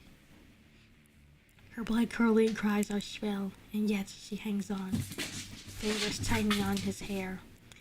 He feels his body cracking. No! He sends more power to his hand, the nose is shining brighter than it ever has. And eventually, Paimon's cries cease. Clink! She falls, her crown rolling down the steps. Lumine's mind retreats back from the trance, back to reality. Paimon? Gone, like your friends that served you no purpose.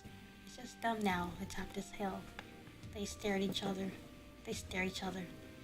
He holds onto her shoulders and whispers to her in that ice-cold voice. We have the same goal. All you have to do is join me. Not the Fatui. Those bubbly idiots couldn't help you. They don't even get along with each other. They're dysfunctional. Fun to be around, but dysfunctional nonetheless. You need to join the Archons either. Yes.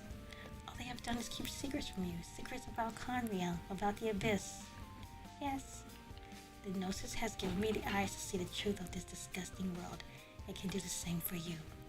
There's no one to deter her now. His cold hand sighs over her cheeks, then her eyes. Except me, not them. He says it again. Join me, Lumine. Choice of the... What are you doing? Choice of the heart glows as it works in tandem with the Gnosis, overriding any strong barriers Lumine might naturally have. Again, her mind speaks for her. I must find Aether. I need your power. Paimon, whose bright rose gold colors are fading, manages to cry out. No, Lumine, you can't! Scaramouche's aura brightens as Fane's artifact shares power with Lumine. Forces of universal energy emit, sending Paimon and the rest of the knocked out team flying. He holds his hand out to her without hesitation. She takes it. The two are wrapped in a bright cocoon. The transformation, the fusion into a divine god, begins. Lumine sees everything as her mind merges with Scaramouche. She sees how he began, born within the arms of Vay, in his sleep. Her voice echoed. He cries while he sleeps. If this is how he will remain, he cannot hold a gnosis. Lumine sees the brown hair, a blurred figure. She learns its name. It comes into focus. Katsuragi, with his smiling face, standing at the pavilion. She sees their sword dance and their swift movements and meticulous handling of their swords. She sees Scaramouche running from them, Katsuragi's murderers, and his former friends. Trees winding down an unending path, a feeling of panic, of a variable sadness as a bond disintegrates within his semblance of a heart. He is also given an insight into her mind. Scaramouche sees everything Lumine experienced before and after coming to this world. He sees a vast metropolis ruined by the sudden struck of a meteor. There's her either smiling face, holding her hand and whispering, "It will be okay." He sees another world with 2 moons, another city under fire. Another, this world shrouded in trees, stricken by a golden light, the landscape torn asunder. World after world is burning, and after each, he sees Ayla repeatedly telling her, "It will be okay. We'll save the next ones." Sometimes watch a friend. Bye. Oh, bye, Vucky. You're here, leaving. Okay, back to this. Scaramouche whispers, "Everywhere you go, there's death. Oh, God." His mind fills with panic. What have I unleashed upon the world? He didn't want to destroy the entirety of everything, but after seeing Lumine's memories, after picking through those precious old times, he knows that is where this world is headed, and he can't do a damn thing about it.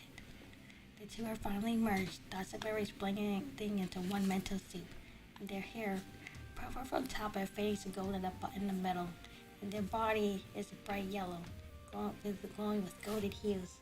And around them is a white robe. In front of them are small feathered wings and the tail of a dragon. And on their back is Scaramouche's electro birthmark, a visible reminder that he was born as a puppet. A doll. It's not a puppet, it's a doll. They hold up their hand, calling forth hundreds of purple and gold lightning strikes from the sky. Within their hand, a sword of light materializes. Lumine's desire overrode any wishes Scaramouche had. Now, let's find Aether. Hey. So, like, I can switch this out now. It's an intense song. So anyway, Aether and Lumine, they're not from Teyvat, but I'm sure you already know this. But anyway, the original person of that world was like this god named Thanes. And like he came there and like took the world away from the dragons. There were dragons were rolling over at that time. Yeah, Thanes was like pretty powerful. But it's all hidden in the lore. Like you won't learn this from like the game story quest. You gotta like look for that info. Bye, Bucky. I gotta go and have some stuff needs to done. Bye, Froggy.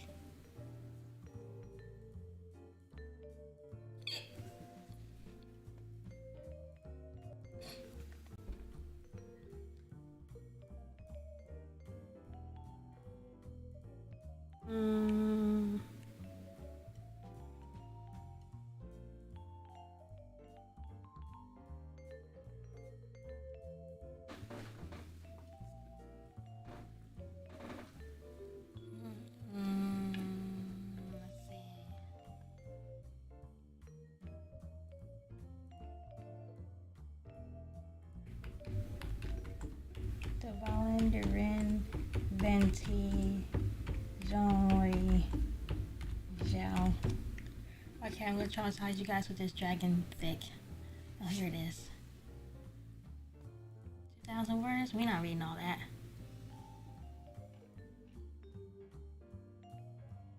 Okay, yeah, maybe we will read all this. Dragons and the pets they keep by Spooky Sushi. Oh, hey, I didn't, did I say the authors of the other 2 fics? Yeah, I think I did. Okay.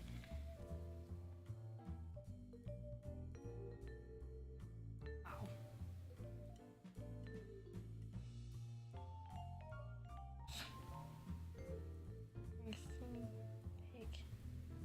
Okay. This might ruin some of you guys' perception of Zhao or something. I don't know. But it's fanfiction, so it's not even canon, so like.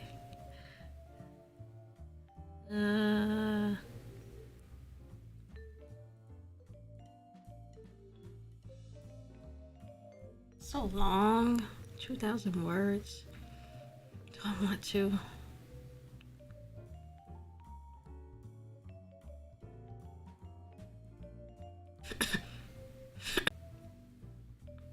Not even for a dragon.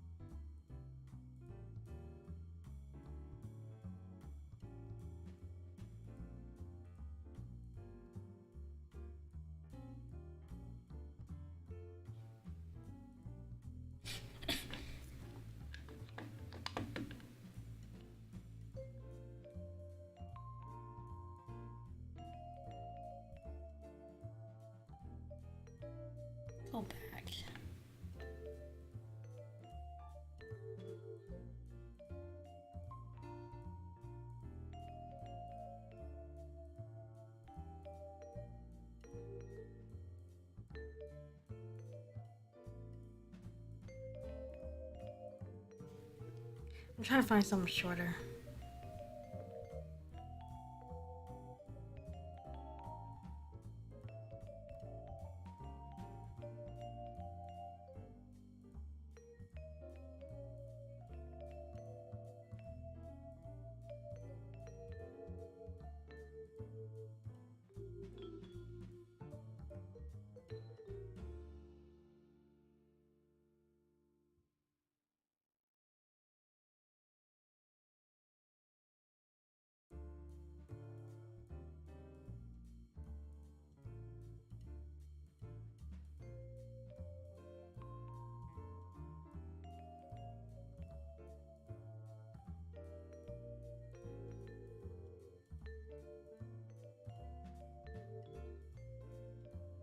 Don't mind me, I'm just looking for something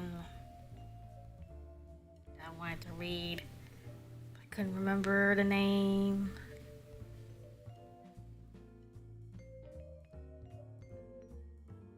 Oh, where is it?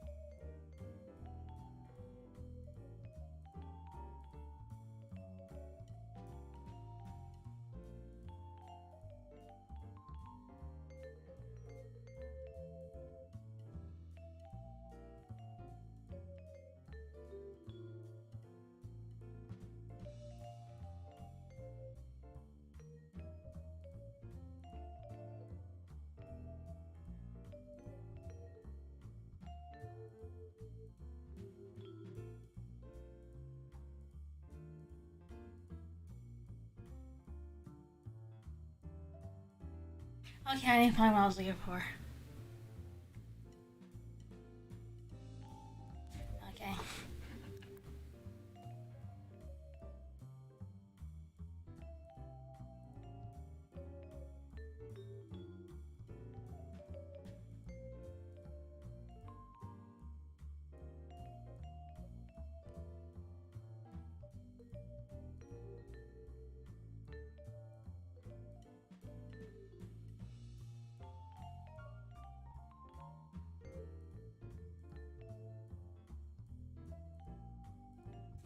Okay.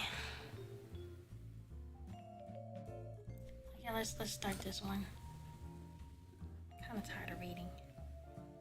I want to solo someone in the game. Okay. Zhao bounded over the tree branch and smiled back at the boy behind him, trying to keep up. They ran through the snow, the wind burning against their exposed cheeks. Come on, Barbados, you can do better than that. The small melon question laughed out. Following closely behind the dark-haired male, able to keep up with his fast pace. Zhao looked back for a fraction of a second, but it was all he took. Suddenly the boy felt the wind get knocked out of him as it was like something he had on. He fell back onto an exposure. Oh my god, I don't feel like reading this one. I don't feel like I think I'm all spent. Spent. I don't even think I can read that word now.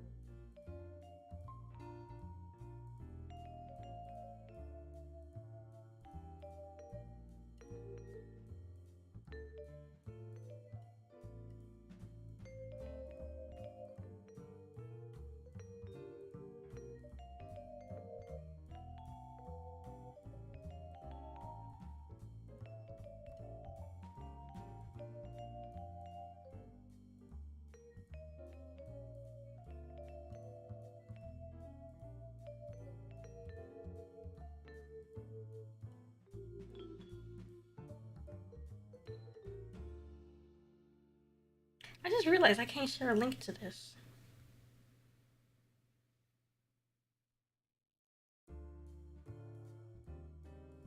Well, yeah, I can.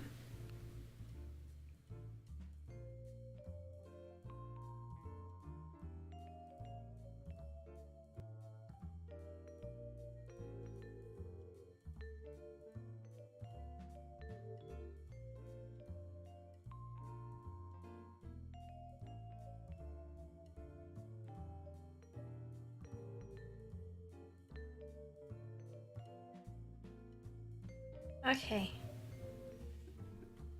Call it a night and continue another time. No more suffering. I kind of want to read this though, even though I don't feel like I'm reading all that. I'm just trying to push myself through it. See if I can push through.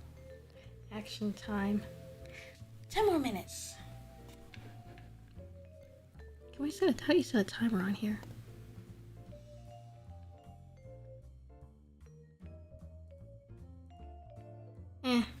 It's 10:51. Okay, I'll stop at 11.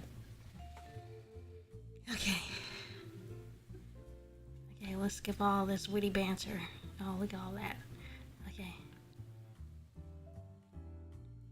Durin looked down at his partners and smiled. Wait, who's Durin have? Durin's supposed to have Albedo. If it's okay with you, Master, I think the arrangement suits us quite well. Let's seal the contract. Morax, I'll leave everything to you. Oh wow, that really is let's start off. Wow. The fingers traced along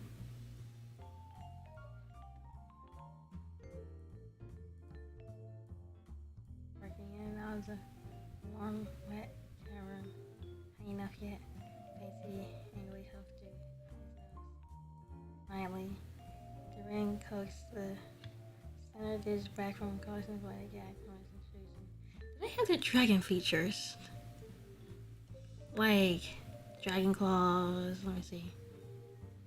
Let me look. It's like horns. You know, they're sensitive. You know, lick the horns. You're gonna reach up with bright blue horns. They're kissing one another and their tails flick and trying every so often as they go first.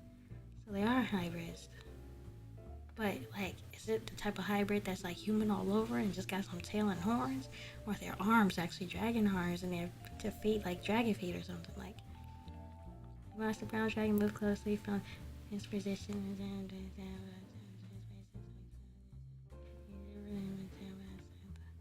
length of the guy's tongue on his face.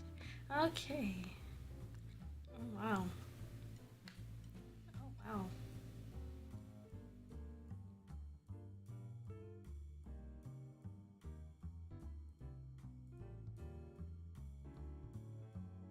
Oh, they got claws, so they are. So they are the animalistic type of, half animal type of dragons. Ew, wow.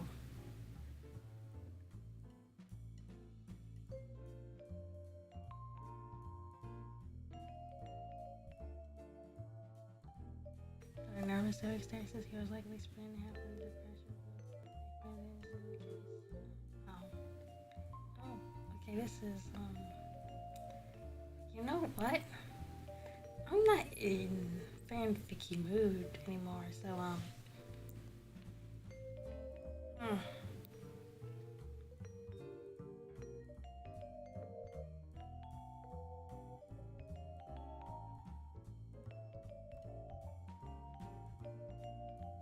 I kind of want to continue traumatizing you guys, but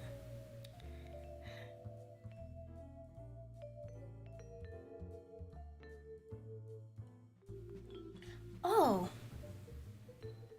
is Chocolate here? Oh, if she's here, then I have a reason to continue.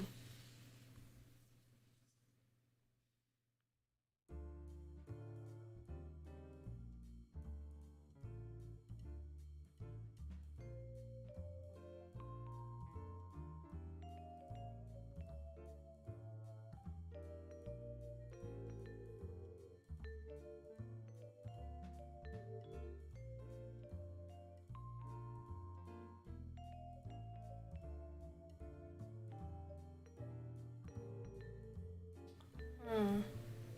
Well, I'll continue. Or Chocolate, because she likes venti.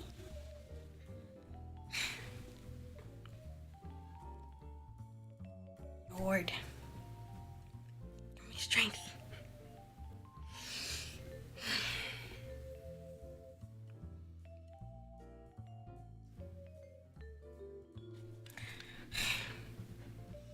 For Chocolate. The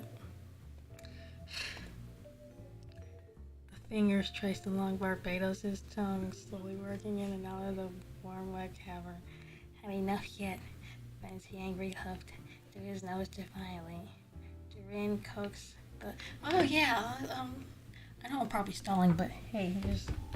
You guys should see Devalin. He's this pretty thing. Very pretty dragon. It's like a butterfly.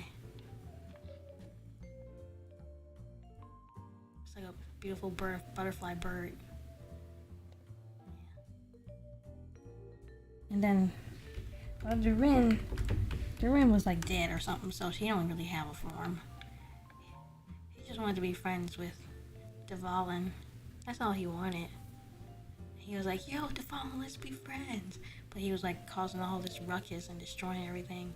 And Devalin was like, nah, I can't be your friend. You're tearing everything up. And then they fought this big fight, and Devalin just killed him. But you know, Durin was kind of a little corrupted, and so but still, Durin just wanted a friend, you know. Just One of a friend. He was like, "Yo, let's be friends." First time he came up in the Mondstadt hood, he got shot down. Oh, that's actually a great thematic picture.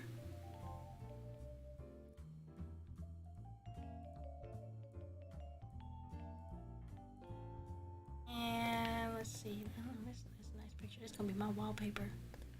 Okay. And then we got Zhongli. His dragon form. Yeah, it's this. Oh, that's a nice picture. My wallpaper too. Anyway, he looked like this.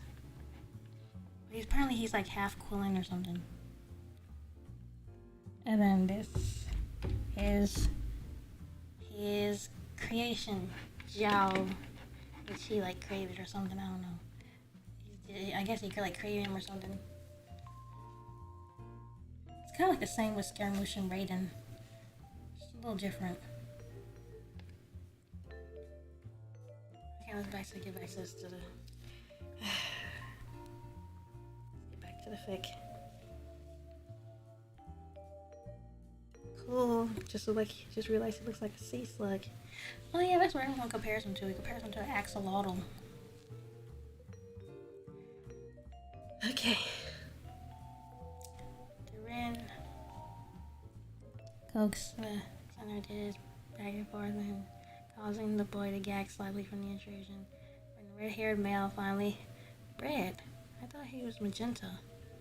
When the red-haired male finally pulled out his mouth, a small trail of spit glasses hung to the other backs of his fingers. As he blinked back his tears, picking over the two dragon hybrids, Zhao's gaze followed the other males, landing on the brown-haired halfling's face. First, his eyes fell on Morax, who was seated in the corner, his knee crossing eloquently over the opposite leg. He almost looked bored, almost. His eyes, however, told a different story. He opened his mouth slowly, yawning and exposing rows of sharp teeth and two long, sharp tongues. Sitting next to him, languidly stroking his own dingling in appreciation of the new display, was Devalin, the blue hair. I feel Devalin would be more nervous than, like, because, you know. Anyway, the blue-haired male's free hand seized the half-dragon next to him. He took some time, slowly clawing his shoulder, toying with his nips, sucking and lapping at the exposed flesh. Duran growled before slapping the small winged god with his free hand, and the same instant, pulled a chain connecting the band around his throat, taut. Where is Albedo in all of this? Because Albedo and Duran, they're like connected. Like, you can't have Duran and not have Albedo. That's alright, I guess. You look at me, not him. Don't forget who owns that pathetic thing between your legs that you call a dingling. Spread your knees. Wait. If they're dragons, like, would they really know human terms like that? I guess they would if they've been around long enough. Make me, Barbados spat, grinning widely. The tiny god's legs parted on their own accord, stretching him further. The had been going on for nearly 2 hours now. His ding-dong strained and bobbed against his exposed tummy. The feeling of arousal and reeling with the anticipation of what to come. Zhao moved in front of him and held struck you. He nodded, reluctantly obeying, situating himself in front of Barbados, who was currently writhing against the air. Zhao breathed slowly, waiting for his master's words.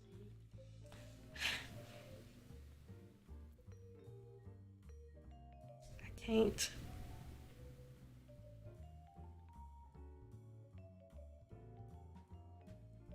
You don't know. I don't want to read. For chocolate.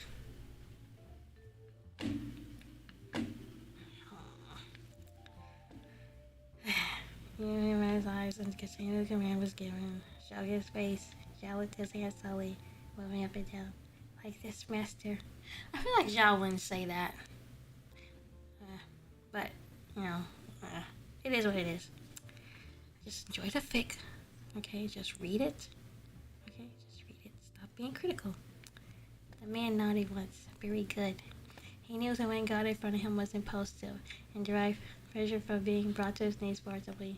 Shall much preferred to it. No longer control without any desire or hesitation. Jewel fell over the tip of Lucy's lip and Zhao swiped it away with his thumb absent-mindedly. Yeah, let's...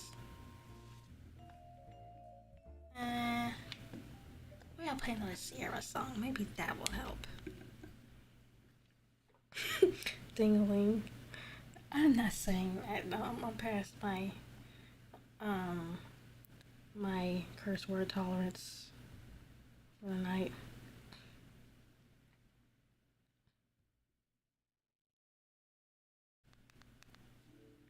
Let's see. Let's change the song.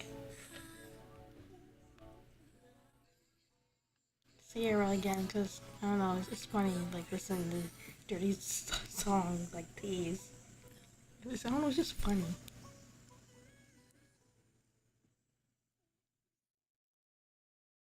Okay.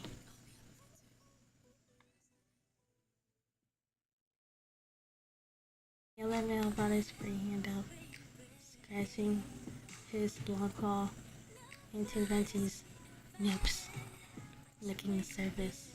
Venti cried out under the sharp intrusion as he listened to Devon's speech.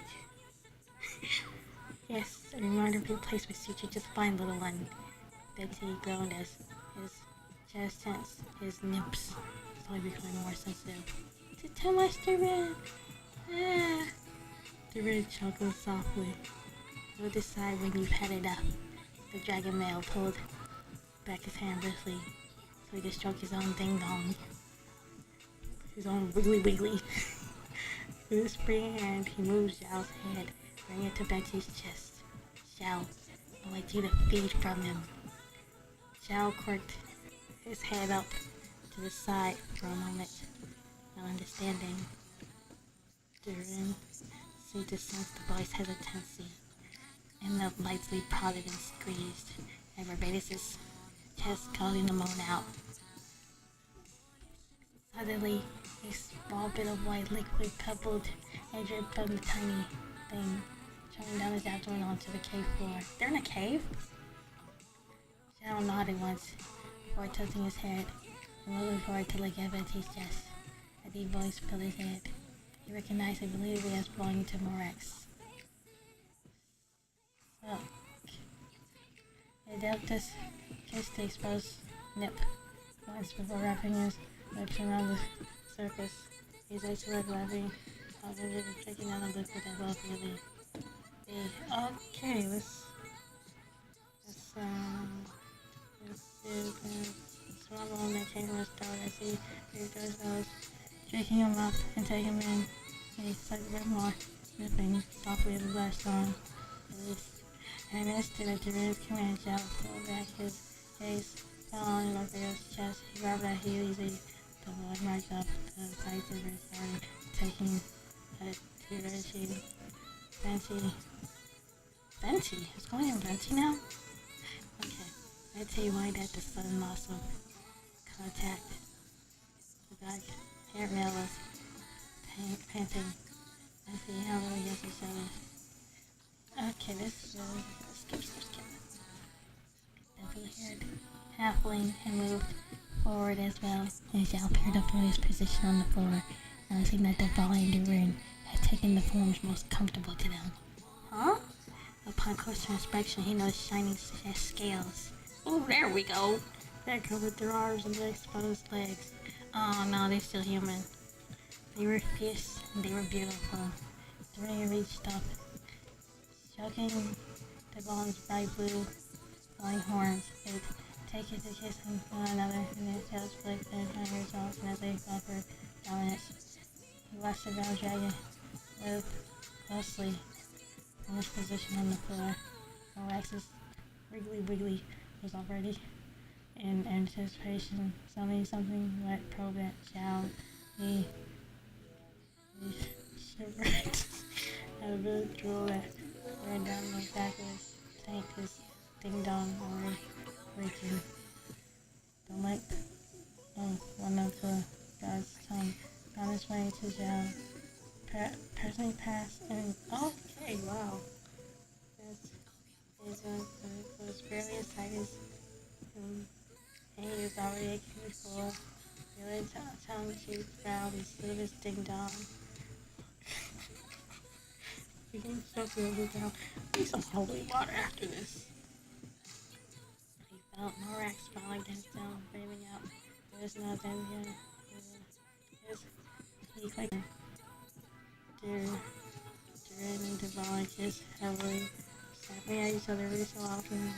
A long claw chased right to his tummy, and at the animal's sigil resting against his skin, blowing proudly at the bone's chest. The march taking with temporary wound, and preparing to take their clutch. Okay, now hold on. So basically, Venti's animal thingy. Oh yeah, I see Venti's prostitute form.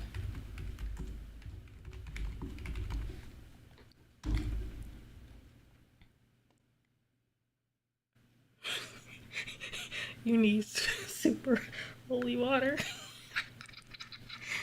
Yeah. So basically,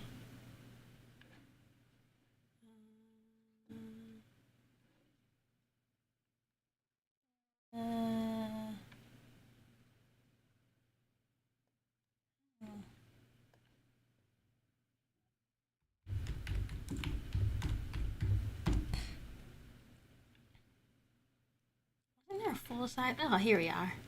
There, his prostitute form. That's Venti's. Yeah, apparently that's his god form. Yeah, they got like a.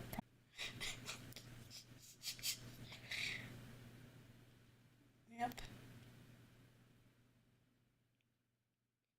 Venti's what form? Am I confused with this one? Oh no, it's just his god form. Cause he's like hundreds of years old. He's like a god. So like, yeah, he got the like the crop top, the booty shorts, the stockings. Yeah. Yep. I think MiHoYo was told to like censor him, his regular form. Surprised they didn't get any flack for this.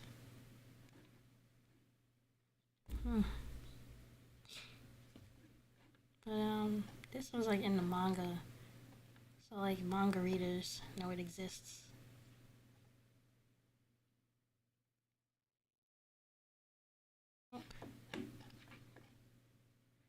They gave him the actual booty shorts and the crop top.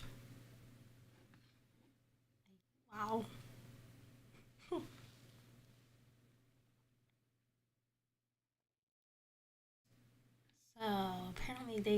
apparently his animal markings are functioning as a wound tattoo. Huh.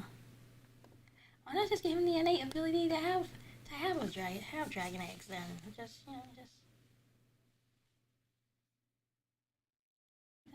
doesn't have to be dependent on the wound tattoo. That's just my opinion. Nice. Well, you know what they say. It's all cool. I'll get back to this. The brothers. Wait. They Devon and Durin are not brothers.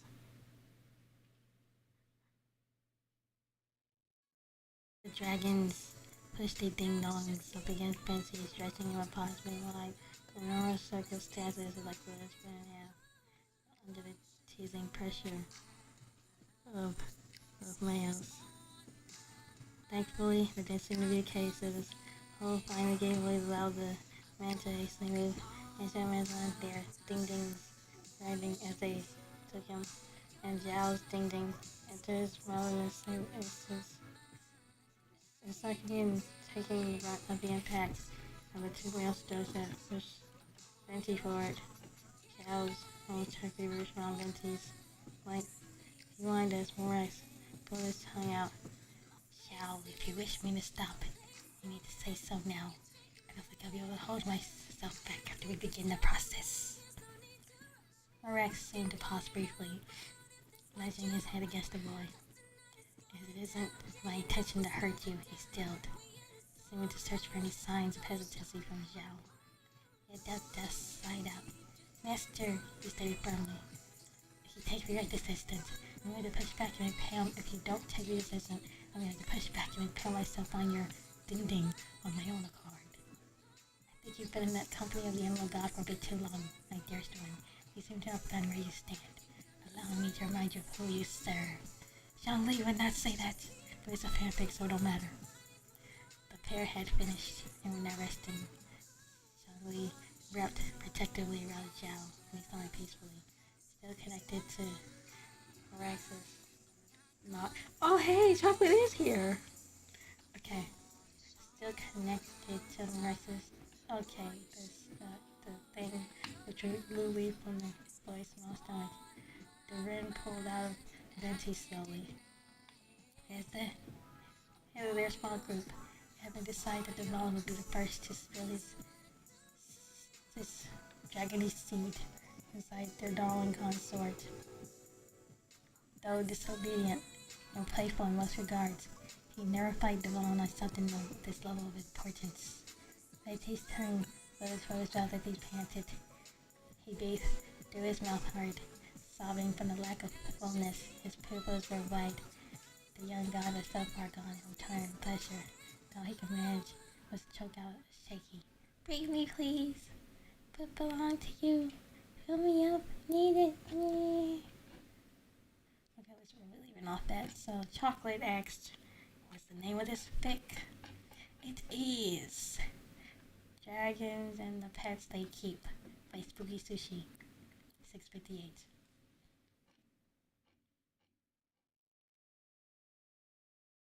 You know, let me horrify you guys for a moment, but I actually had a whip. It's not nasty or nothing. I mean, it's not exceedingly nasty or nothing. But anyway, it's called the Rim Rot, because the Dragon Sovereigns, the original rulers of the Genshin world, they return, and they hijack the bodies of people who have made contact with the traveler. And so what they do is that they merge their consciousness with them. But the merging is a process. Because who wouldn't want to bang a dragon? Not saying I would. But, fictional character definitely should. So, what the Rimrock do is that they take they take their identities. I think there's Yato, Baiju, Kokomi, because she's already Dragon Jesus. Just hasn't fully formed. She hasn't fully formed yet. I wish I had pulls for her. I didn't even know she was a dragon. And then there's Scaramouche, of course, Electro Dragon. And it's pretty dark, because Albedo was the one who brought them back, because Albedo had merged with Durin. And like the Dragon Sovereign, she was like, you merged with that whole Durin? And then she just didn't even thank Albedo. She's like, nah fam, I'm gonna go wake the others up myself.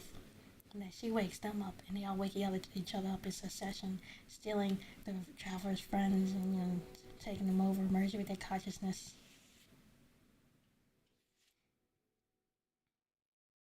But it's NSFW. I gotta horrify people anyway, somehow. When you write about dragons, you gotta just horrify people.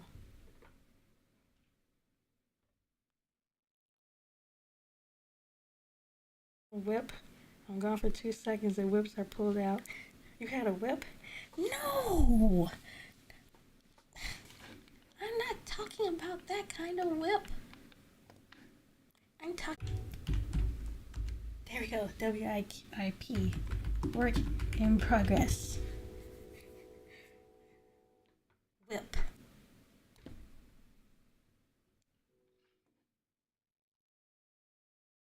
Hey. Did the video freeze? Is the video still going? How long has it been frozen?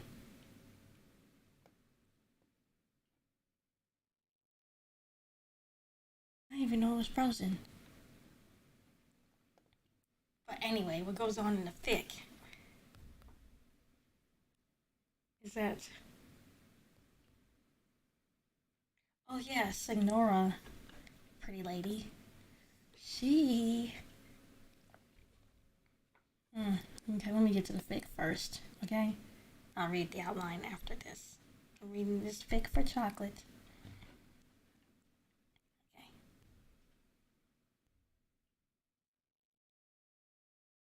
Put the Sierra song back on. Okay. The valet chuckled, his voice dropping an octave lower as he whispered oddly against the boy's ear. Perhaps I should leave you like this. Make you wait for what you still desperately crave. Aching and empty, is that what you want? Bensie stilled, screaming out, then scrambling back, forcing Devlin inside him. No! Devlin bit on his throat hard. You are not in charge here. Now, lie down and take it like the dirty worm that you are. Doreen stroked his ding-ding, riding against his brother's thigh. They're not brothers. Just want to make that clear. Don't cancel me. Okay. Master Devlin, I'm beside myself. Did you actually swear? Devlin ignored his brother, rolling his eyes and setting to the task at hand. He started hastily pushing in and out his thing pulling against Ranchi's entrance. As he moved, he seemed to lose himself, gripping the boy's waist. The flamingo all over so he was forced to stare up into his blue eyes and his mouth exposed along his long tongue and rows of teeth. I'm going to do that thing, you know. Would you like that? Okay. With those final words, he bit down. His breath caught on the boy's throat as he spilled that stuff into the small mail. Good tea. When he received no response, he looked very curious softly. He did so well for us. Devlin, he passed out 2 minutes ago. Devlin chuckled in response, leave him to rest. He'll need it for when you gentlemen complete the ceremony. Besides, it's definitely quieter this way. Doreen smiled, and Devlin stepped in softly, growling. You best be holding that appendage in your mouth, or I'll pay no attention to the one between your legs for a month. And Devlin stilled, smirking. You won't hear anything else from me, dearest brother. Radio silence. Complete cooperation. Devlin held him close and sang, You're lucky we love you. And Doreen smiled, as his small voice stopped to rouse, and he shrugged his face, smiling and happy. Round 2.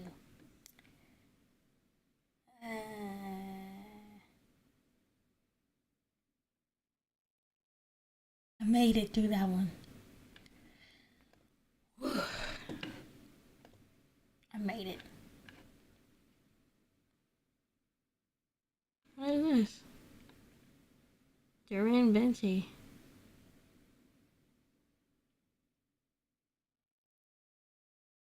Is everybody dying or something?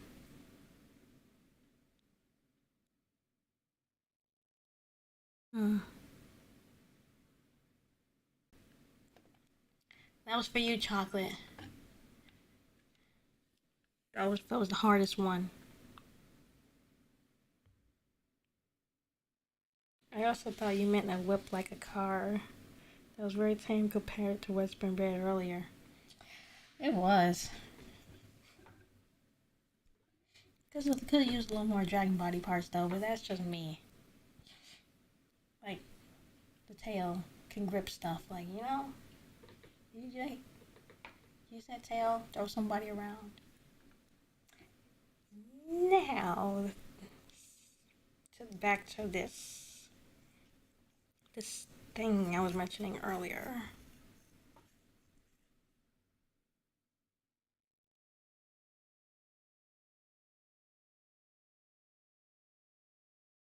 Yeah, Microsoft Word.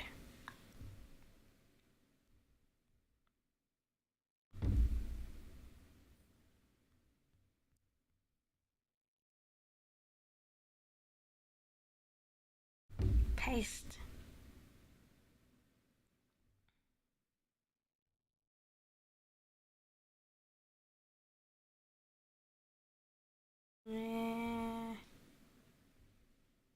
Save.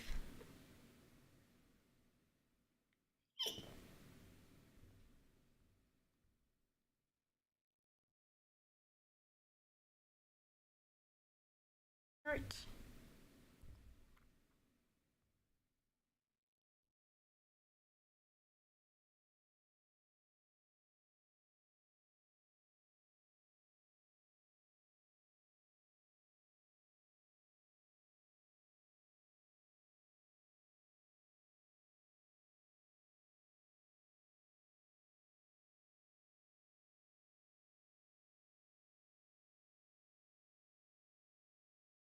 We go to Microsoft Word.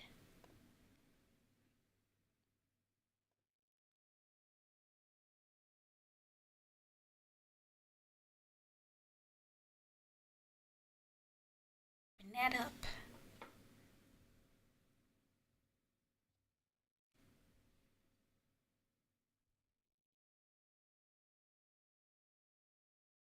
Hit. Oh yeah, that's me again. I had started. What day did I start this? Did I say when I started it? But anyway, it was Dune inspired, partially, because I like the concept of like the honored matres in Dune. How they're like super powerful ladies who are like well versed in like the sexy, that they can make you a slave. And that's like that's and then they like got powerful weapons and they destroying the Bene Gesserit, and I just thought it was really cool. I mean, it sucks for the Bene Gesserit; they're my favorites, but like the honored matres are just so much cooler.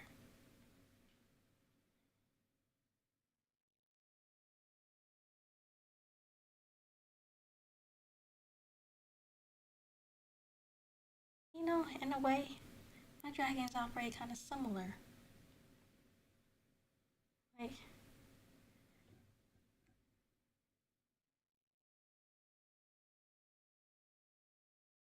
I don't know about this picture though. Kind of the picture that inspired it, but like, do I wanna keep this picture there?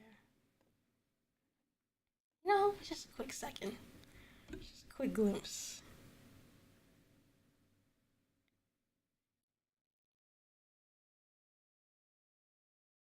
Okay, so let's go. Let's go. Let's go. Ruin stuff further. So there's a theory that goes around that the Electro Dragon Sovereign, his heart is encased in the hypostasis that you have to fight against in the game. So with this, it's like this again. This is like this is outlined, so it's not polished or nothing. It's just like you know. Anyway, I need the music.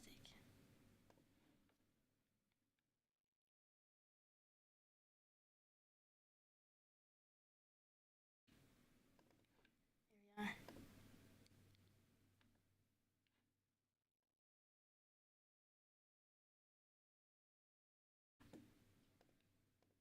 Okay.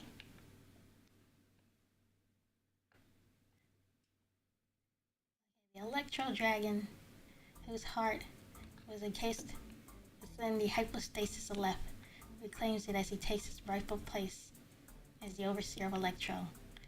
With Celestia gone, he is the one responsible for granting humans their vision.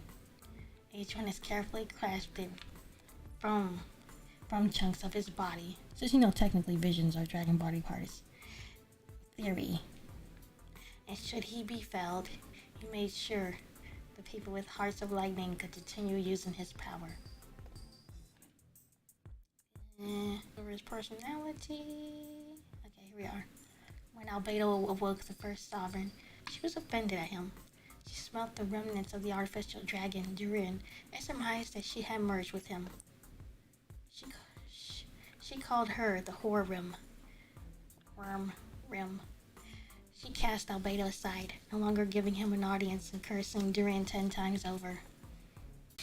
He, the Hydro Sovereign, wanted a second body to hold the other half of his power, so he stole the body of a warrior from Snaznaya, which is, of course, orange-haired dude over on the right-hand corner of the screen. Kokomi, the Hydro Sovereign himself, cares not for Ajax's pleas. She tore half of the Hydro power, which took the form of a water droplet, and forced it into Ajax's body through his chest, and then she started to merge, opting for the fastest approach. The Sovereigns want bodies to merge with. The act of merging can be done through 3 ways: biting, blood transfer, and the nasty. Biting and blood transfer is where the slowest and, according to the Sovereigns, the least interesting. The last option is the fastest and most direct way of merging with a Sovereign. Kokomi took extra time with Ajax. The Sovereign was duplicating his mind without Kokomi's influences, so that Ajax wouldn't be without a dragon self. Then the Hydro Sovereign awoke the Animal Sovereign, and he stole the body of Kazuha Kadehara. You guys saw Kazuha earlier. Or Kazuha Niwa, if you prefer. His target had been the disgraced Animal Archon, Barbados, but he was lost forever, merged with Devon to prevent the Animal Sovereign from stealing his precious body. How's the stream looking?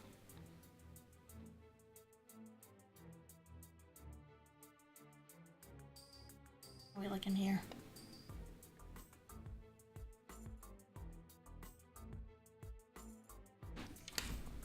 Can't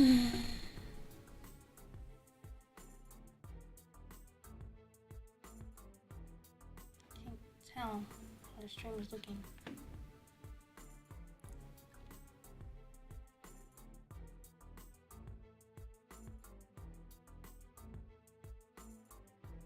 Okay, we're still going good. Okay. And then the Animal Sovereign awoke the Pyro Sovereign, who stole away the body of Diluc Ragnavetter. This body was the hardest to merge with. Diluc would not allow himself to be taken without a fight, and the Pyro Sovereign could fight all day. And, he held Diluc captive, and they shagged him to merge repeatedly. Remember that scene in Halo where Captain Keyes is trying to keep the Flood from merging with his mind, and the Flood is repeatedly just blasting him with memories and stuff? This is like that, but it's more direct-ish. Okay. With each... Okay, he would connect to Diluc's consciousness, peer and whisper inside the redhead's mind. Mental anguish was the Pyro Icon's specialty. He whittled away at Diluc until his mind relented and gave the body to the dragon. And the Dendro Sovereign wanted nothing to do with Baiju's broken body, but sensing he was a former Archon, the Sovereign had no choice. With assistance from the Pyro and Hydro, a draconic transfer of power was initiated, by using the most common tool for dragons. The formerly broken body was strengthened, its durability boosted beyond the normal human body. What's this? Sorry if I'm not talking, but I'm just editing a song right now that's impossible to find on the internet. Well, that's fine. At least you get to hear the story, so. Okay, and then the Geo Sovereign obviously sought the body of Morax, hiding as Zhongli, who proved to be experienced. Their war waged nearly as long as Diluc and the Pyro Sovereign, and eventually, mind games from Pyro, Hydro, and Animal were strong enough to bring the Realm Archon to his knees. With the vines from the Dendro sovereign to hold him down, the other sovereigns made quick work of merging with Zhongli. The next to awaken was the Cryo Sovereign. Her body was suggested for him, Shenhe. Oh yeah, you should look at Shenhe. She's thick.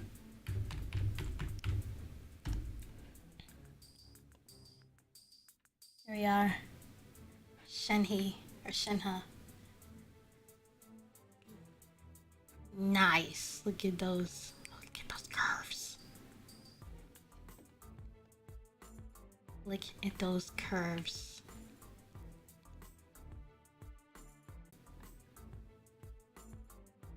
Is there a full body picture of her? Yeah, see? I don't even know what that other picture was. I'm not even gonna touch that. Ew. Okay, back to this.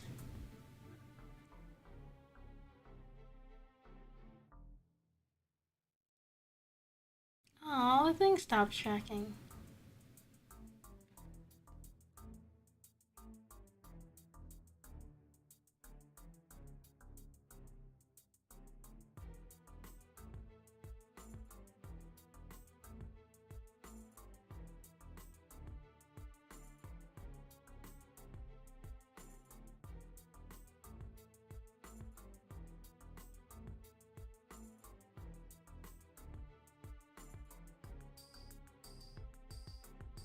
Okay, now where was I? The Cryo Sovereign. Yes, a body was suggested for him. Shenhe. He was not drawn to her, nor any other cryo candidates. Instead, he sought the body of a woman of fire. Rosaline. Formerly La Signora.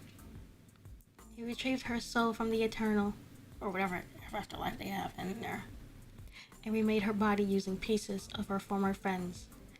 Blended together, he molded her a new body and placed her soul within. She awoke, gasping and screaming. The last thing she remembered was her body being turned into nothingness. But Signora, she got axed by Bao, Raiden's shogun.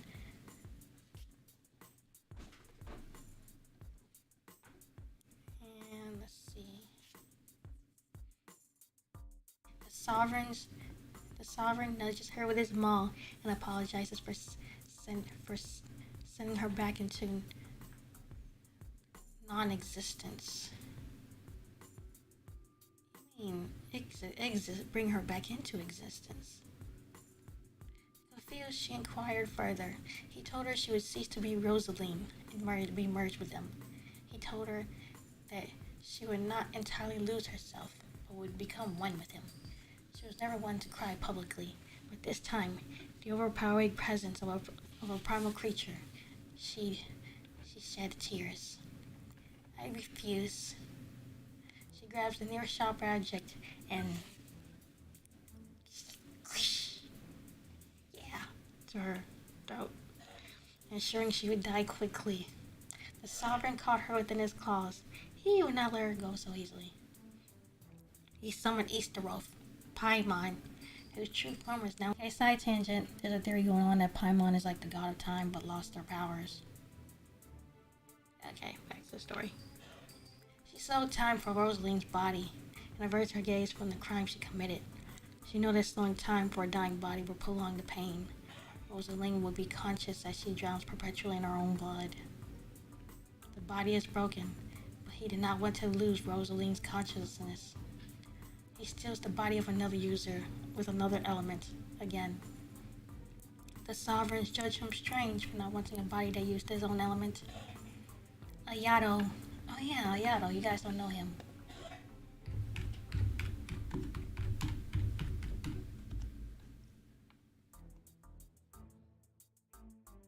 This guy's Ayato. His banners just ended recently. It was really hard not to pull from because he does this weird matrix thing where he like makes water copies of himself. Really cool. And there's another picture of him. Yeah. He's like Super. Apparently, he's like super smart or something.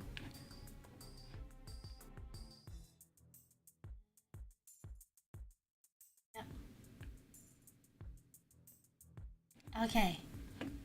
I just realized Firefox isn't up, is it? No one warns me when this happens. There, wait. Look. Can I just close this?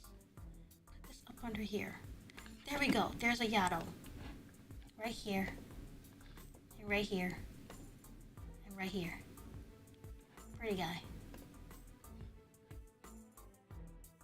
He's like water or something. And I don't think it was up earlier. Here's Shenhe. Nice, thick, curvy lady. Very pretty. Nice, curvy. Yep.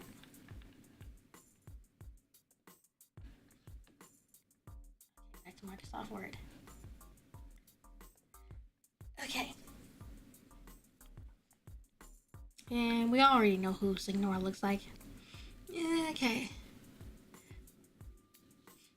Ayato expected the Cryo Sovereign's arrival. With the help of A, the Raiden Shogun, and the armies of Inazuma, they halt the dragon's arrival. The Sovereign let them think they had enough human tenacity to stop him. He pretended to retreat. He returned an hour later, blankets of freezing cold trailing off his wings. The soldiers could not withstand the crippling cold. The Cryo Sovereign dispersed the cold from his wings as he hovered before Ayato. The human was prepared to fight, brandishing his sword. The Sovereign was touched that he picked such a fine human. He wanted to shame him. And so, he called forth the Dendro, who appeared behind Ayato. And cornered, he tries to attack Dendro first, but the Sovereign's speed was unmatched. His vines wrap around Ayato. And then the Cryo Sovereign reduces the size to a humanoid form and calls forth Pyro to melt the ice from the Inazuman soldiers. For A, only her head was to be melted. He announces he will merge with Ayato and that he will make the soldiers watch as punishment for daring to raise their blades at him. And then the Dendro holds them all down. Ayato tells the Sovereign he will never break him. But the Sovereign begs to differ. The merge isn't quick. The Sovereign displays it for as long as he can, enjoying the feeding of his human prey. And yeah, he also missed frostbite. He also missed cryo. Almost causes frostbite on Ayato. Poor dude. And then he finally begins to merge, taking every memory and emotion Ayato ever knew for himself. The soul is the last to be merged. The Sovereign's draconic body meshes with the human the same way that all the others had meshed into theirs, and the DNA recombines, truly making the body his now. He returns to the dying Rosaline. He asks Istaroth to be with him, so that she may release Rosaline from the time trap at the last moment of the merge, so that he may complete it. Istaroth watches as Rosaline's body is merged with the Sovereign, as he instructed. She released her so that he could complete the merge within the last seconds. Rosaline choked as she was set free, but those only lasted mere seconds. Her body had vanished, merged into the Sovereign. The body of Ayato now has a swirl of white hair and a single silver eye to denote the merge of Rosaline into the body. The last to awaken, they're quite angry he missed out on the fun, was the Electro Sovereign. He demanded to see the fun they had. The Sovereign's vowed to share memories and feelings once he found a proper body. The Electro Sovereign wanted it to be perfect. A body that was small, but perfect for catching people off guard. He loved to be playful like this. The more youthful, the better. An equal match to his own beauty. Oh yeah, after this we're gonna play Genshin. Just throwing that out there. He wandered in Inazuma. He surmised. Instead, he found this body hiding in Mondstadt's under the windrise tree.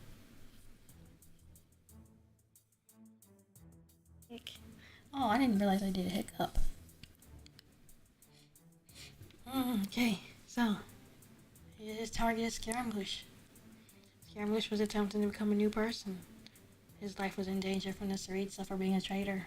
Because, he ran off with the Gnosis.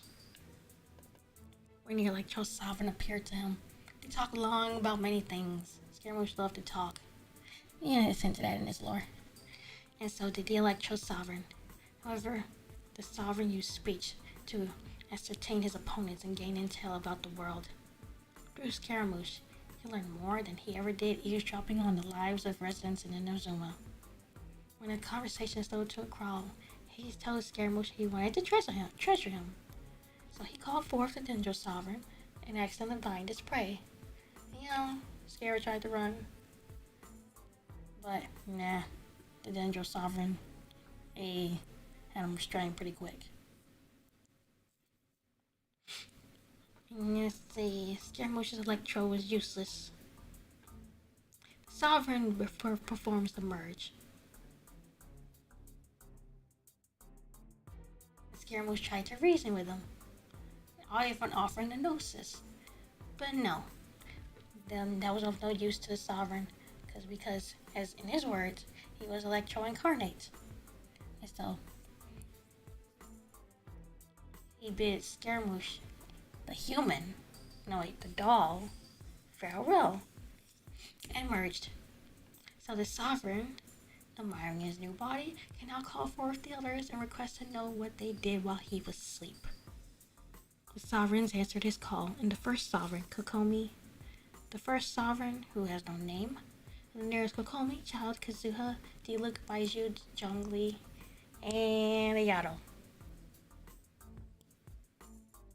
Then the Electro Sovereign asked to see their memories. And they huddled together and hold hands, their memories being seen. And let's see. The Electro Dragon, I'll probably call him by his hypostasis name, Left, is disappointed he missed out on the fun. And the group agrees to make it up to him by sharing their bodies. Wait, is his name Left or Scara? Technically, it'd be any one of them.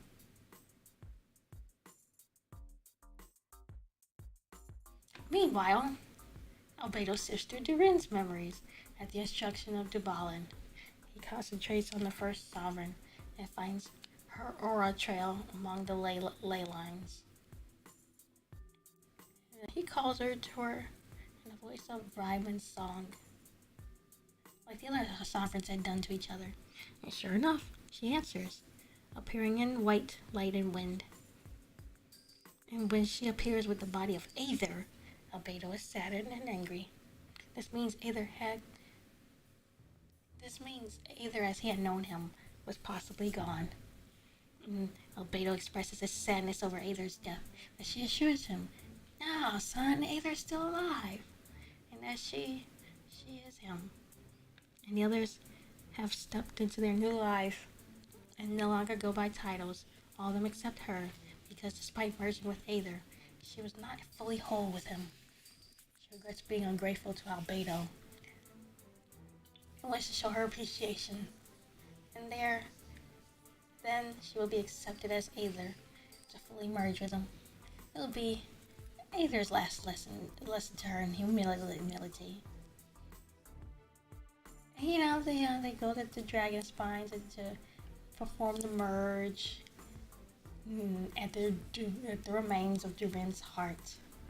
To pay respect to Durin, who so desperately wanted a friend. And now the first Sovereign has finally become Aether. And now the rest of them plot their revenge on Celestia for taking their souls.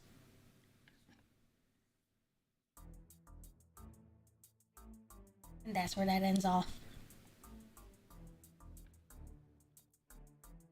Now we can just start Genshin.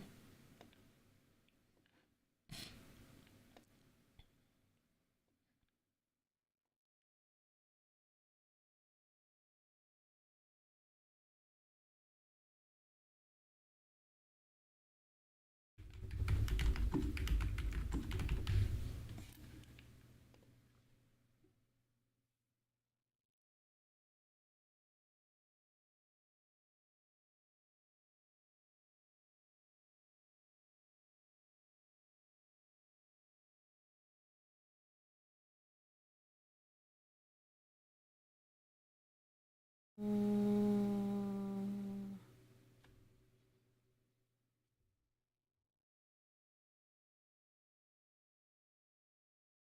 Genshin's.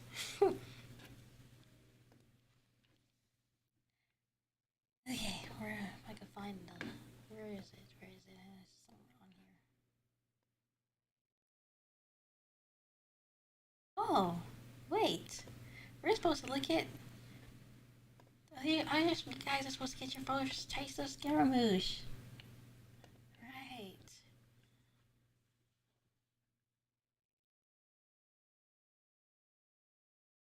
Ab.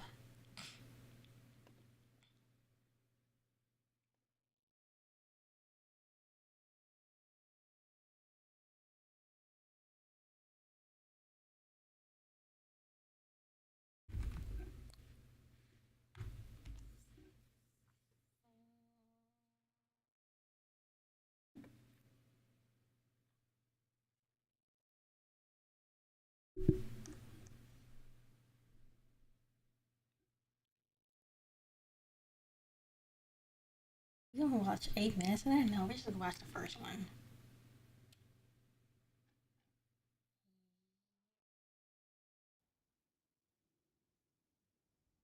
Is the guy on the floor sleeping? I believe so. I've tried everything, but he won't wake up. Looks like he touched the meteorite. Just like the You other. skip some of Main this. rock that struck the cart. Worry not. I have dealt with that already using my magic. But by others. Do you mean to say there are others who have fallen into us? I'm gonna take this break. One's own Ogde Verurtelung, the nightmarish slumber that proceeds forth from the valley of Demon Bone. It has caused great suffering for the humble peasants in the Vale of Springdom, many of whom still battle this wretched affliction even as we speak. As Main Fräulein most eloquently describes, we have just come from Mondstadt, where many people have also fallen into an unwaking sleep. Their symptoms are identical to those of this poor gentleman here. Is that so? It appears these meteorites really made quite an impact.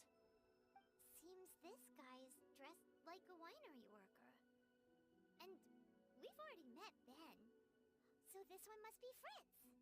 Given that worker's attire has precious few distinguishing features, I must conclude that Paimon is blessed with exceptionally acute eyesight. Actually, Paimon's eyesight is normal. Paimon just has a really great memory. You're right, though. His clothes don't really stand out that much. Especially not compared to this guy over here. And by this guy over here, you mean me. Yep. Paimon's never seen anyone dressed quite like you before. I am a vagrant from Inazuma. I had just stopped to assist this poor gentleman when you turned up. Are you investigating the aftermath of the meteorite strike? Yeah, we were sent to help out. I am Fischl, Prinzessin de Verurtelung, responding to the cry of my people in their hour of need. I am Main Fräulein's humble familiar, Oz the Raven. And Paimon is an honorary knight of the Knights of Favonius's best friend. Oh? Then you must be said honorary knights of said Knights of Favonius. Behold my people, your beloved sovereign in the flesh.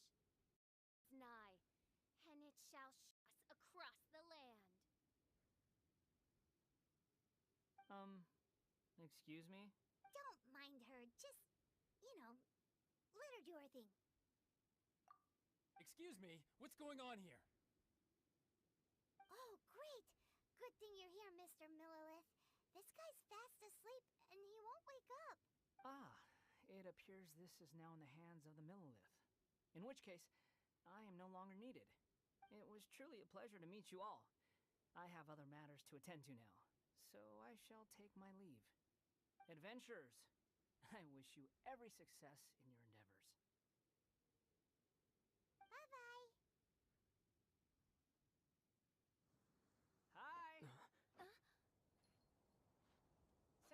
interesting. Mind if I join you? What ho! We meet again, vagrant of Inazuma. My retinue and I were just...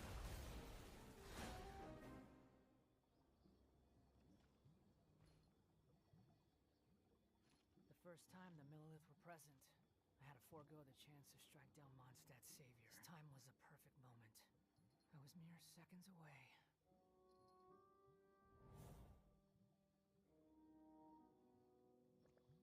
But who was that mage? She could not have known who I am. Perhaps her powers revealed to her things unseen. Soldiers! Sir! Find them, and when you do...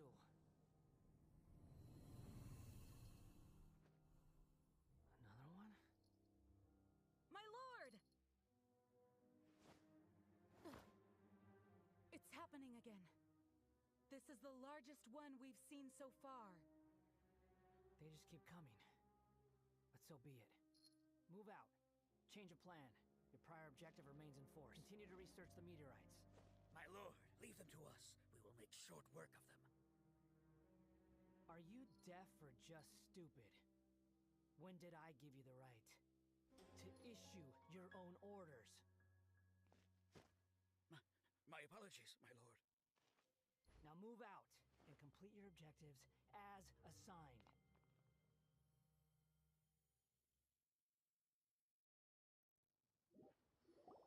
Oh. So, this is Pylos Peak. Not much to show for itself now, eh? Looks like someone beat us here. Is this like a popular tourist spot, or... Ah, it's you! Huh? You again. Look at the state he's in. Was he in that dream just now? He managed to extricate himself from the dream on his own strength? How is that possible? Just because you are powerless to do something does not mean that I am. You're too late anyway. I finished my research. We knew it! This was all a dirty trick by the Fatui! Save it! No more fun and games for me today. I'll come for you when I'm good and ready. You entered the dream they've all been having, didn't you? How much do you know about Leonard? Leonard? Who's Leonard? Whatever. I have bigger fish to fry. I've discovered something far more important and far more terrifying. What? The stars, the sky, it's all a gigantic hoax. A lie. The stars are a lie. What are you talking about? Is this some kind of astrological debate between you and Mona? Because if so, surely you can come up with a better argument than way. Oh, you are so naive, it kills me. Still, can't really blame you. After all, I used to believe the same thing myself. Up until a few moments ago, that is. A few moments ago? You mean... Look, I really don't have the time to do this right now. What was the jester thinking? He must have had some inkling of what we might discover on this mission. Would it really have been so difficult to give me a little forewarning? Or maybe he just wanted to give me a fright. Time for me to go out and find the truth. So long, suckers.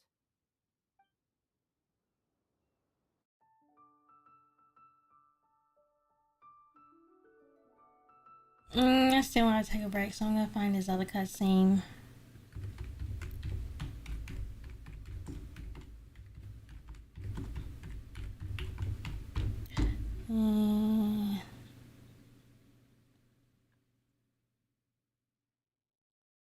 Here we are. Wait, here we are.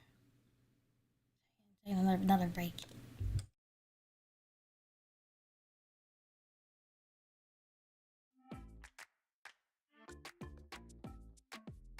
For the real ones. You actually managed to find this place. Congratulations. Barely 2 words in, and you already look like you want me dead. Oh, so that's what this is about. I think you've got the wrong idea. I know how this looks, but I'm just here to follow orders. I'm obviously not the mastermind behind this. Aren't you supposed to be pretty tough? What are you waiting for? Go get them. You're getting all worked up over nothing. You've changed. You're getting weak. How can you say this is nothing? How can you call it anything more? It's the way of the world. Human life is worthless. They were always going to die, with or without a delusion. At least having one gives them a chance to fulfill their ambitions. Do you have any idea how useful the Vision Hunt decree is to us? It took a lot of work to make it happen. Obviously, it was in our best interests. Good news is, our hard work is finally paying off. Generating conflict creates a big market for delusions. Now we just let the promise of power draw in the weak. For just a small price, they get the feeling of controlling the world, trading their life for supreme power. Pretty good deal, don't you think? So, the Fatui started the Vision Hunt decree? You've been behind it all along? From the outside, Inazuma looks pretty impenetrable. But on the inside, it's a land of opportunity. With a little effort, we were able to break them down from within. Eternity stretches things out over a long time, but each moment within it becomes all the more fragile. Take your friend in the Resistance, for example. There's nothing you can do now. He's a lost cause, just like a bubble on the water. Beautiful for a moment, then total destruction. The more it takes from them, the more tightly they hold on to it. And the more incompetent they are, the more determined they are to fight it. It's such a farce. You have to see the funny side. Hey, calm down! No!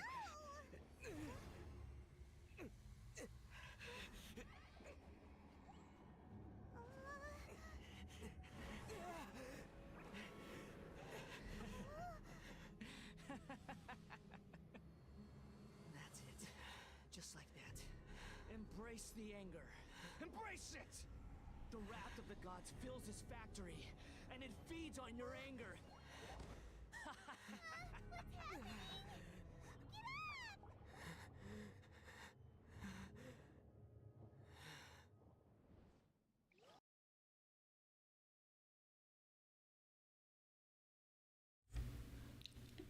Scaramouche's voice actor did a really good job.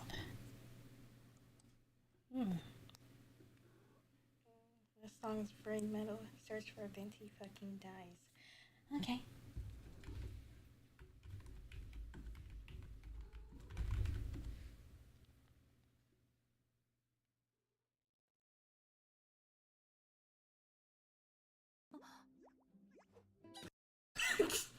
Wait, was that Amber? Wait. Is that Amber or Cleet? Poor dude. Oh wait, I'm not subscribed? Subscribe. Turn that on. I'm gonna lie, that beginning sounded a little sus.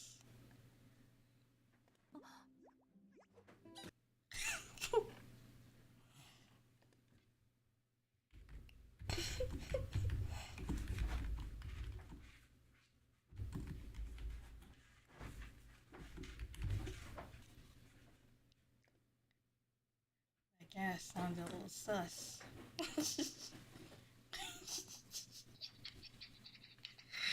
Oh my gosh. Exposed. Reem listens sub to me. Man, it's a few people I need to start subbing to before I forget. Then I forgot. Oh. Put that in the watch later. Now let's see. Let's start the game. Oh wait. Put that in the watch later. Afro Senju made a video. I'll get it later. Okay. Wow, my desktop looks frazzled.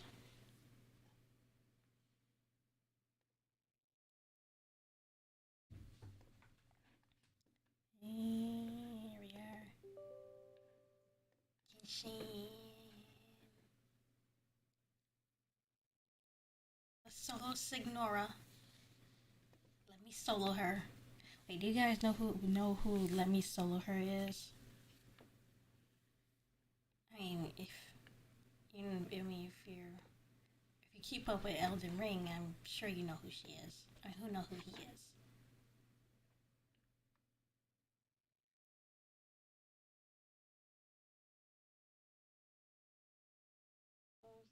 I know what my most searched term is.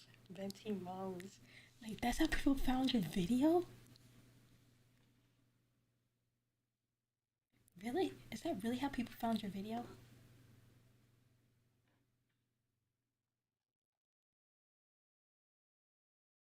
I do not know who that is. Oh, never mind. Let Me Solo Her is the guy who... Him. Yeah, he's the guy who beat Melania. And he knows her strategy.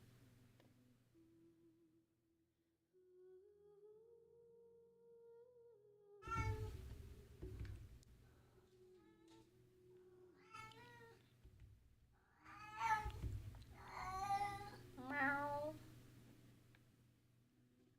The cat must be outside the door. He only does that when they get near the door. Yeah, he wants to get out and see them. Be right back.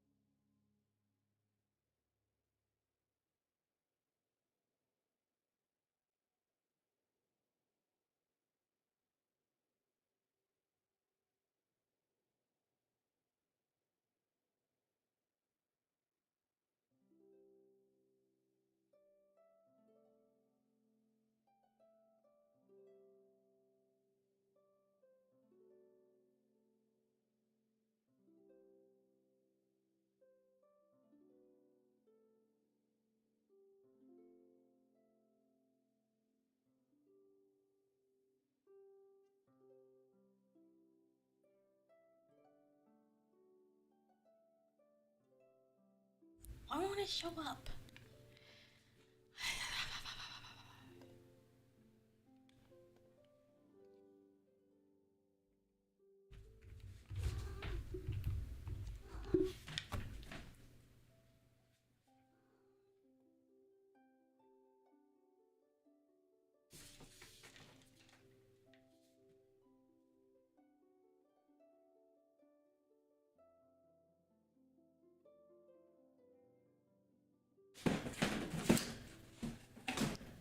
Is he really pulling on that box?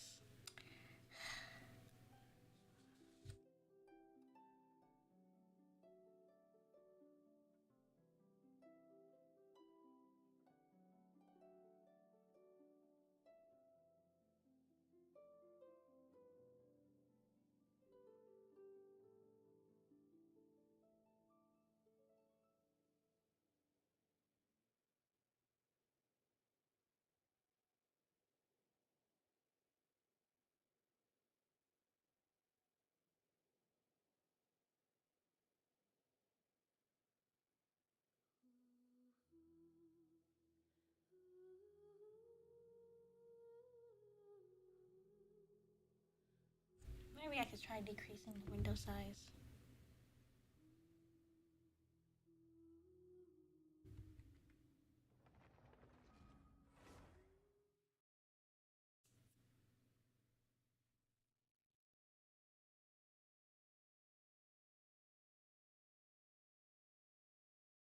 I wonder, should I start a new stream for Genshin? I think I will. Yeah, that makes more sense actually.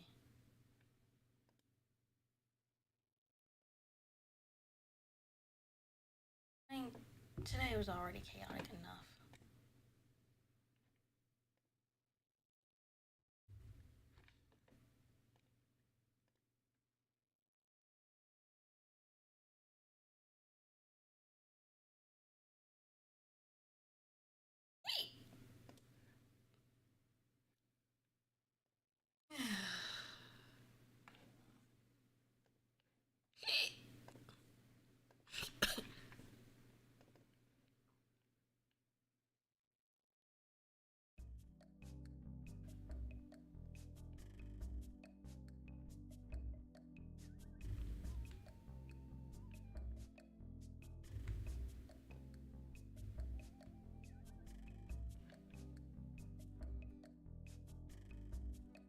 I'm probably gonna go soon. It's 1 a.m. So.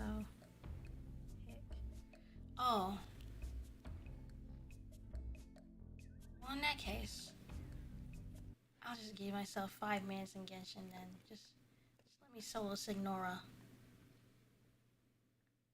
Precious Hicks. Thanks.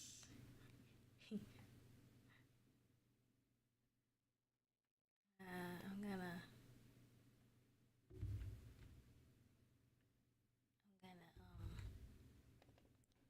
just 1v1 Signora.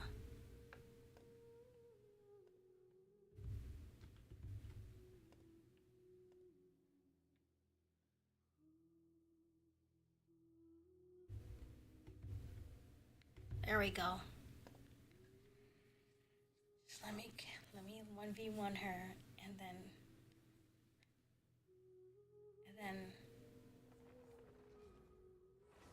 I'll go too.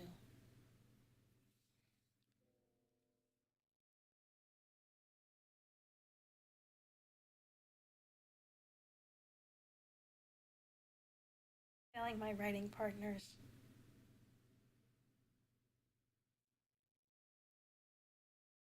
Watch this last bit, then sleep or attempt to. If you'll go to sleep, I could be your bad influence and we could play Risk of Rain. Where are we going?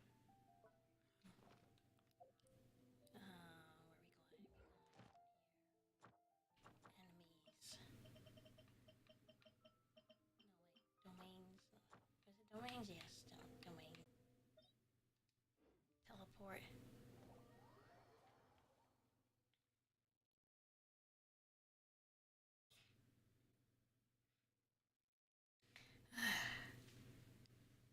Let's go solo big butterfly mommy. Eyes. Oh wait, I can't. I gotta heal him. Of course. I wonder how many storylines this game is gonna have.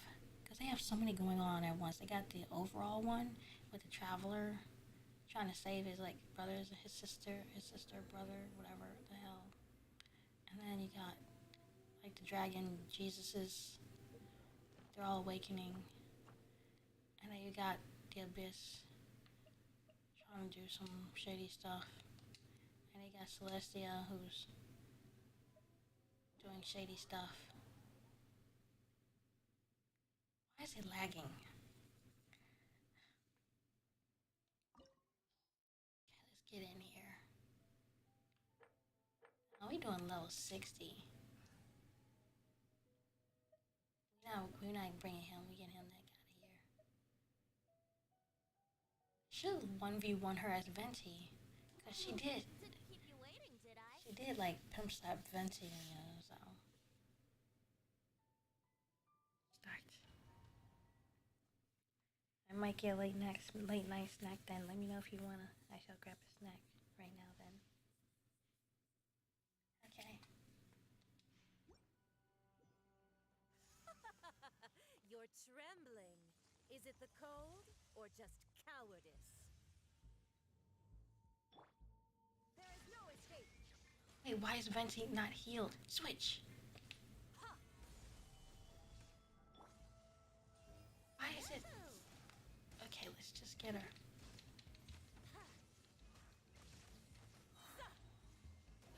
Think you can get away? Into the frozen void. Oh, look at that damage. Brace yourself. Oh, don't hit that.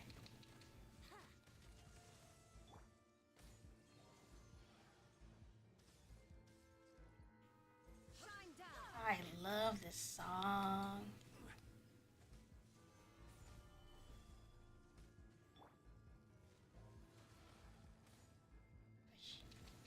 Into the frozen void. Yahoo!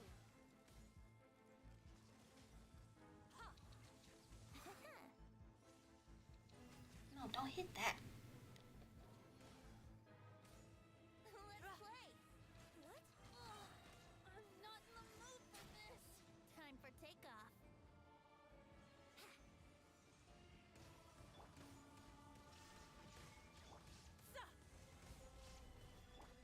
Brace yourself.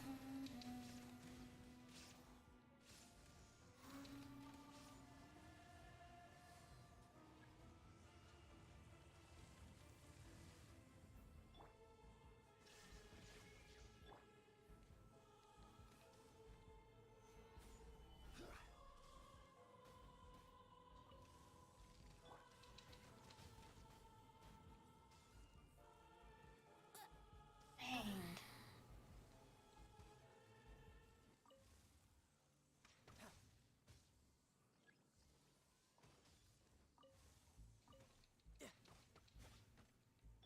There is no escape. Where'd the music go?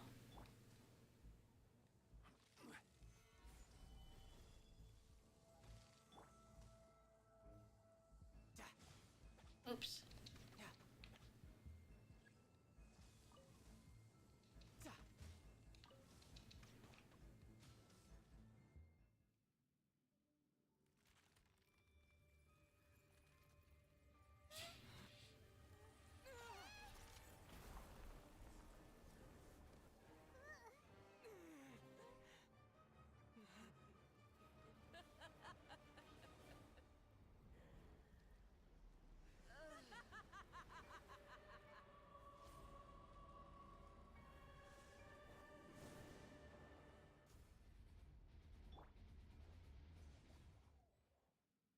Character not on the map.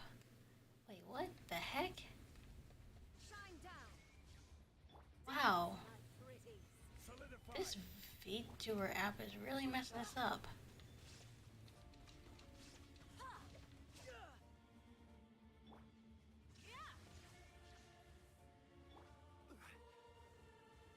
Solidify.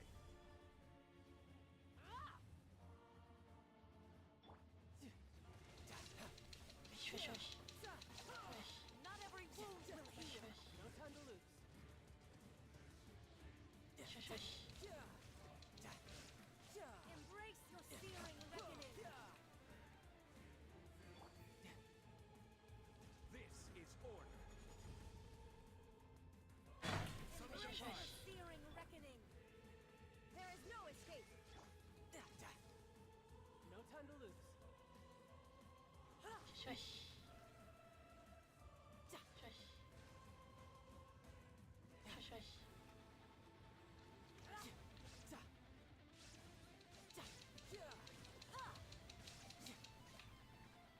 Shush, shush, shush. Shine down. Song is so nice.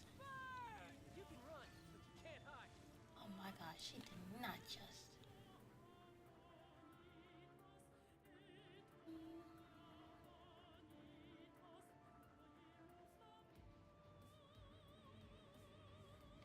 gosh. Who dares call me a witch? Gather! Not even ashes will remain. You're mine!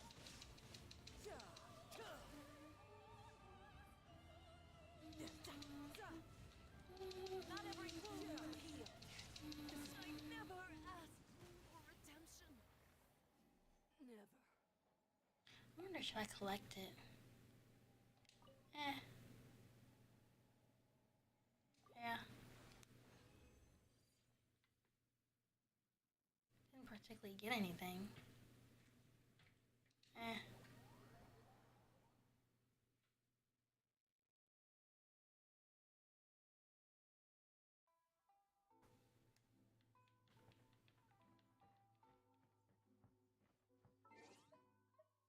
I wonder if any of my lovely hoes are online. No, they are not.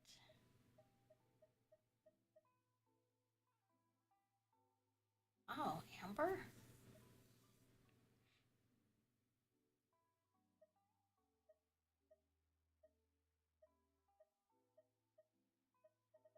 None of my lovely hoes are online. So sad.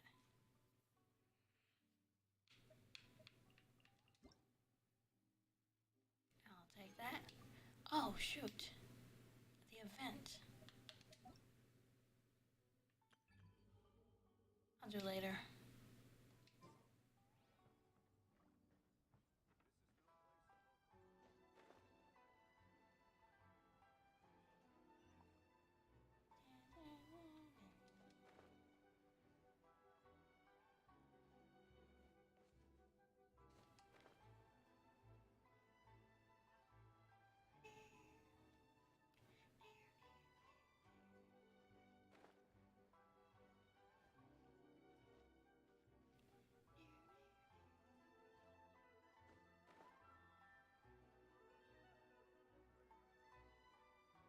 Why is he here?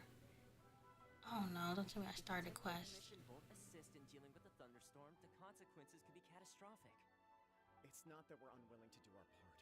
We just don't have any spare hands right now. I hope you can understand. Exactly. So let's keep the discussion I going. know it's gonna start a cutscene. What's going on? Hello you two.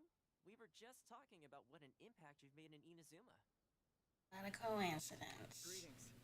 Thank you both again for delivering Miss Hiragi's letter that time. Ah, so they're friends of yours. I'm Master Kamaji's servant. Call me Ippe. Oh, Well, the Tri-Commission's work used to consist of gathering information for the Shogun and carrying out any duties she assigned. But recently, she announced that she wishes to spend some time in solitude and self-reflection. Since she is refusing to receive any visitors, there is no one to tell us what to do. We all understand if the Shogun needs some quiet time to gather her thoughts. The only problem is, in the meantime, the thunderstorm out at sea has been getting wilder. I heard that the storm represents the Shogun's will. Yep, that's Oh, the they're one. playing that song And again. all the time it's been there, the storm has never changed in shape or size. But now, it seems to be drawing closer to Inazuma. What? So her will's changed and she wants to destroy Inazuma now? Or is this her way of trying to get revenge on us? Are you really that scared of her? Nuh-uh. She lost to us. Paimon's not scared. Why would Paimon be scared? Paimon's just, a little concerned that she might be angry. Yeah, that's all. Just a little concerned. I don't think you need to worry about that. The reason we're concerned is that we've never known the almighty Shogun's will to falter before. Considering Liu as god left not too long ago, it's hard not to take it as a bad sign. A lot of people now believe that the thunderstorm is getting wilder because the almighty Shogun is having health problems. The fact that she won't see anyone right now makes us concerned that things are only going to get worse. A valid concern. So, before rumors start spreading, Miss Kamisato got me to come here and discuss countermeasures with the Tenryou Commission. We need to make sure we're prepared to deal with the chaos if and when it arrives. Unfortunately, the reality is that the Tenryou Commission is facing huge internal instability at the moment. The Kujo clan has lost control over the other clans. Huh? Why is that? The Kujo clan is still awaiting the Shogun's trial for colluding with the Fatui and nearly destroying the whole of Inazuma. Everyone knows that a change of commissioner is inevitable. It's just a matter of time before the almighty Shogun hands down her decree. To put it simply, no one will take orders from the Kujo clan anymore. But there's still work that has to be done. If Mr. Takayuki was in better health, there might be a way through. But now? My lack of ability is to blame. I failed to uncover the truth in time, and I failed to stop my father. And now, as acting head of the clan, I'm failing to quell the unrest. Don't blame yourself, Master. You have to at least keep your chin up until your older brother returns. The Kujo clan can't cope with any more instability in its current state. Yes, you're right. Masahito has enough on his plate at the moment. Mustn't cause any more issues for him. Okay, Toma, let's revisit this discussion in a few days. Right now, I need to go visit Takatsukasa Susumu, head of the Takatsukasa clan. He's the only one capable of taking charge of the situation now. I suppose. Well, okay, no problem. A speedy resolution to the Tenryo Commission's internal issues is in our best interest as well. I'll come with you, Master. No need. I'll handle this by myself. Oh, okay. Take care then. Come back soon. If you think about it, both the thunderstorm situation and the issue with the Tenryo Commission have been caused by the Shogun's decision to take some time off, right? If things carry on like this, people will start to panic. Huh? You can actually do that? Don't know for sure, but we may as well try. Whether she takes us up on the offer or not will depend on what mood she's in. Sounds like you guys know what to do. Shall I leave it up to you then? You know, everyone's worrying about the Shogun's condition, but if people got to see her in person, it would put their fears to rest. Thank you very much. I owe you one, again. The way Paimon sees it, there's only one person who might have the chance to see the Shogun while she's isolating, right? Let's take a trip to the Grand Narukami Shrine.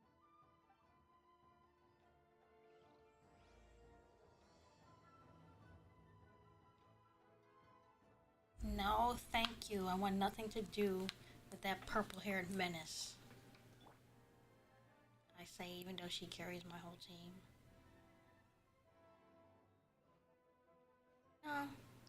Before I switch over to my Pineapple, if you're still there, do you want to start Risk of Rain or no? I'm getting a little sleepy. Before I cut this stream off, there's something I must do. Always. It must always be done. Every time I play.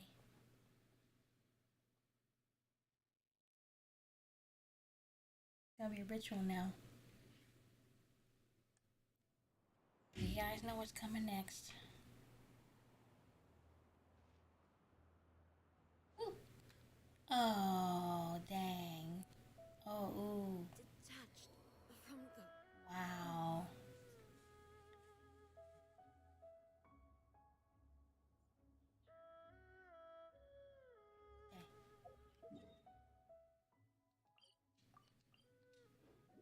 Okay.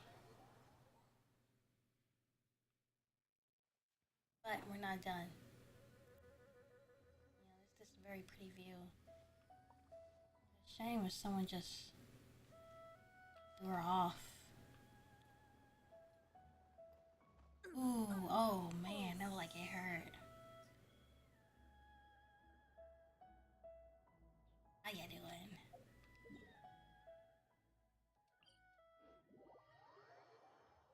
Just last time, I swear. Oh, what a pretty sight. Ain't it just pretty? Let's take some pictures. Commemorate the moment. Yeah. Oh, ooh. Oh my god. Oh, that'll look painful. Ooh.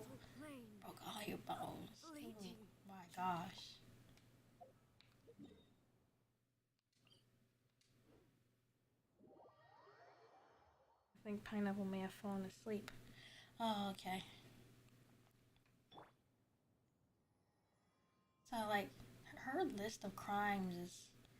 Well, first thing she did was that after his sister died, she tried to, like, make it like a replacement. And that's how she made Scaramouche. But then she was like, oh, he's too sensitive. And then she kicked him out the house. And her second crime is that she handed things over to her doll while she went and meditated. And her doll went around killing everybody. Her doll is basically her, so, like, well, kind of. And, like, while she was up in there hiding, her doll killed Kazuha's friend. And, you know, even though that her doll did that, that's... Shut up. Even though her doll did that, that's her crime too. You know? Ooh. Ooh, that like it hurt. Last time, I swear. Or is getting a snack. The random killing again. No, I'm just making sure she pays for her crimes. I mean, the story's not gonna make her. You know? But you gotta look at this nice, beautiful view first. It's a good picture. Oh, actually, let's take some pictures. Oh my god, the amount of pictures I have of her. She just happens to be in every picture because I have her out a lot. It's not like she's a favorite or anything. That's not good to Tsundere.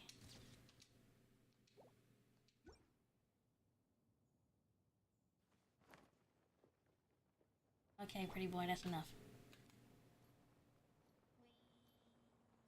Oh.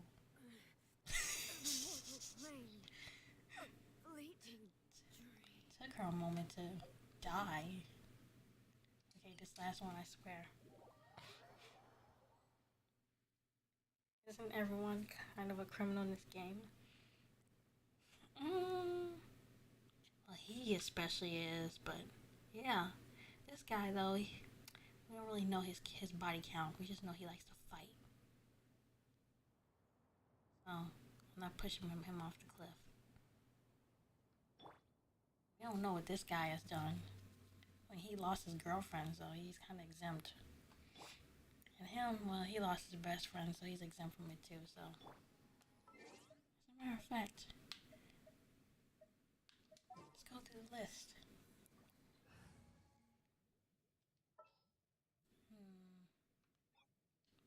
Oh, no, no,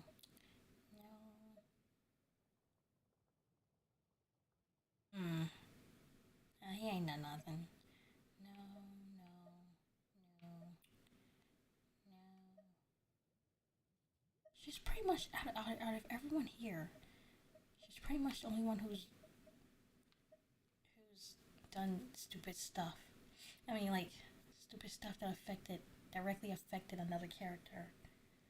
Like, she put her whole country under lockdown. I mean, well, her puppy did it, but still.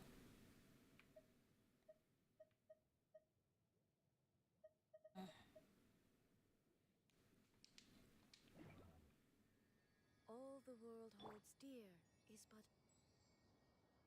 I don't know why I'm just taking a picture. I just think the sunset looks nice. Oh, this is a good angle. Yeah, let's turn on the actual camera. Let's blur that background a little bit.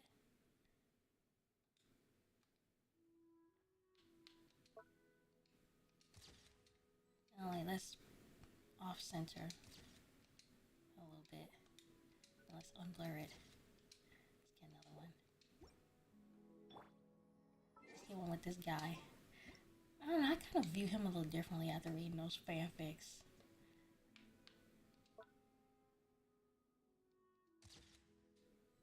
Like, I know they just fanfics, but sometimes fan stuff can, like, change your perception of a character.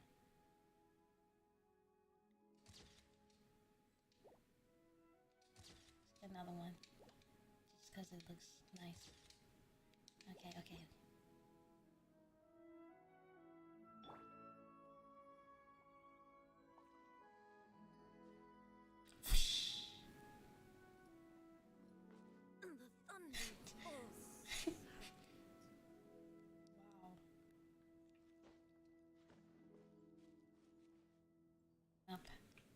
I guess that's it. I'm going to... Wait, let's get one more picture, actually.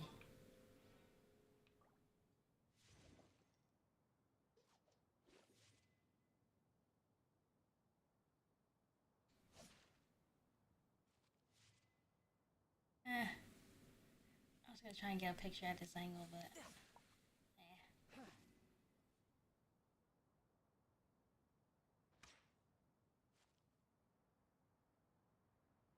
let's throw him off a cliff just for fun.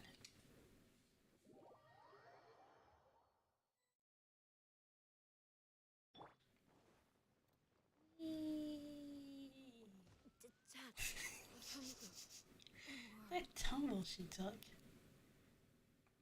Okay, let me actually heal her, because I'm gonna need her. Let's probably do my dailies while I'm here. Should take about 10 minutes. I wonder what the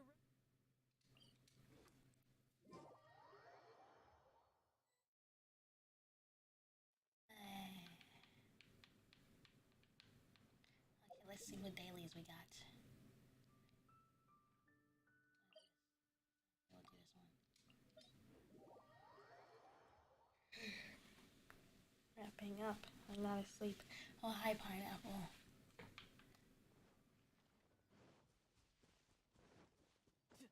So, try Risk of Rain. I got like 30 minutes left in me.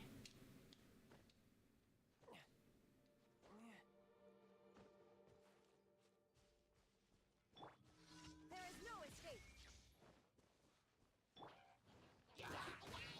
I don't know if I actually have 30 minutes now that I'm thinking about it. Push.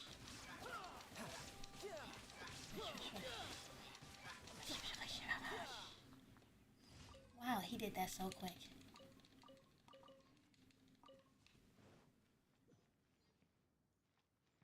What's next? Three more. A returning customer. Oh, that sounds long. Let's do this one. Just DM me when you wanna. Okay.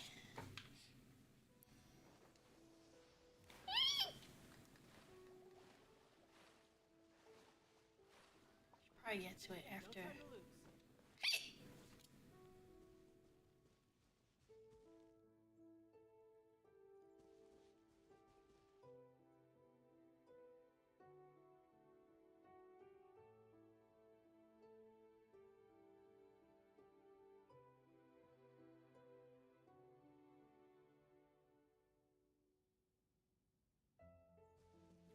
Man, I miss posting character stuff. Illusion shattered. Swish. Get the shield guy. And we do this. Swish, swish. Swish, swish.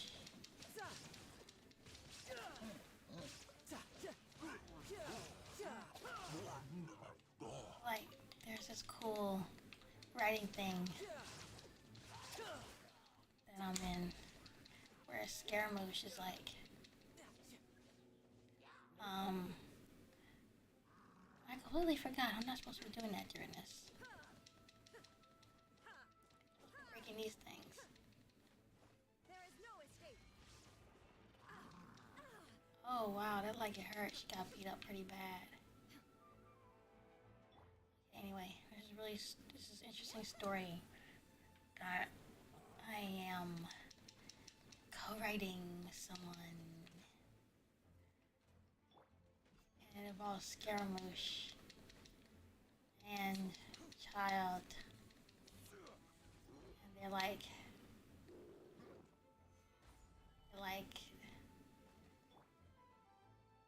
they're trying to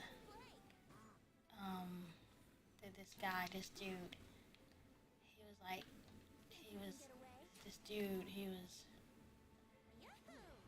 he was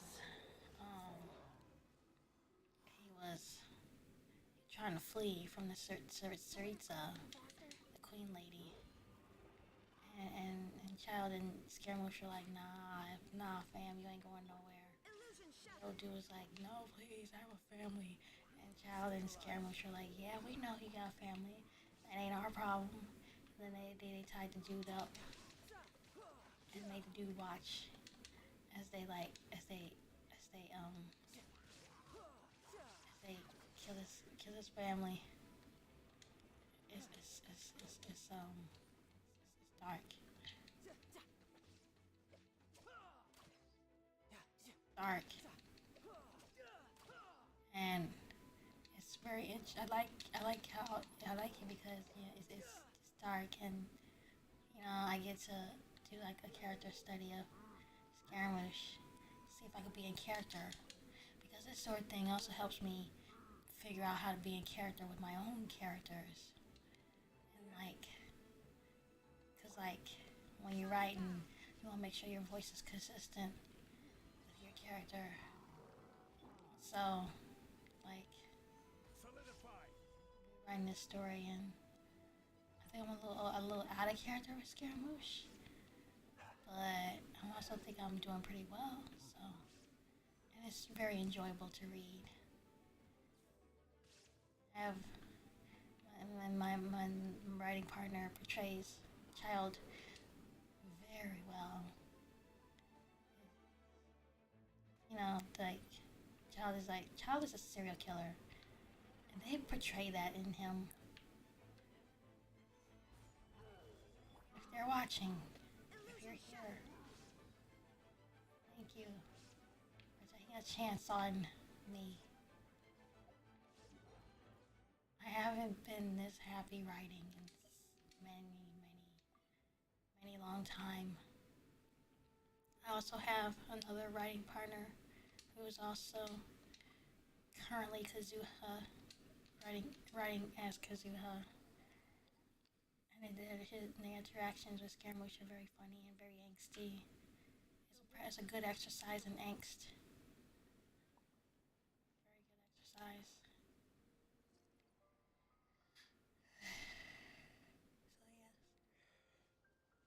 So yes, shout out to them too.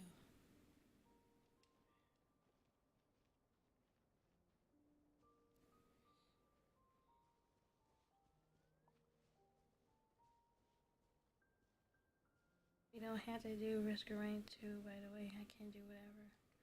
Okay, it's just I had an urge for Risk of Rain, but now I got an urge for the bed. I still want to play, though. Oh, not these guys. Oh, no. Time for takeoff. I'm gonna come back tomorrow, though. We could do it tomorrow. Oh, wait, no, I gotta help my mom with her stuff tomorrow.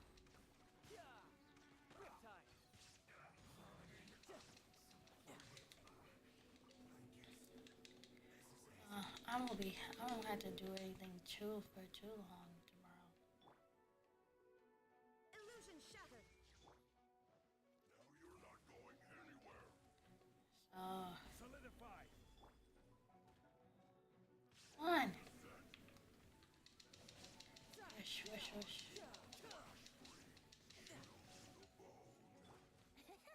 we go.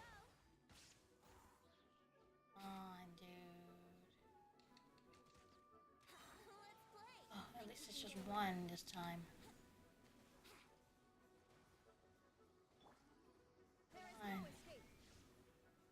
You're not going anywhere. Wish.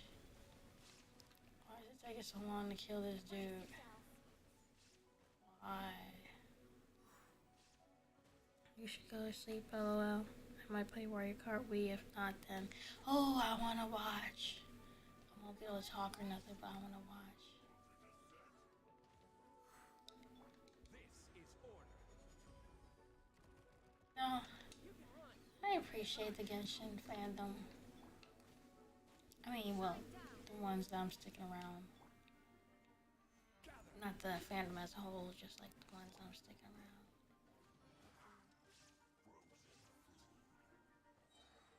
Time for Skillet takeoff. Biscuits. Wouldn't gliding be faster? Partners in dangerous crimes against fiction. Fiction.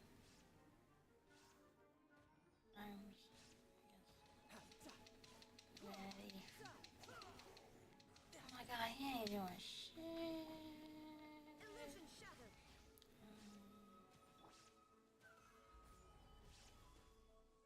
I need D-Luke.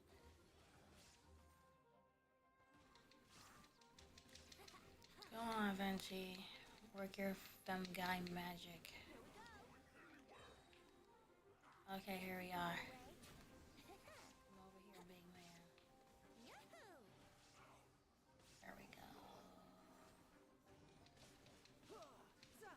Who's next? It took unreasonably long. I could have just like fled. Oh wait. Let's get this. Anyway, I could have just like fled and just got D-Luke out, but I didn't want to do it. I didn't feel like doing that.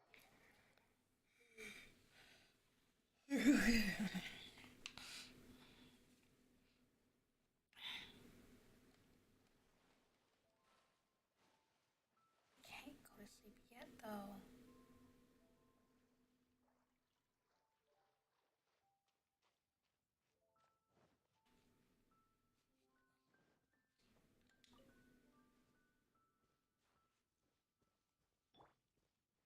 Here we go.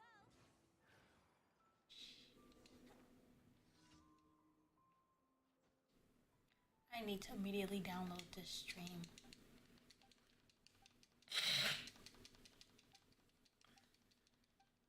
Oh no, this one where she want me to make her food. Oh my god. That means I gotta like get the ingredients and stuff. Like, Wouldn't gliding be faster? so difficult. Someone got a kitchen somewhere in here. Like, I know someone got a kitchen.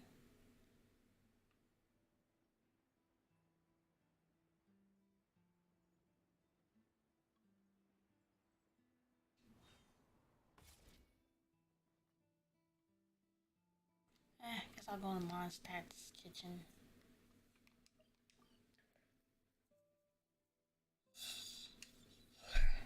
I can stream it then. Yay.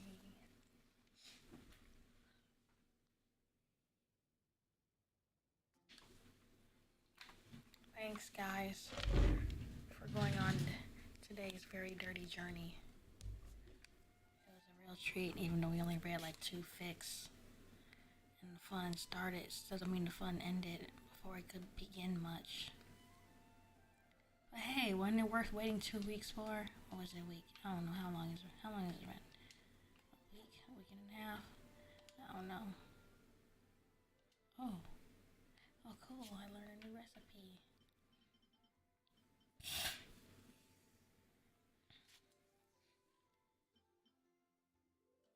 Someone actually made jade parcels. It's on YouTube. They make Genshin food. It all looks good.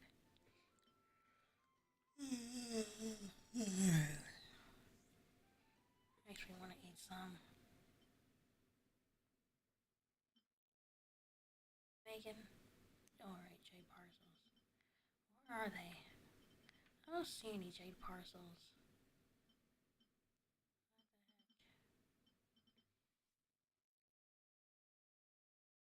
I looked through this whole list and I don't see jade parcels. Let's look again.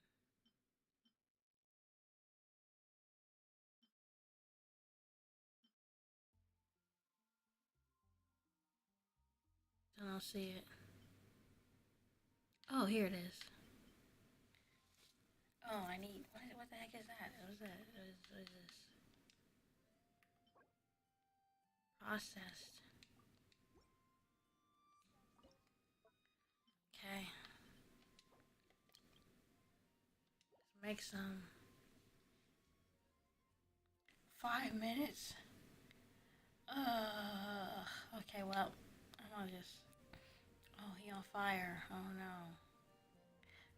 So anyway, get out of there. So, on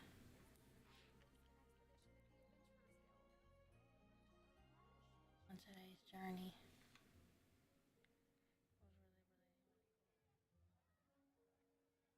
It was really cool to embarrass my ancestors by reading dirty Thank you for actually listening to the, and thank you for the nice reception on my own fic. That was cool.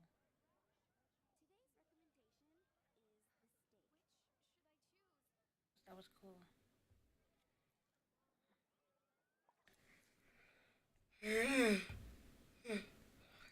It was interesting to read Where I'm from, dirty if we fan didn't keep fiction moving, we'd freeze to death. aloud.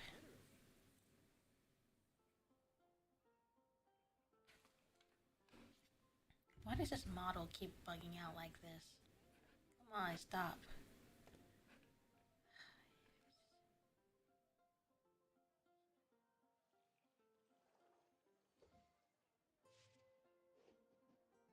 We don't want that.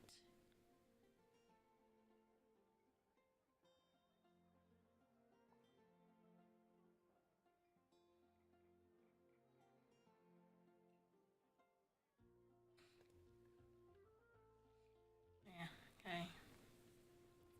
Yeah. I will never use this this darn app again. My computer horribly slow. And on top of that, I like the toon shadow it adds What though. the Harbingers are up to? Plotting and scheming on an ever grander scale, no doubt.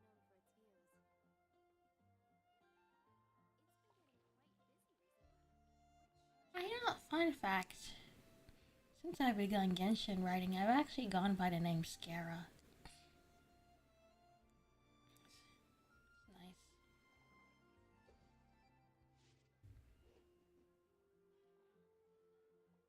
Did she just push me out of the way? Yeah. Yeah. Ugh. Don't push people. Say excuse me. Dumbass. Ooh, I wish this game had. I wish it had like a GTA feature or Watch Dogs feature. Where you just shoot everybody. I wonder if I can mod Watch Dogs 2 to have like all the Genshin characters and NPCs and stuff. Whoosh. That's what bumping them into me.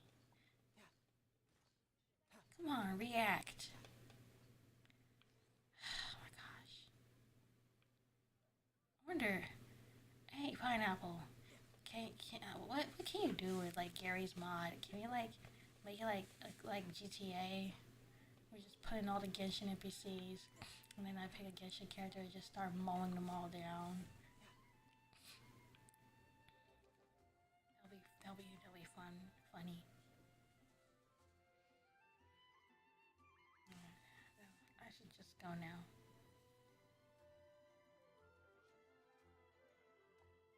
Thanks for streaming. 50 on fire. Shit. Thank you for letting us suffer. Not on yours, by the way. Oh wow, mine was actually that tame.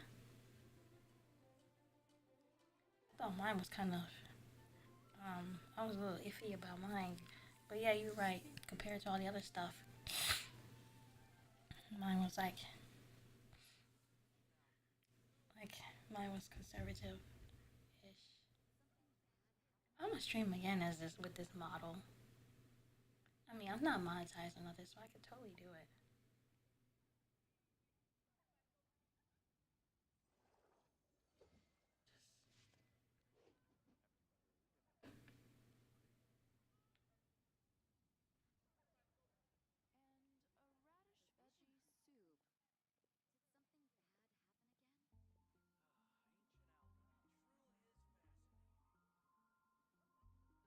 Okay, I'm actually gonna go now. Okay. It was fun. You said that while attacking her. With enough modding, it's possible. Yes. Oh, great. I'm gonna need some Gary's mods.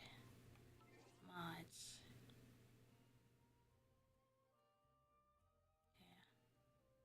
Oh. Oh. Okay. Now can we make make J parcels? Yay, we can make J parcels. Now let's take it back to this girl who can't cook her own food. Like, all it takes is a little bit to cook your own food. Like, man, my stream is lagging, isn't it? Oh, that's sad. That's sad.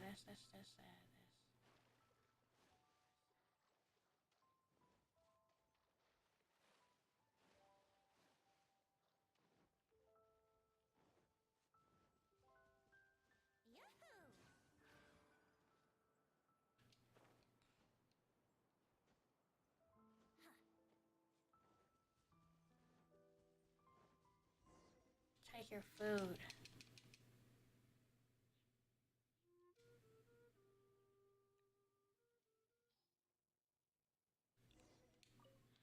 Yeah, I've done this quest before. Skip. Let's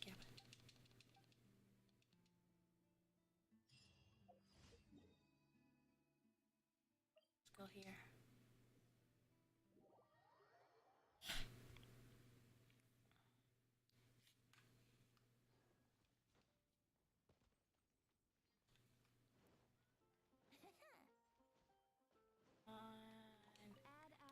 Yeah, add Astro sauce. Give me my money. Thank you. My Kazuha funds. Sweet. Let's exchange cash. For cash.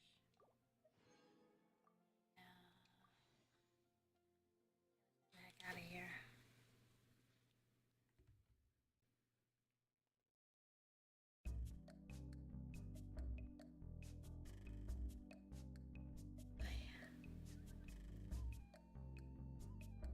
We can voice chat about it after. Voice chat about what?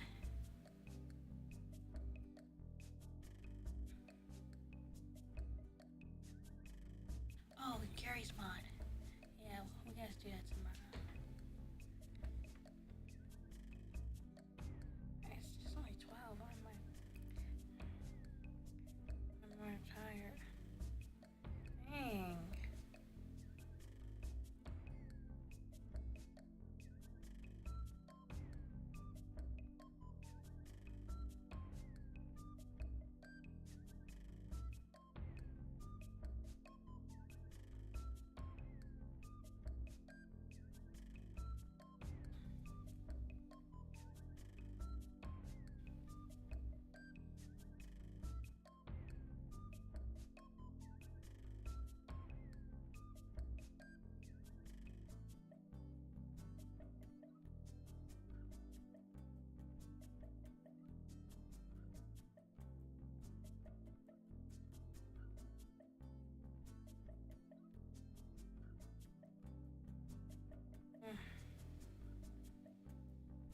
I'm going.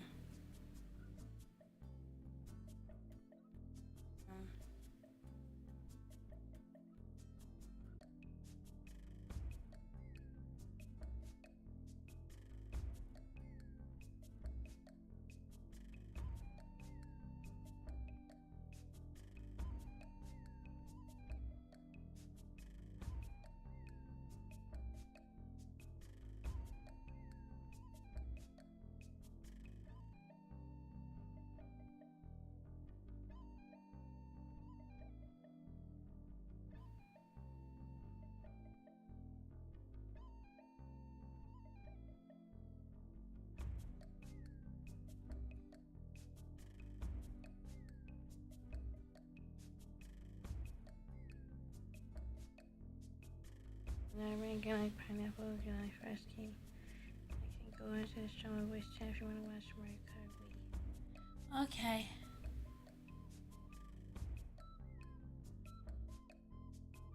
Let's be Scaramouche. That'll be cool.